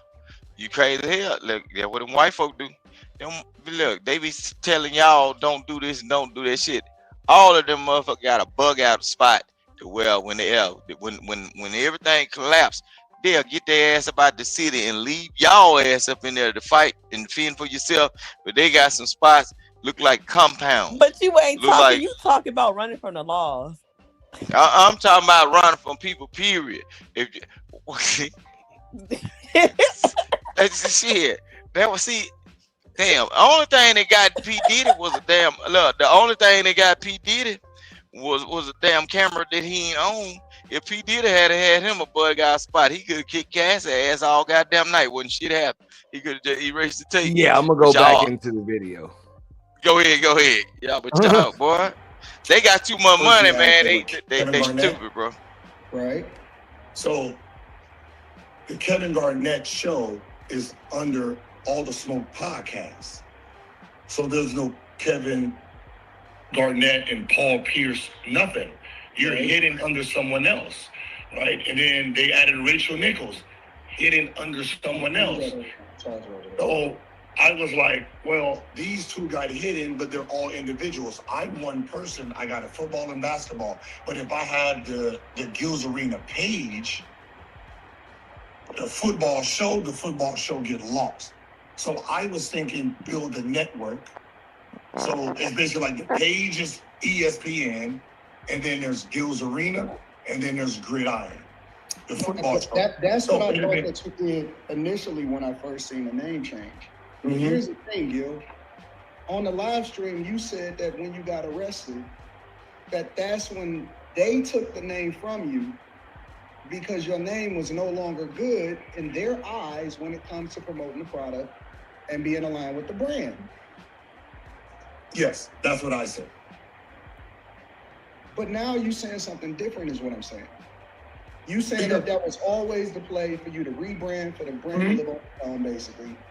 But then that's the thing that I had a problem with is, wait a minute. I thought, because honestly, from a business perspective, I looked at you as a genius. I'm like, oh shit, you really turned it into a whole network. Anton, come on now, stop lying. No, seriously, this is honest to God truth. This on everything, on my father's You see that country niggas that stop lying, man. You bullshit. All of these other ESPNs and all of this other shit, and he don't need nobody to do it. I'll be honest with you, bro. Like from a content creation perspective, how you built the brand, how you put your homies on and shit like that, I salute you. And again, I think that you're great. But then at the same time, let's put some clarity on it. Now that we know he don't own, but 50% Underdog put them other people on. But we got to give them a shout out too. Let's give Underdog a salute too. Here's my thing. Because I look at you as such a great businessman and as a great content creator, my expectation of you is higher. Because I don't look at you, I know you a contributor. Man, Anton on that bullshit. Yep. He basically told you he finna turn you into a slave. Because I thought you would. You need to come work for me, nigga. I got so much faith in you. Let me be your manager. That nigga about to put Gilbert on the stroll. Crazy. Yep. And that nigga Gilbert gonna fall for it too. And this is what happens when you don't handle your business. When you, boy, that's what. It's always somebody waiting to take your place and turn you from CEO to the worker. Now, when you working, shut up and dribble, baby, because it's my time now, boy. I don't see how y'all do it, Auntie. The content creation thing. This is just reaction reviews. This is the easy part. This is probably the easiest part. Then comes panel hosting. Streaming, panel hosting. Content creation is not really easy. That's work. Most of the people in these spaces don't even do real. They don't even create real content. They do a lot of reviews. Real content creation is about just picking a topic and just going the fuck in. Yeah. Being able to give your perspective, tell a story. Whether it's in between 5 minutes and an hour, whatever, and not needing a crutch.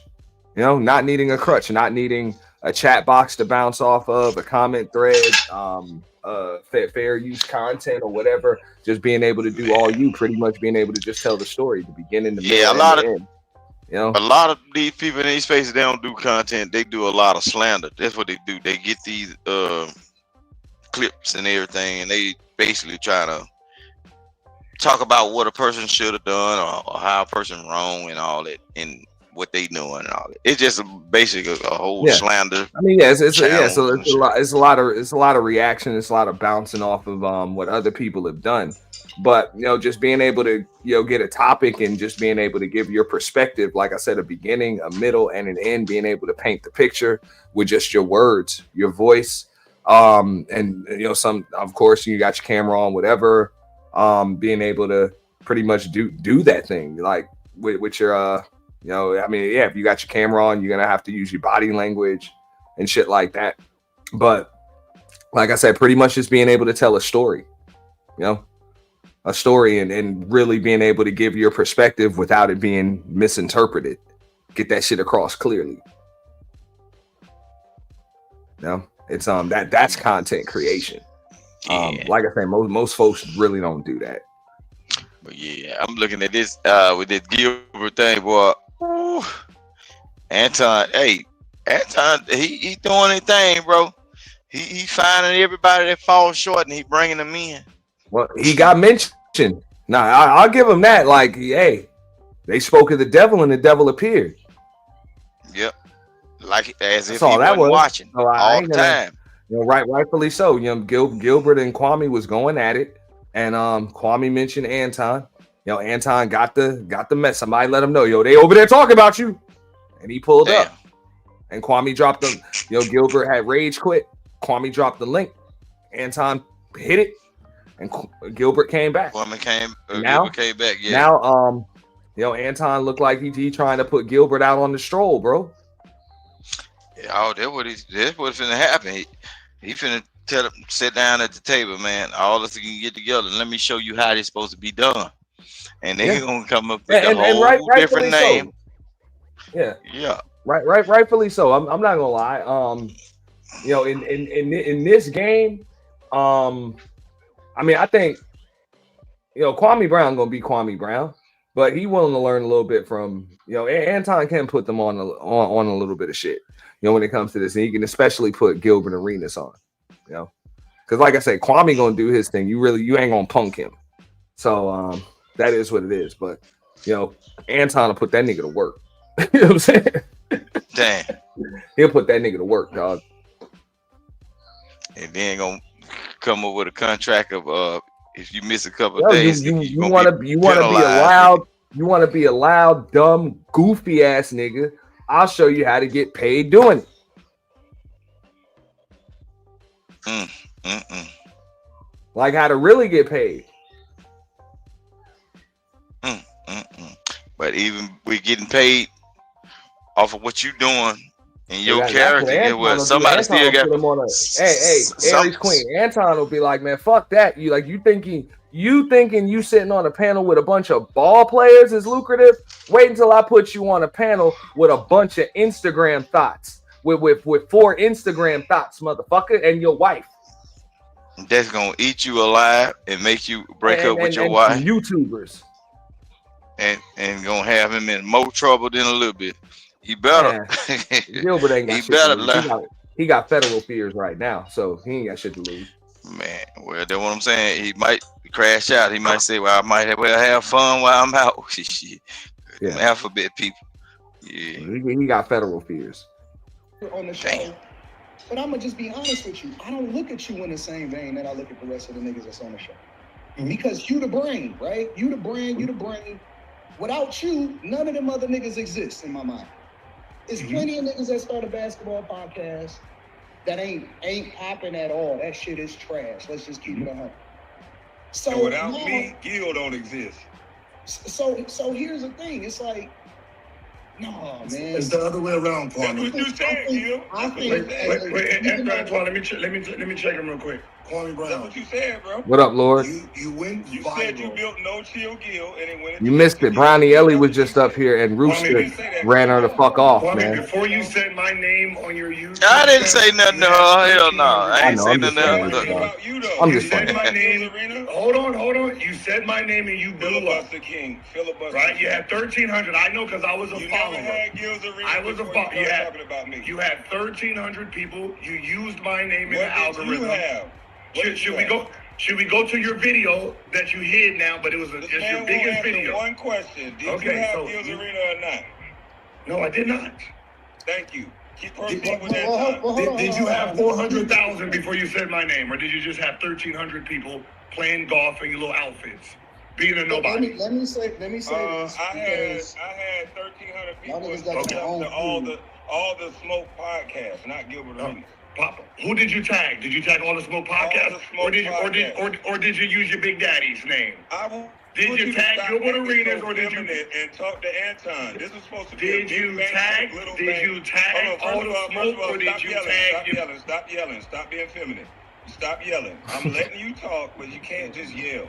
This conversation is not about to turn into you arguing with Kwame. You said something about a man creating a studio, and now it's a big bank take little bank conversation. You want to argue with me because you broke, nigga. I think you're broke. Oh, bro, I see what this is. No. Bro, You wanna argue with me? this is a pissing contest, bro. I think that I. Yeah, but you see, Anton, man, hey, he rubbing them hands together, dog. You know, he like, hey, buddy, hey, get this buddy. Yeah. Look, you can listen to his word uses in his conversation. He using a separation tactic. He told that man, all the rest of them niggas that you around don't mean nothing. I had high expectation for you. That's a separation tactic. That's mean leave them niggas alone. I respect what you did for them. Leave them niggas alone and come over here with me. Let me be your manager. Yeah, if it boy. All right. This is and this is the Beyonce pitch. This is the Bobby Brown pitch. This is the motherfucking Michael Jackson pitch. No? The Otis Redding pitch. Oh. Yep. Same shit, different people, bro. Time to go solo. Let me be your manager. Anton about to put Gilbert Arenas on the stroll. Have more assets and money than most of these niggas, including Gil. I ain't changing that shit. So we can get, but we can get to. That's a whole nother conversation. We can get to that in a minute. What I'm trying to understand is, and I'm speaking from the lens of a fan, right? Because I watch you as a fan. I watch you as a person, just like everybody else, because I think that y'all shit is popping. All right? I think that you great. I'm a huge NBA fan. I'm courtside as many games as I can because that was my dream growing up, is just to watch you niggas hoop, right? But I'm speaking from a fan's perspective and from this lens. We looked up to you niggas, right? And so I have a greater expectation for you than I have for everybody else because you have always, in a sense, been at the forefront. I don't understand, and a lot of people have been reacting the same way, and I feel the same way. We kind of feel like that's selling out. You know what I'm saying? It's selling out to get them folks your shit, bro. Because it ain't always about the money. When you get rich, it's like, how much more shit can you possibly buy? Like, at some point, it's like, we expect for y'all to actually be the businessman, to be the lightning rod, to not let other people take your shit or other people be able to tell you what you can and you can't do with your platform. That's the lens I think that a lot of people are saying from your perspective, from y'all. It's like, how much money will it take for somebody else, for them niggas to be able to, because it's almost like they look at your shit as more valuable than you look at your shit.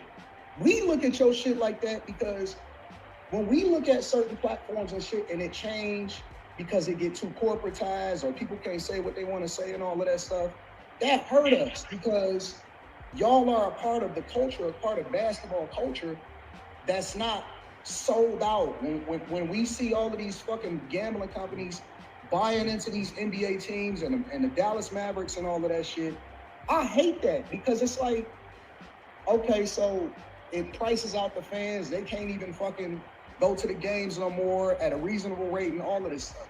And I know they got to pay NBA players salaries and everything because it's a business, but at what point do we balance it out to where we can have independently people that's great, that create great shows like you?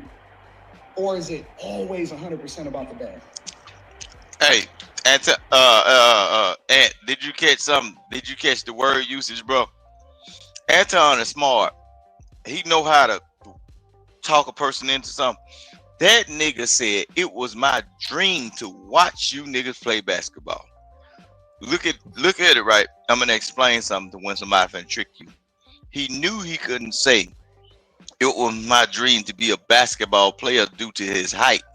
You ain't got it. So in order to make it feel like you making yourself, you try to make this man feel closer to what you saying by saying your dream to watch these niggas play basketball. It's not a dream, nigga. You had cable, you can watch them niggas and not even deal with them niggas.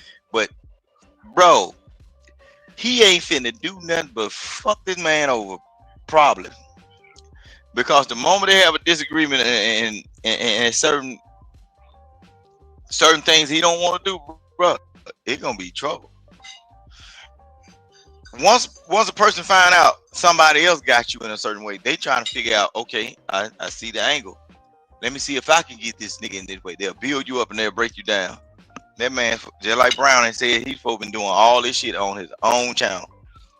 Now everybody's finna go to this channel and looking at all this right here. And it's gonna get worse.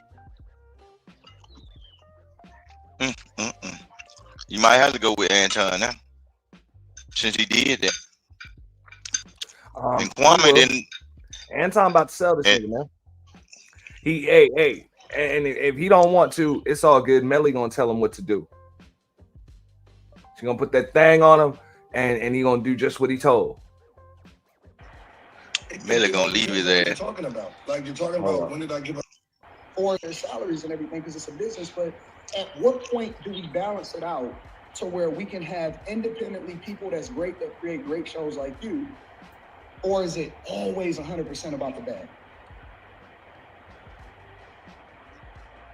It all depends on what you're talking about. Like, you're talking about, when did I give up control? The beginning was 50-50, right? I sold them the concept of something that I thought would be good. They funded it for it to be where it is now. So at the end of the day, you gotta look at a partnership.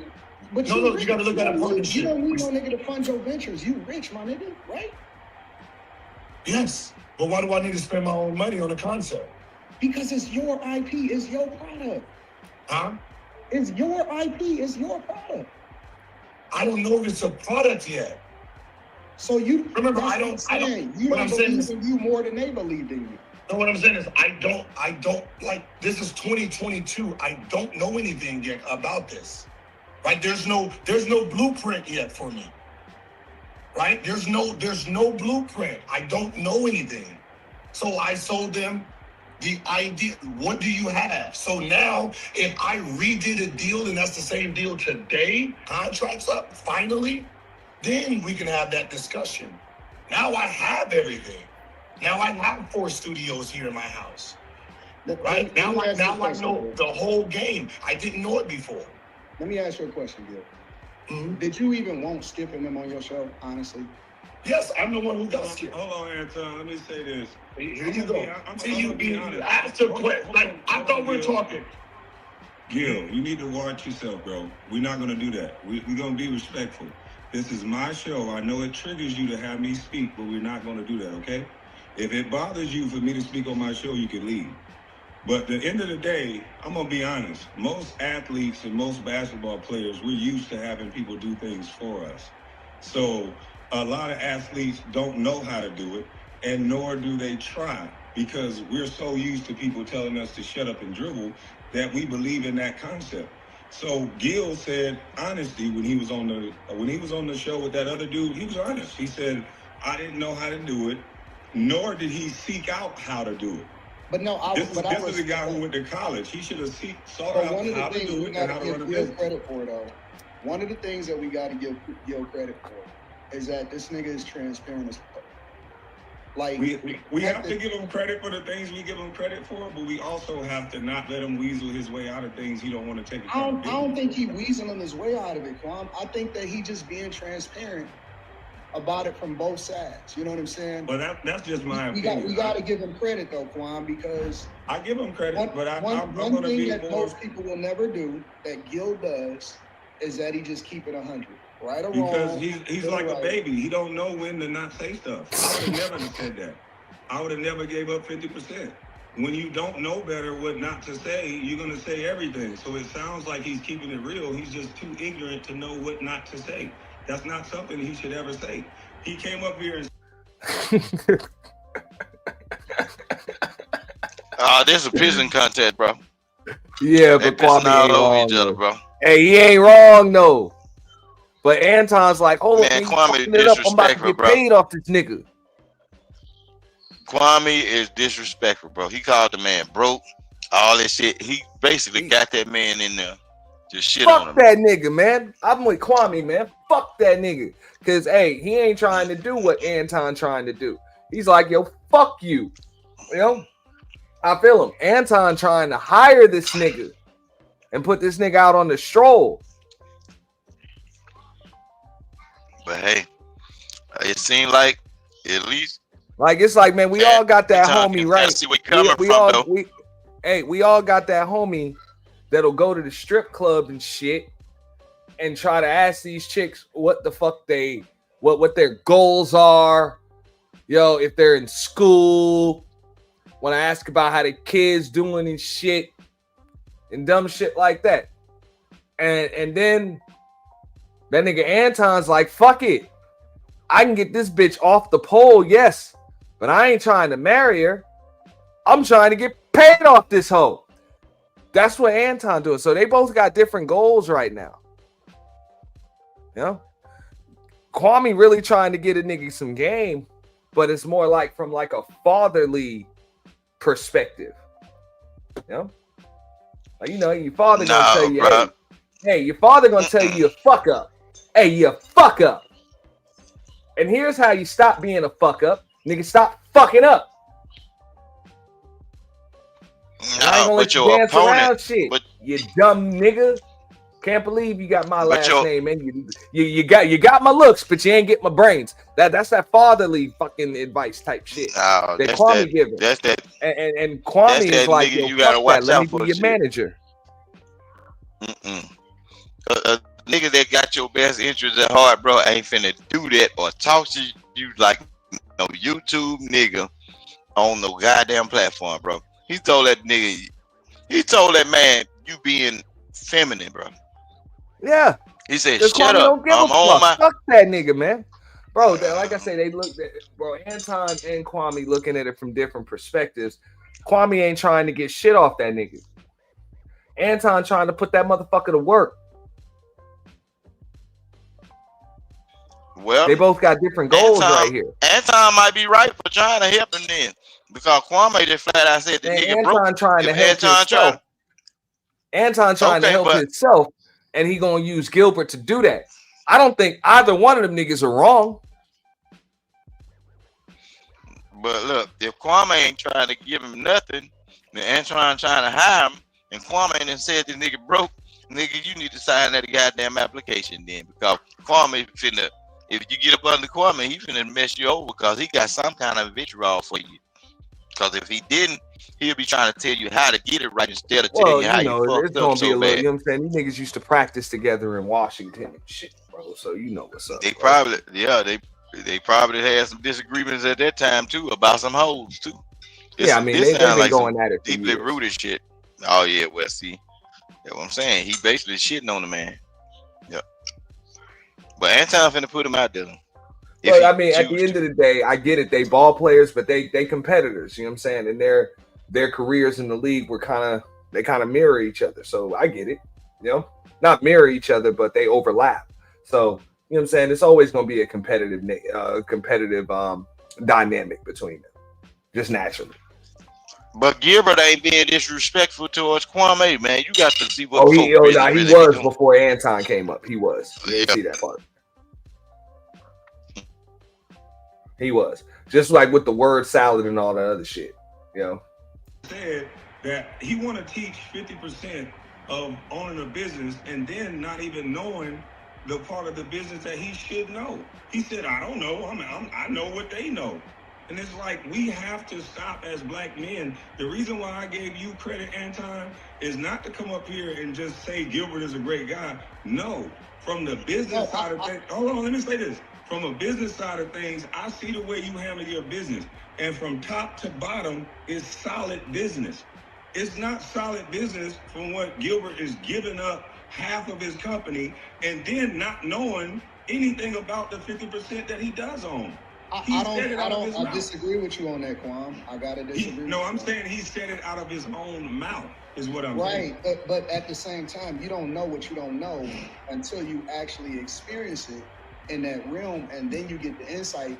But my thing is that not that it wasn't a good business move, because business is about money, right?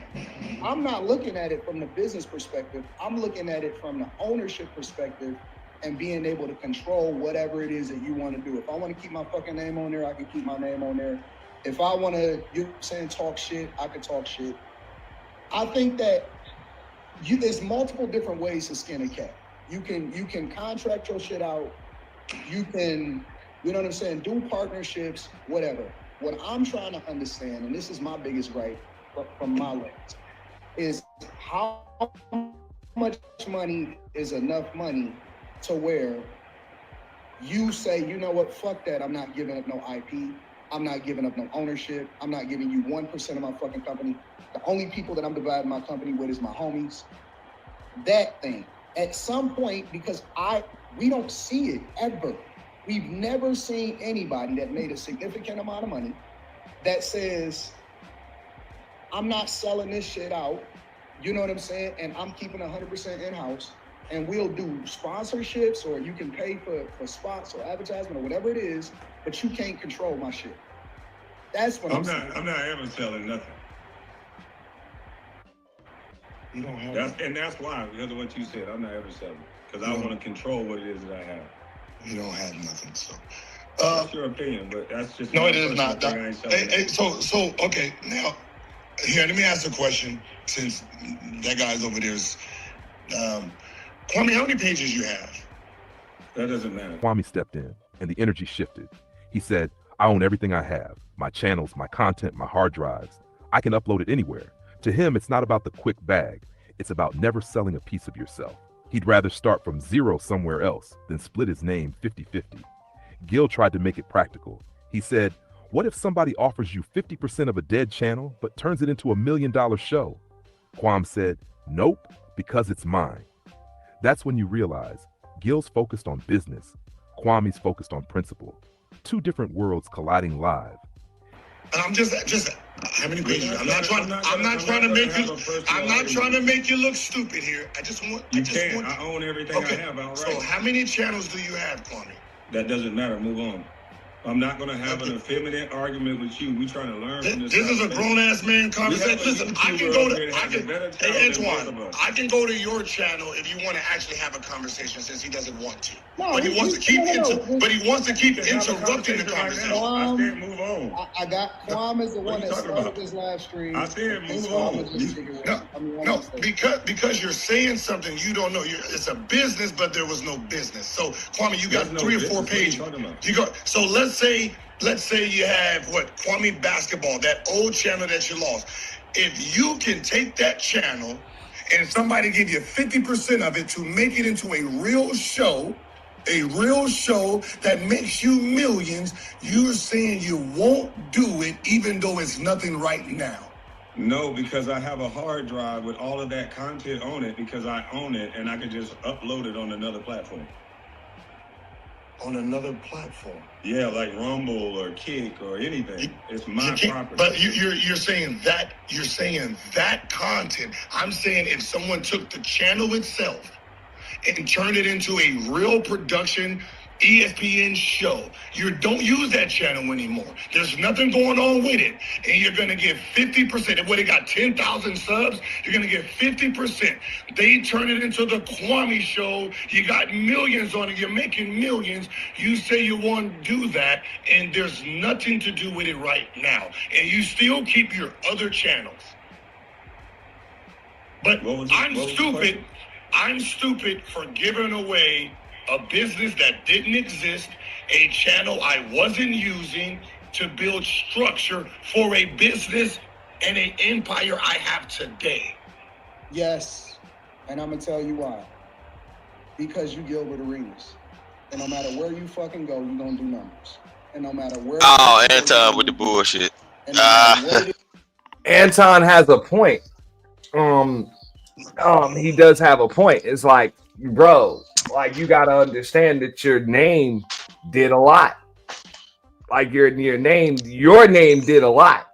Like for me, for you, for me, for you, for JPrince, for what I'm saying, somebody that's small. Understandable, bro. You take a 5,000 sub channel, what I'm saying, we ain't doing shit, the shit dormant, Yeah, I give you that whole fucking channel or 50% of it if you're gonna turn it into a 1 million sub fucking channel and shit, and all I gotta do is show up. Hell yeah, that shit is worth 50 fucking percent. Cause I ain't doing that's what shit. He's saying. But hold up. But Anton's like, you could have kept the whole shit and still grew it anyway. Like you didn't need them motherfuckers. Just like he's like I get it. Them people did that for you, but you didn't need them to do it. So I can understand what Anton's coming from that perspective. Just when it comes to Gilbert Arenas, it's like, bro, you do understand. Like you could have.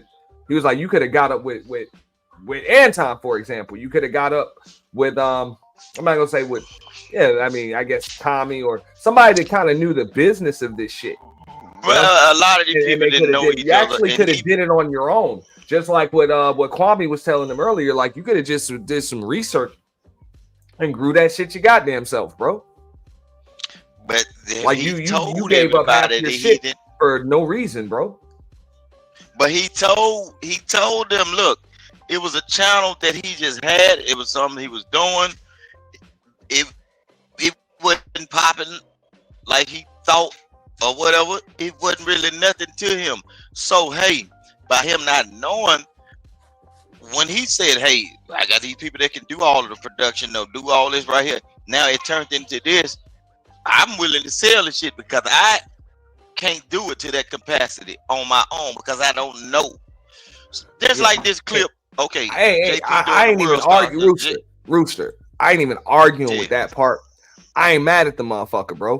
You know what I'm saying? But I still understand what Anton's saying. It's like, yeah, you made money. They did help you to grow it. Understandable. But you left money on the table. Believe it or not, you didn't even need them. That shit happens, bro. You know what I'm saying? It happens in life, bro. We work a fucking job and we do that shit for a living. And then next thing you know, we start our own business or we realize, yo, I could have did this shit myself and cut these fuckers out. That shit happens, bro. You know what I'm saying? That's just part of life. What up, Trooper? I got 6 in the Trooper 6'9", Trooper 6'9". What up? Yeah. I mean, that shit happens, bro. So, I mean, I'm not saying either one of them are really wrong. and I mean Kwame and Anton. But you notice what Gilbert said. He was like, "Yo, we can have a conversation on your show because he ready to talk business with Anton. Anton done sold this nigga, dog." Tell me I'm wrong. Hey, I can see it. Hey, but whatever floats his boat, man. If he see, hey, see, Kwame's trying to straight shit on the boat, bro. Look, if it's finna start all over again with what you know now, I say, hey, you might well gonna take that deal with Anton or whatever. If he finna put you out there and you ain't got to do nothing but show up and talk about women all goddamn day and how money left on the table, shit, and you getting paid. And you ain't got to do none of that, the thumbnails and all that shit. Take that shit, man, because he ain't gonna do it himself. He got other shit to do. You know what I'm saying? He got to worry about the alphabet boys and shit. So only thing he has to do. Bro, Pat McAfee signed like $100 million fucking deal with ESPN. That's a big boy fucking deal. Gilbert Arenas ain't got that goddamn deal. You know, for $100 million, $100 million, shit. Everybody got a price. Some of these niggas will say they sold for a beer at the corner store, man. So if he made whatever he made off of it did. The thing is, I mean, I get where Anton's coming from, just from a business perspective. Like, before you start selling shit, you gotta value. You got to give the company evaluation. You know what I'm saying? And you got to understand the trajectory that it's on before you just start selling equity and shit, you know?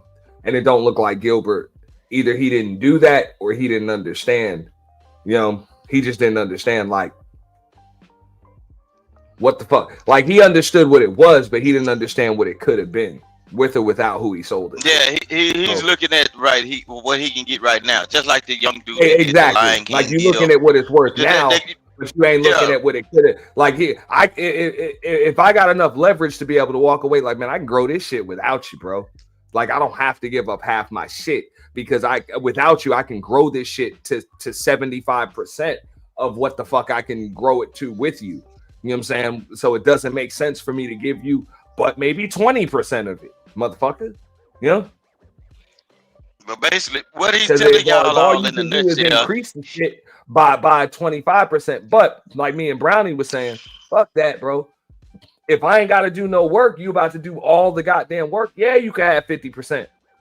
All I got to do is show up and talk. That's what he's saying. Or all you going to do is take my name. So I get it. I'm not saying any one of them are wrong. I don't blame.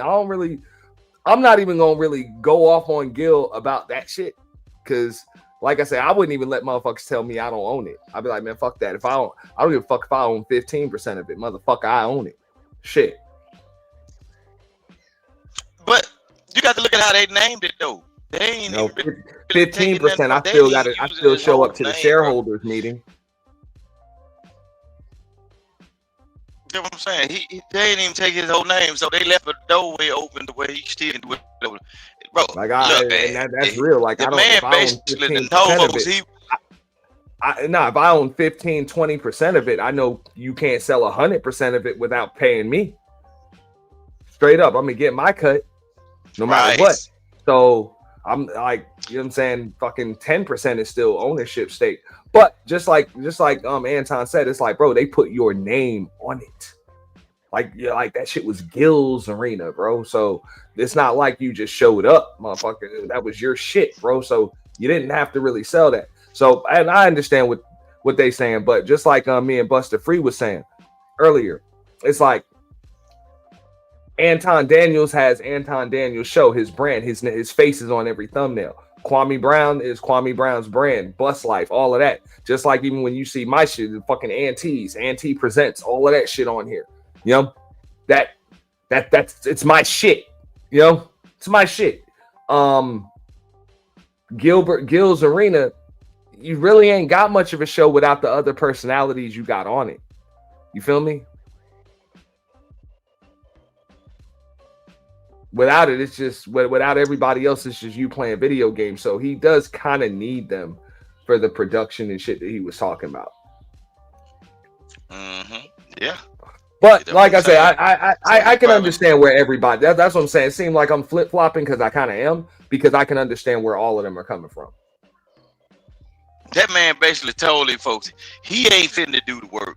He's trying to find a way just to get some extra checks without having to do the job. That's fine with him.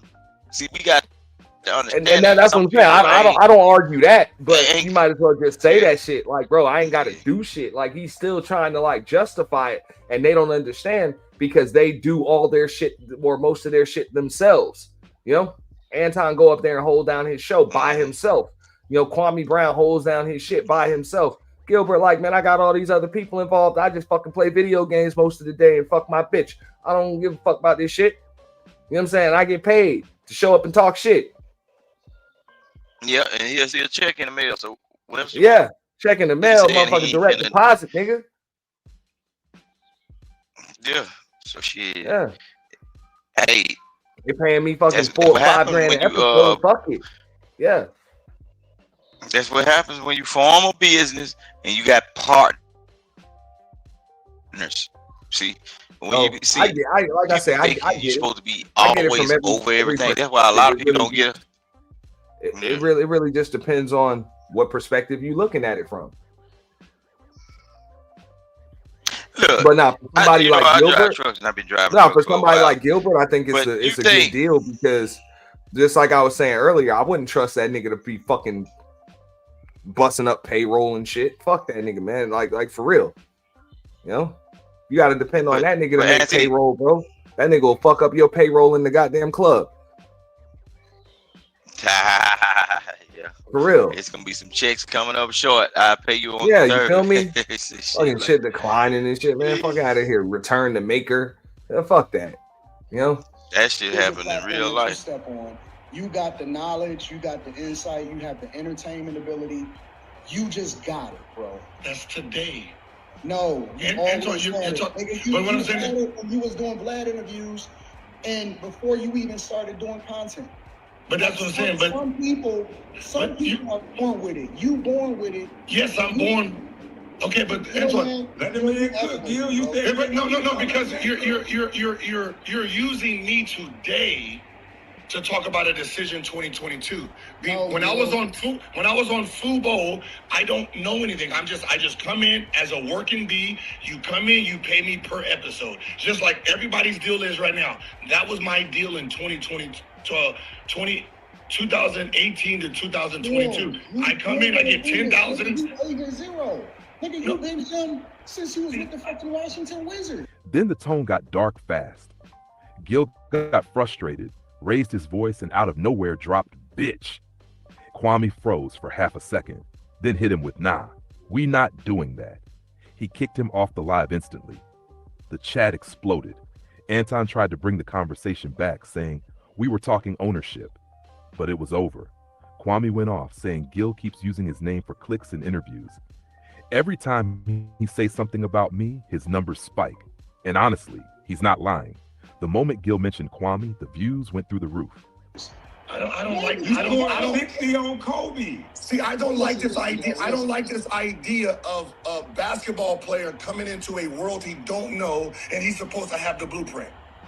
Because before y'all start flagging me, I'm not saying that you're supposed to have. Bitch, no, you didn't. Stop. Come on now, don't do that. Gil, Gil, you gotta calm down. You gotta calm down. I ain't calling you out your name. Don't do that. I'm gonna bring him back up, but one thing we can't do. No, he done ran like a little girl. One thing we're not gonna do, we don't do that.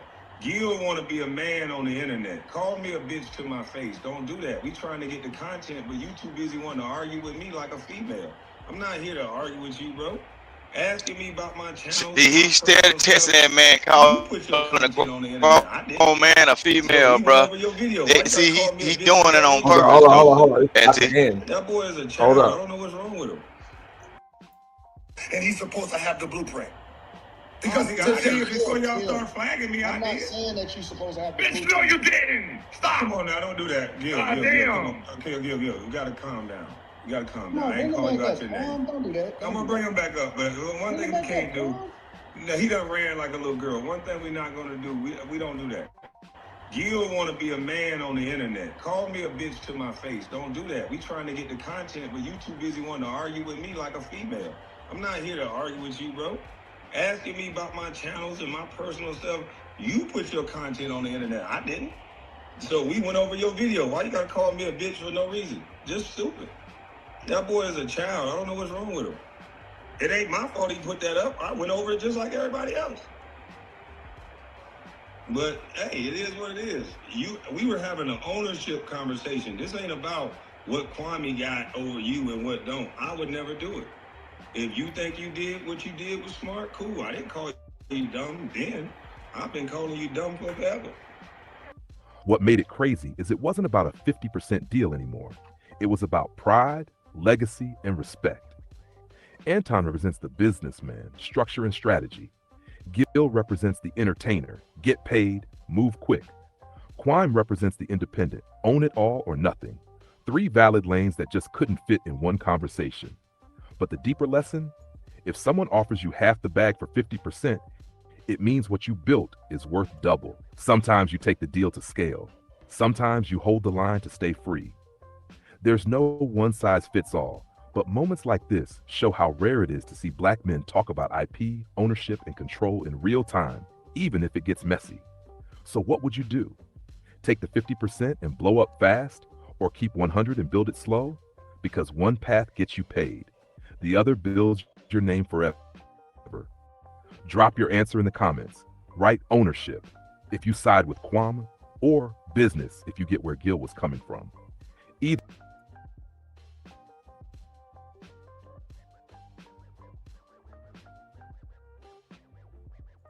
What's going on there, guys? We're back with the things that Anton Daniel said when he was on the live with Kwame Brown and Gilbert Arenas. Now, Anton was challenging Gilbert on, why did you sell Gil's Arena? Because it was #1 in views. It was, one of the most watched programs, and they were coming on every single day. But I remember, vividly around the time where, he was picked up for that federal gambling thing that's going on, allegedly, whatever's going on with that. The name shortly after changed to the Arena. Gil even says that in the live, but basically now Underdog owns at least half of Gil's Arena or whatever, and they changed the channel to the Arena. They brought in Aqib Talib, Skip, and all those guys, and Gilbert even works on that show. So Gil was trying to say the pros to that is they'll pay a staff, he gets a production crew and all this stuff. Kwame and Anton Daniels like, look, that's your name, that's your crib, so they in the basement, they can come shoot in your house anytime they want. Opinions and very different outlooks on that type of thing. But let's look at what Anton said that made Kenyon Martin mad. We're gonna look at Kenyon Martin's response. On the live stream, you said that when you got arrested, that's when they took the name from you because your name was no longer good in their eyes when it comes to promoting the product and being aligned with the brand. Yes, that's what I said.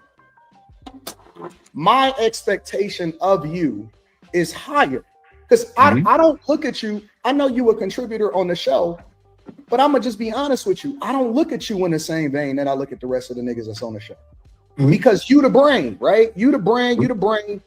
Without you, none of them other niggas exist in my mind. There's plenty of niggas that start a basketball podcast that ain't popping at all. That shit is trash. Let's just keep it 100.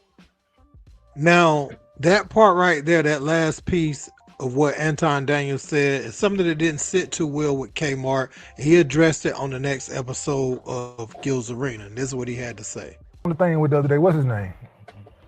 The chunky dude. When you was on there with Kwame the other day. Nigga got pressed him.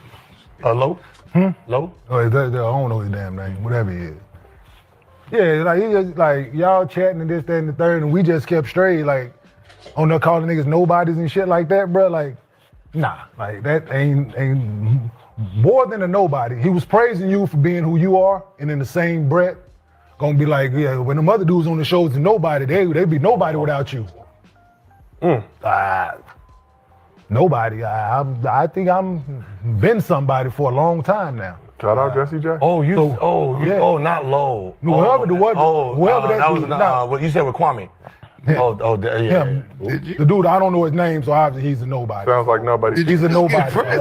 But we call praise for. So I just want it to be known that we ain't. Who is it? I don't. I don't know his name, and I don't care to remember his name. But Anton. Whatever he is, though, he was on the live feed with him, Kwame the other day. He was praising Gil for. For being who he is, creating the space, and Gil was explaining about the logistics of the business, this, that, and the third, and he went on to say, without Gil, them dudes is nobodies without you. No, dude. Hey, man. Not him. Right? I ain't shit without you. Ain't no nobody's like we didn't play in the league. Yeah. Like Gil made us who he is. Like we some niggas. Like we some niggas off the street that grew up with Gil. Like we carry Gil fucking bag and we. Well, I am a nigga off the street. But we ain't gonna do that. We ain't gonna do that. Kenyon, shoot that nigga out there and free throw. You know what I'm saying? Yo. That part. Right? Like that part, right? We ain't just gonna address people as nobodies when, trust me, bro. Like I'm taking a high road in this because it's big. Check your DM, but that's all, dog. I know King, that motherfucker like, wait, hold on. Yeah, I want to know who he is now. Yeah, don't do that, bro. Like it's the fat dude you always be on. No. You see what's going on? Now, Kenyon Martin, I understand what he's saying from the standpoint, like we not nobodies. When we're talking about basketball, we can talk about experiences. We can talk about what went on inside the locker room. We bring something to the. Hold up. Yeah, I'd step away for a second. Say what? Yeah, you see what was going on with what they were saying? When he said, I hadn't even watched it because I really ain't in sports like that.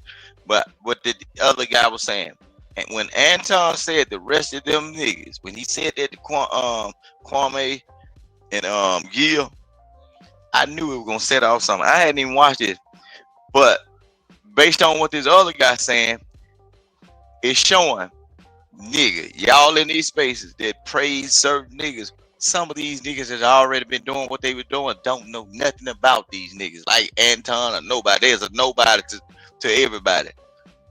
They just showing, boy. But I got to get up out of here, cause I got things to do in the morning, man. Look. Boy, y'all be good. Hey, hold up. Nah, that's real. Nah, that's some real shit.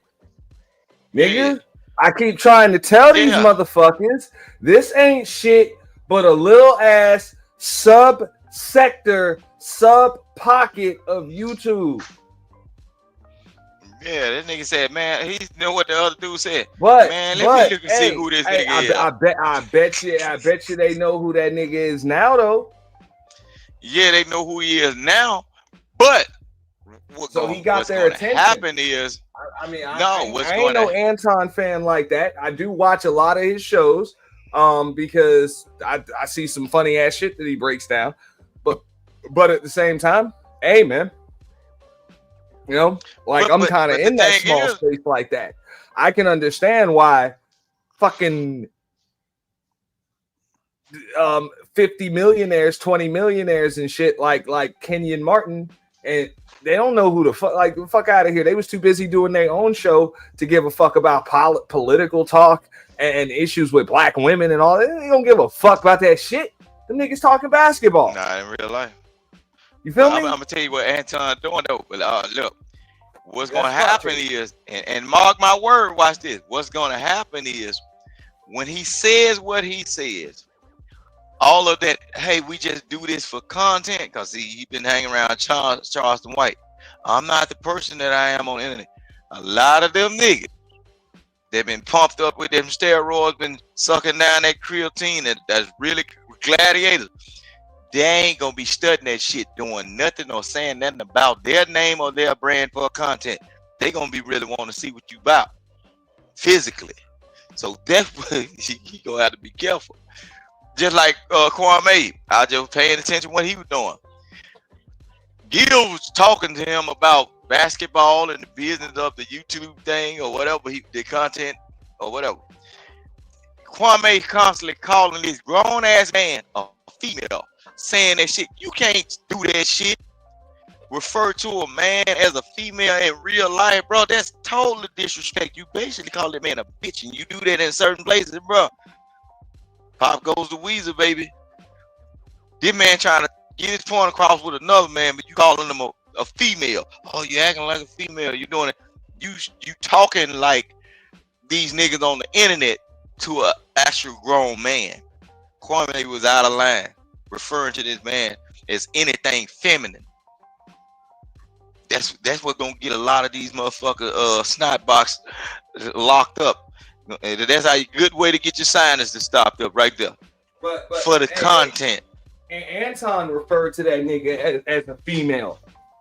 Yeah. Before Gilbert came up there, before he was kissing Gilbert's ass, you know, Anton was talking shit. That's that internet shit, bro. You know you don't refer to no man or grown man as anything feminine. That's Trust a slap me. in the face. That's like spitting on a Aries nigga, Queen, bro. Buster Free. Y'all check it out.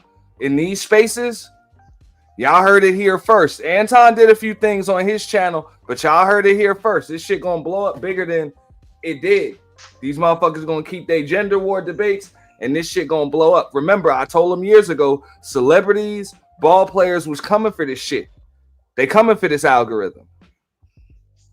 They already here. They got it. And they gonna take it. And they gonna take it over though. They gonna like y'all heard that shit that Gilbert was talking about earlier with the fucking roast league and all of that other shit. Like I already been ahead of that shit. I don't even know what the fuck out of here. I've been ahead of that shit for years. Cause I'm like, I know what the space does well. Trust me, they've been eyeballing this shit. All of them big ass corporate conglomerates and shit, they see where all the viewers are. Why mainstream media is in the toilet. And T, I watch the news every day before when I wake up, and I watch it before I go to sleep, bro. A lot of the content creators, bro, y'all got so much power. Even the word usage. Kuda know, DJ Kuda know what's up. James Kills, and those have been around. I said it about 4 years ago. I was like, yo, celebrities coming for this shit. They coming for this shit. Because and it's not even because they want to, it's because they still got to stay relevant, and the corporate conglomerate engine that's backing them wants to go where the fucking viewers are. You know what I'm saying? Like, y'all don't know what y'all got. This is a fucking gold mine. This is a gold mine. You know, I heard a person on ABC News. Well, I'm saying, motherfuckers is playing with this shit, man. Go ahead. You heard me. I heard a person use this on the news. Talking point. What is that? What is talking point? Talking point. Bro, these motherfuckers be in the clouds, all of that shit. They be in the cloud, bro. They be in the clouds. You thinking, motherfucker, you might have four live viewers today. You got 6 live viewers tomorrow. And one of them other 2 motherfuckers be some millionaire motherfucker, like just like Unc B Streamer said, be Paul Pierce watching your ass in the motherfucking bushes. Yeah, and you know who the main channels they be on too? All these crimes that like if you have any kind of major crime or a certain situation with a star, y'all YouTube content creators get the information. Like with even dealing with rappers, y'all get the information from the streets first. So that person that actually work with those companies, they'll sit up here and get all that information, jot it down, have other people watching it, and they piece it together, and they start doing y'all. They get y'all information and put it on mainstream TV, bro. That's why you be like, damn. Auntie was talking about this the other day, but you'll see it on a goddamn major broadcasting show. But they got that information from somebody that called in and said all this shit that y'all know. Y'all on IG and talking to them back and forth, but some person. I mean, Paul Pierce linked. Trust me. Paul Pierce, I'm telling you, Anton about to hire Gilbert Arenas. That's why, hey, I'm gonna finish playing this shit. But now I don't know if you out or you staying or whatever. I'm gonna get straight for the morning, man. I gotta get. All right, let's spin this block back real quick. All right, dog. Because you the brain, right? You the brain. Without you, none of them other niggas exist in my mind. It's plenty of niggas that start a basketball podcast that ain't popping at all. That shit is trash. Let's just keep it 100. Now, that part right there, that last piece of what Anton Daniels said, is something that didn't sit too well with Kmart. He addressed it on the next episode of Gil's Arena. And this is what he had to say. On the thing with the other day, what's his name? The chunky dude. When you was on there with Kwame the other day. The chunky dude. Nigga got pressed him. Low? Low? Oh, I don't know his damn name, whatever he is. Yeah, like he just like y'all chatting and this, that, and the third, and we just kept straight, like on there calling niggas nobodies and shit like that, bro. Like, nah, like that ain't more than a nobody. He was praising you for being who you are, and in the same breath, gonna be like, yeah, when them other dudes on the shows and nobody, they'd be nobody without you. Nobody. I think I'm been somebody for a long time now. Shout out Jesse J. Not low. Whoever that was what you said with Kwame. Yeah. The dude, I don't know his name, so obviously he's a nobody. Sounds like nobody. He's a nobody. So when we call praise for, so I just wanted to be known that like we ain't. Who is it? I don't. I don't know his name, and I don't care to remember his name. But Anton, that's whatever he is. Though he was on the live feed with him, Kwame the other day. He was praising Gil for for being who he is, creating the space, and Gil was explaining about the logistics of the business, this, that, and the third, and he went on to say like, yeah, without Gil, them dudes is nobodies without you, like. No, dude. Hey, man. Not him. Right? I ain't shit without you. So like nobody's like we didn't play in the league. Yeah. Like Gil made us who we is. Like we some niggas. Like we some niggas off the street that grew up with Gil. Like we carry Gil fucking bag and we. Well, I am a nigga off the street. I got a job for you. Yeah, but we ain't gonna do that. We ain't gonna do that. Kenyon, shoot that nigga out there free throw. You know what I'm saying? Yo. That part, right? Like that part, right? We ain't gonna address people as nobodies when, trust me, bro. Like I'm taking a high road in this because it's big. Check your DM, but that's all, dog. Don't. I know Kenyon, that motherfucker like, wait, hold on. Yeah, I want to know who he is now. Yeah, don't do that, bro. Like it's the fact that you always be on. No. That's low. No. Now, Kenyon Martin, I understand what he's saying from the standpoint, like we not nobodies. We can, when we're talking about basketball, we can talk about experiences. We can talk about what went on inside the locker room. We bring something to the table that you can't just go get the average Joe off the street, to tell you about what's going on in the NBA, the inner workings, and all these stories. Like, for instance, his issues with George Karl, things like that. They can bring those experiences to the podcast. I don't know what context Anton Daniels mean that in.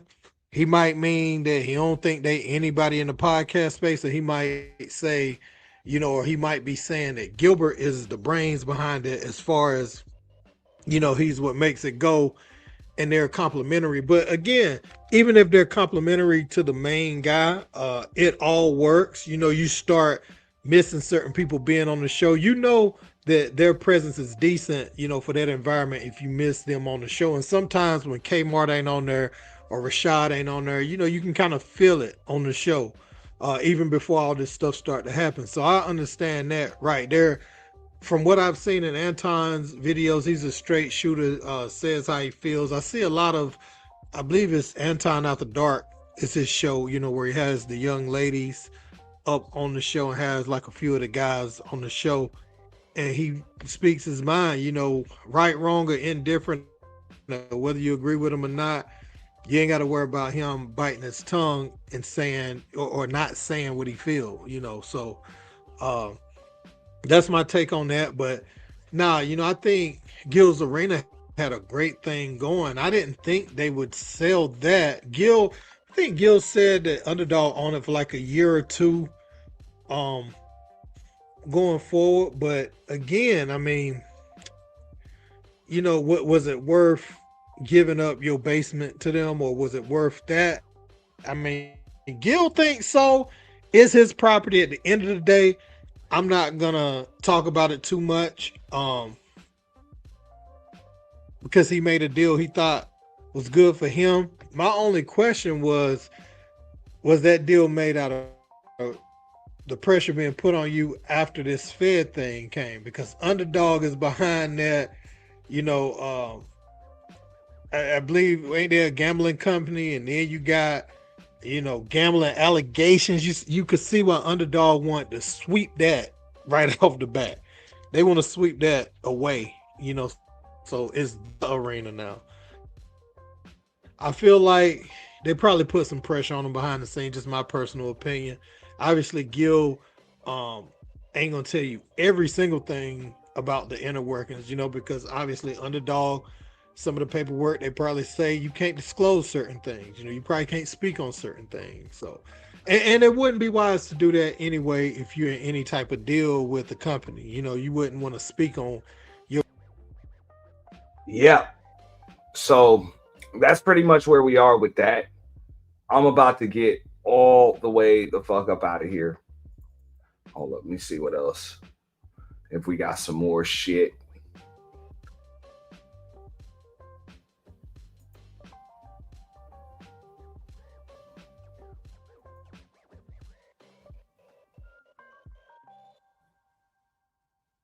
And I'm not watching no 2-hour video. I'm about to get up out.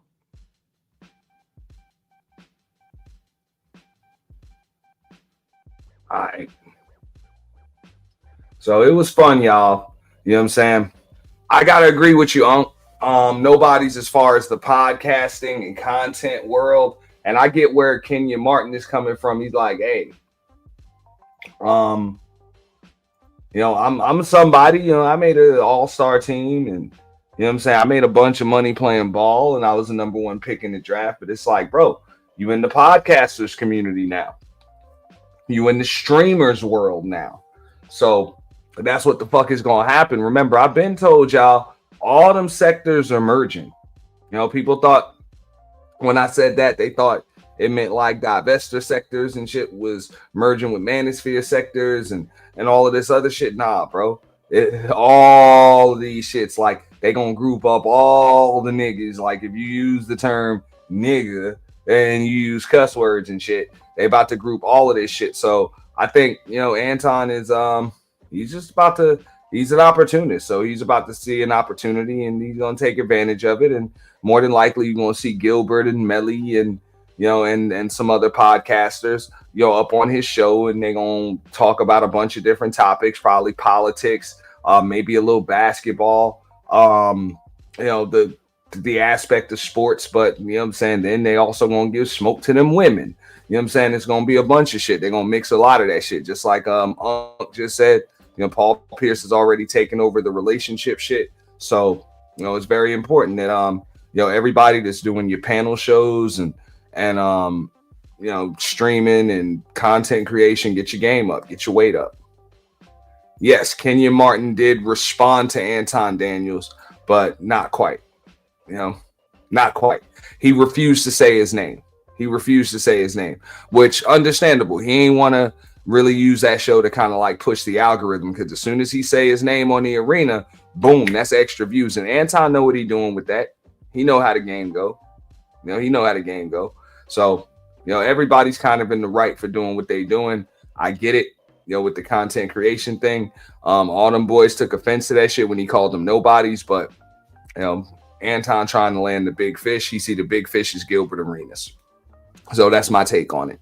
You know, on that note, let me thank everybody for coming through. You know, I'm about to get all the way up out of here. Shout out to L Nix, you know what I'm saying, Bridget, D Durrell, you know what I'm saying, everybody supported through Super Chat, you know what I'm saying, Cash App, anybody that's going to be catching the replay on either channel, super thanks. You know what I'm saying? That's always appreciated. Shout out to WORLDSTAR Hip Hop. All right. They caught your boy JPrince praising EBT. He says he will steal and loot if Big Daddy government takes his EBT. You know, that is what it is. Now, everybody, make sure you guys like, share, subscribe, and also hit the notification bell.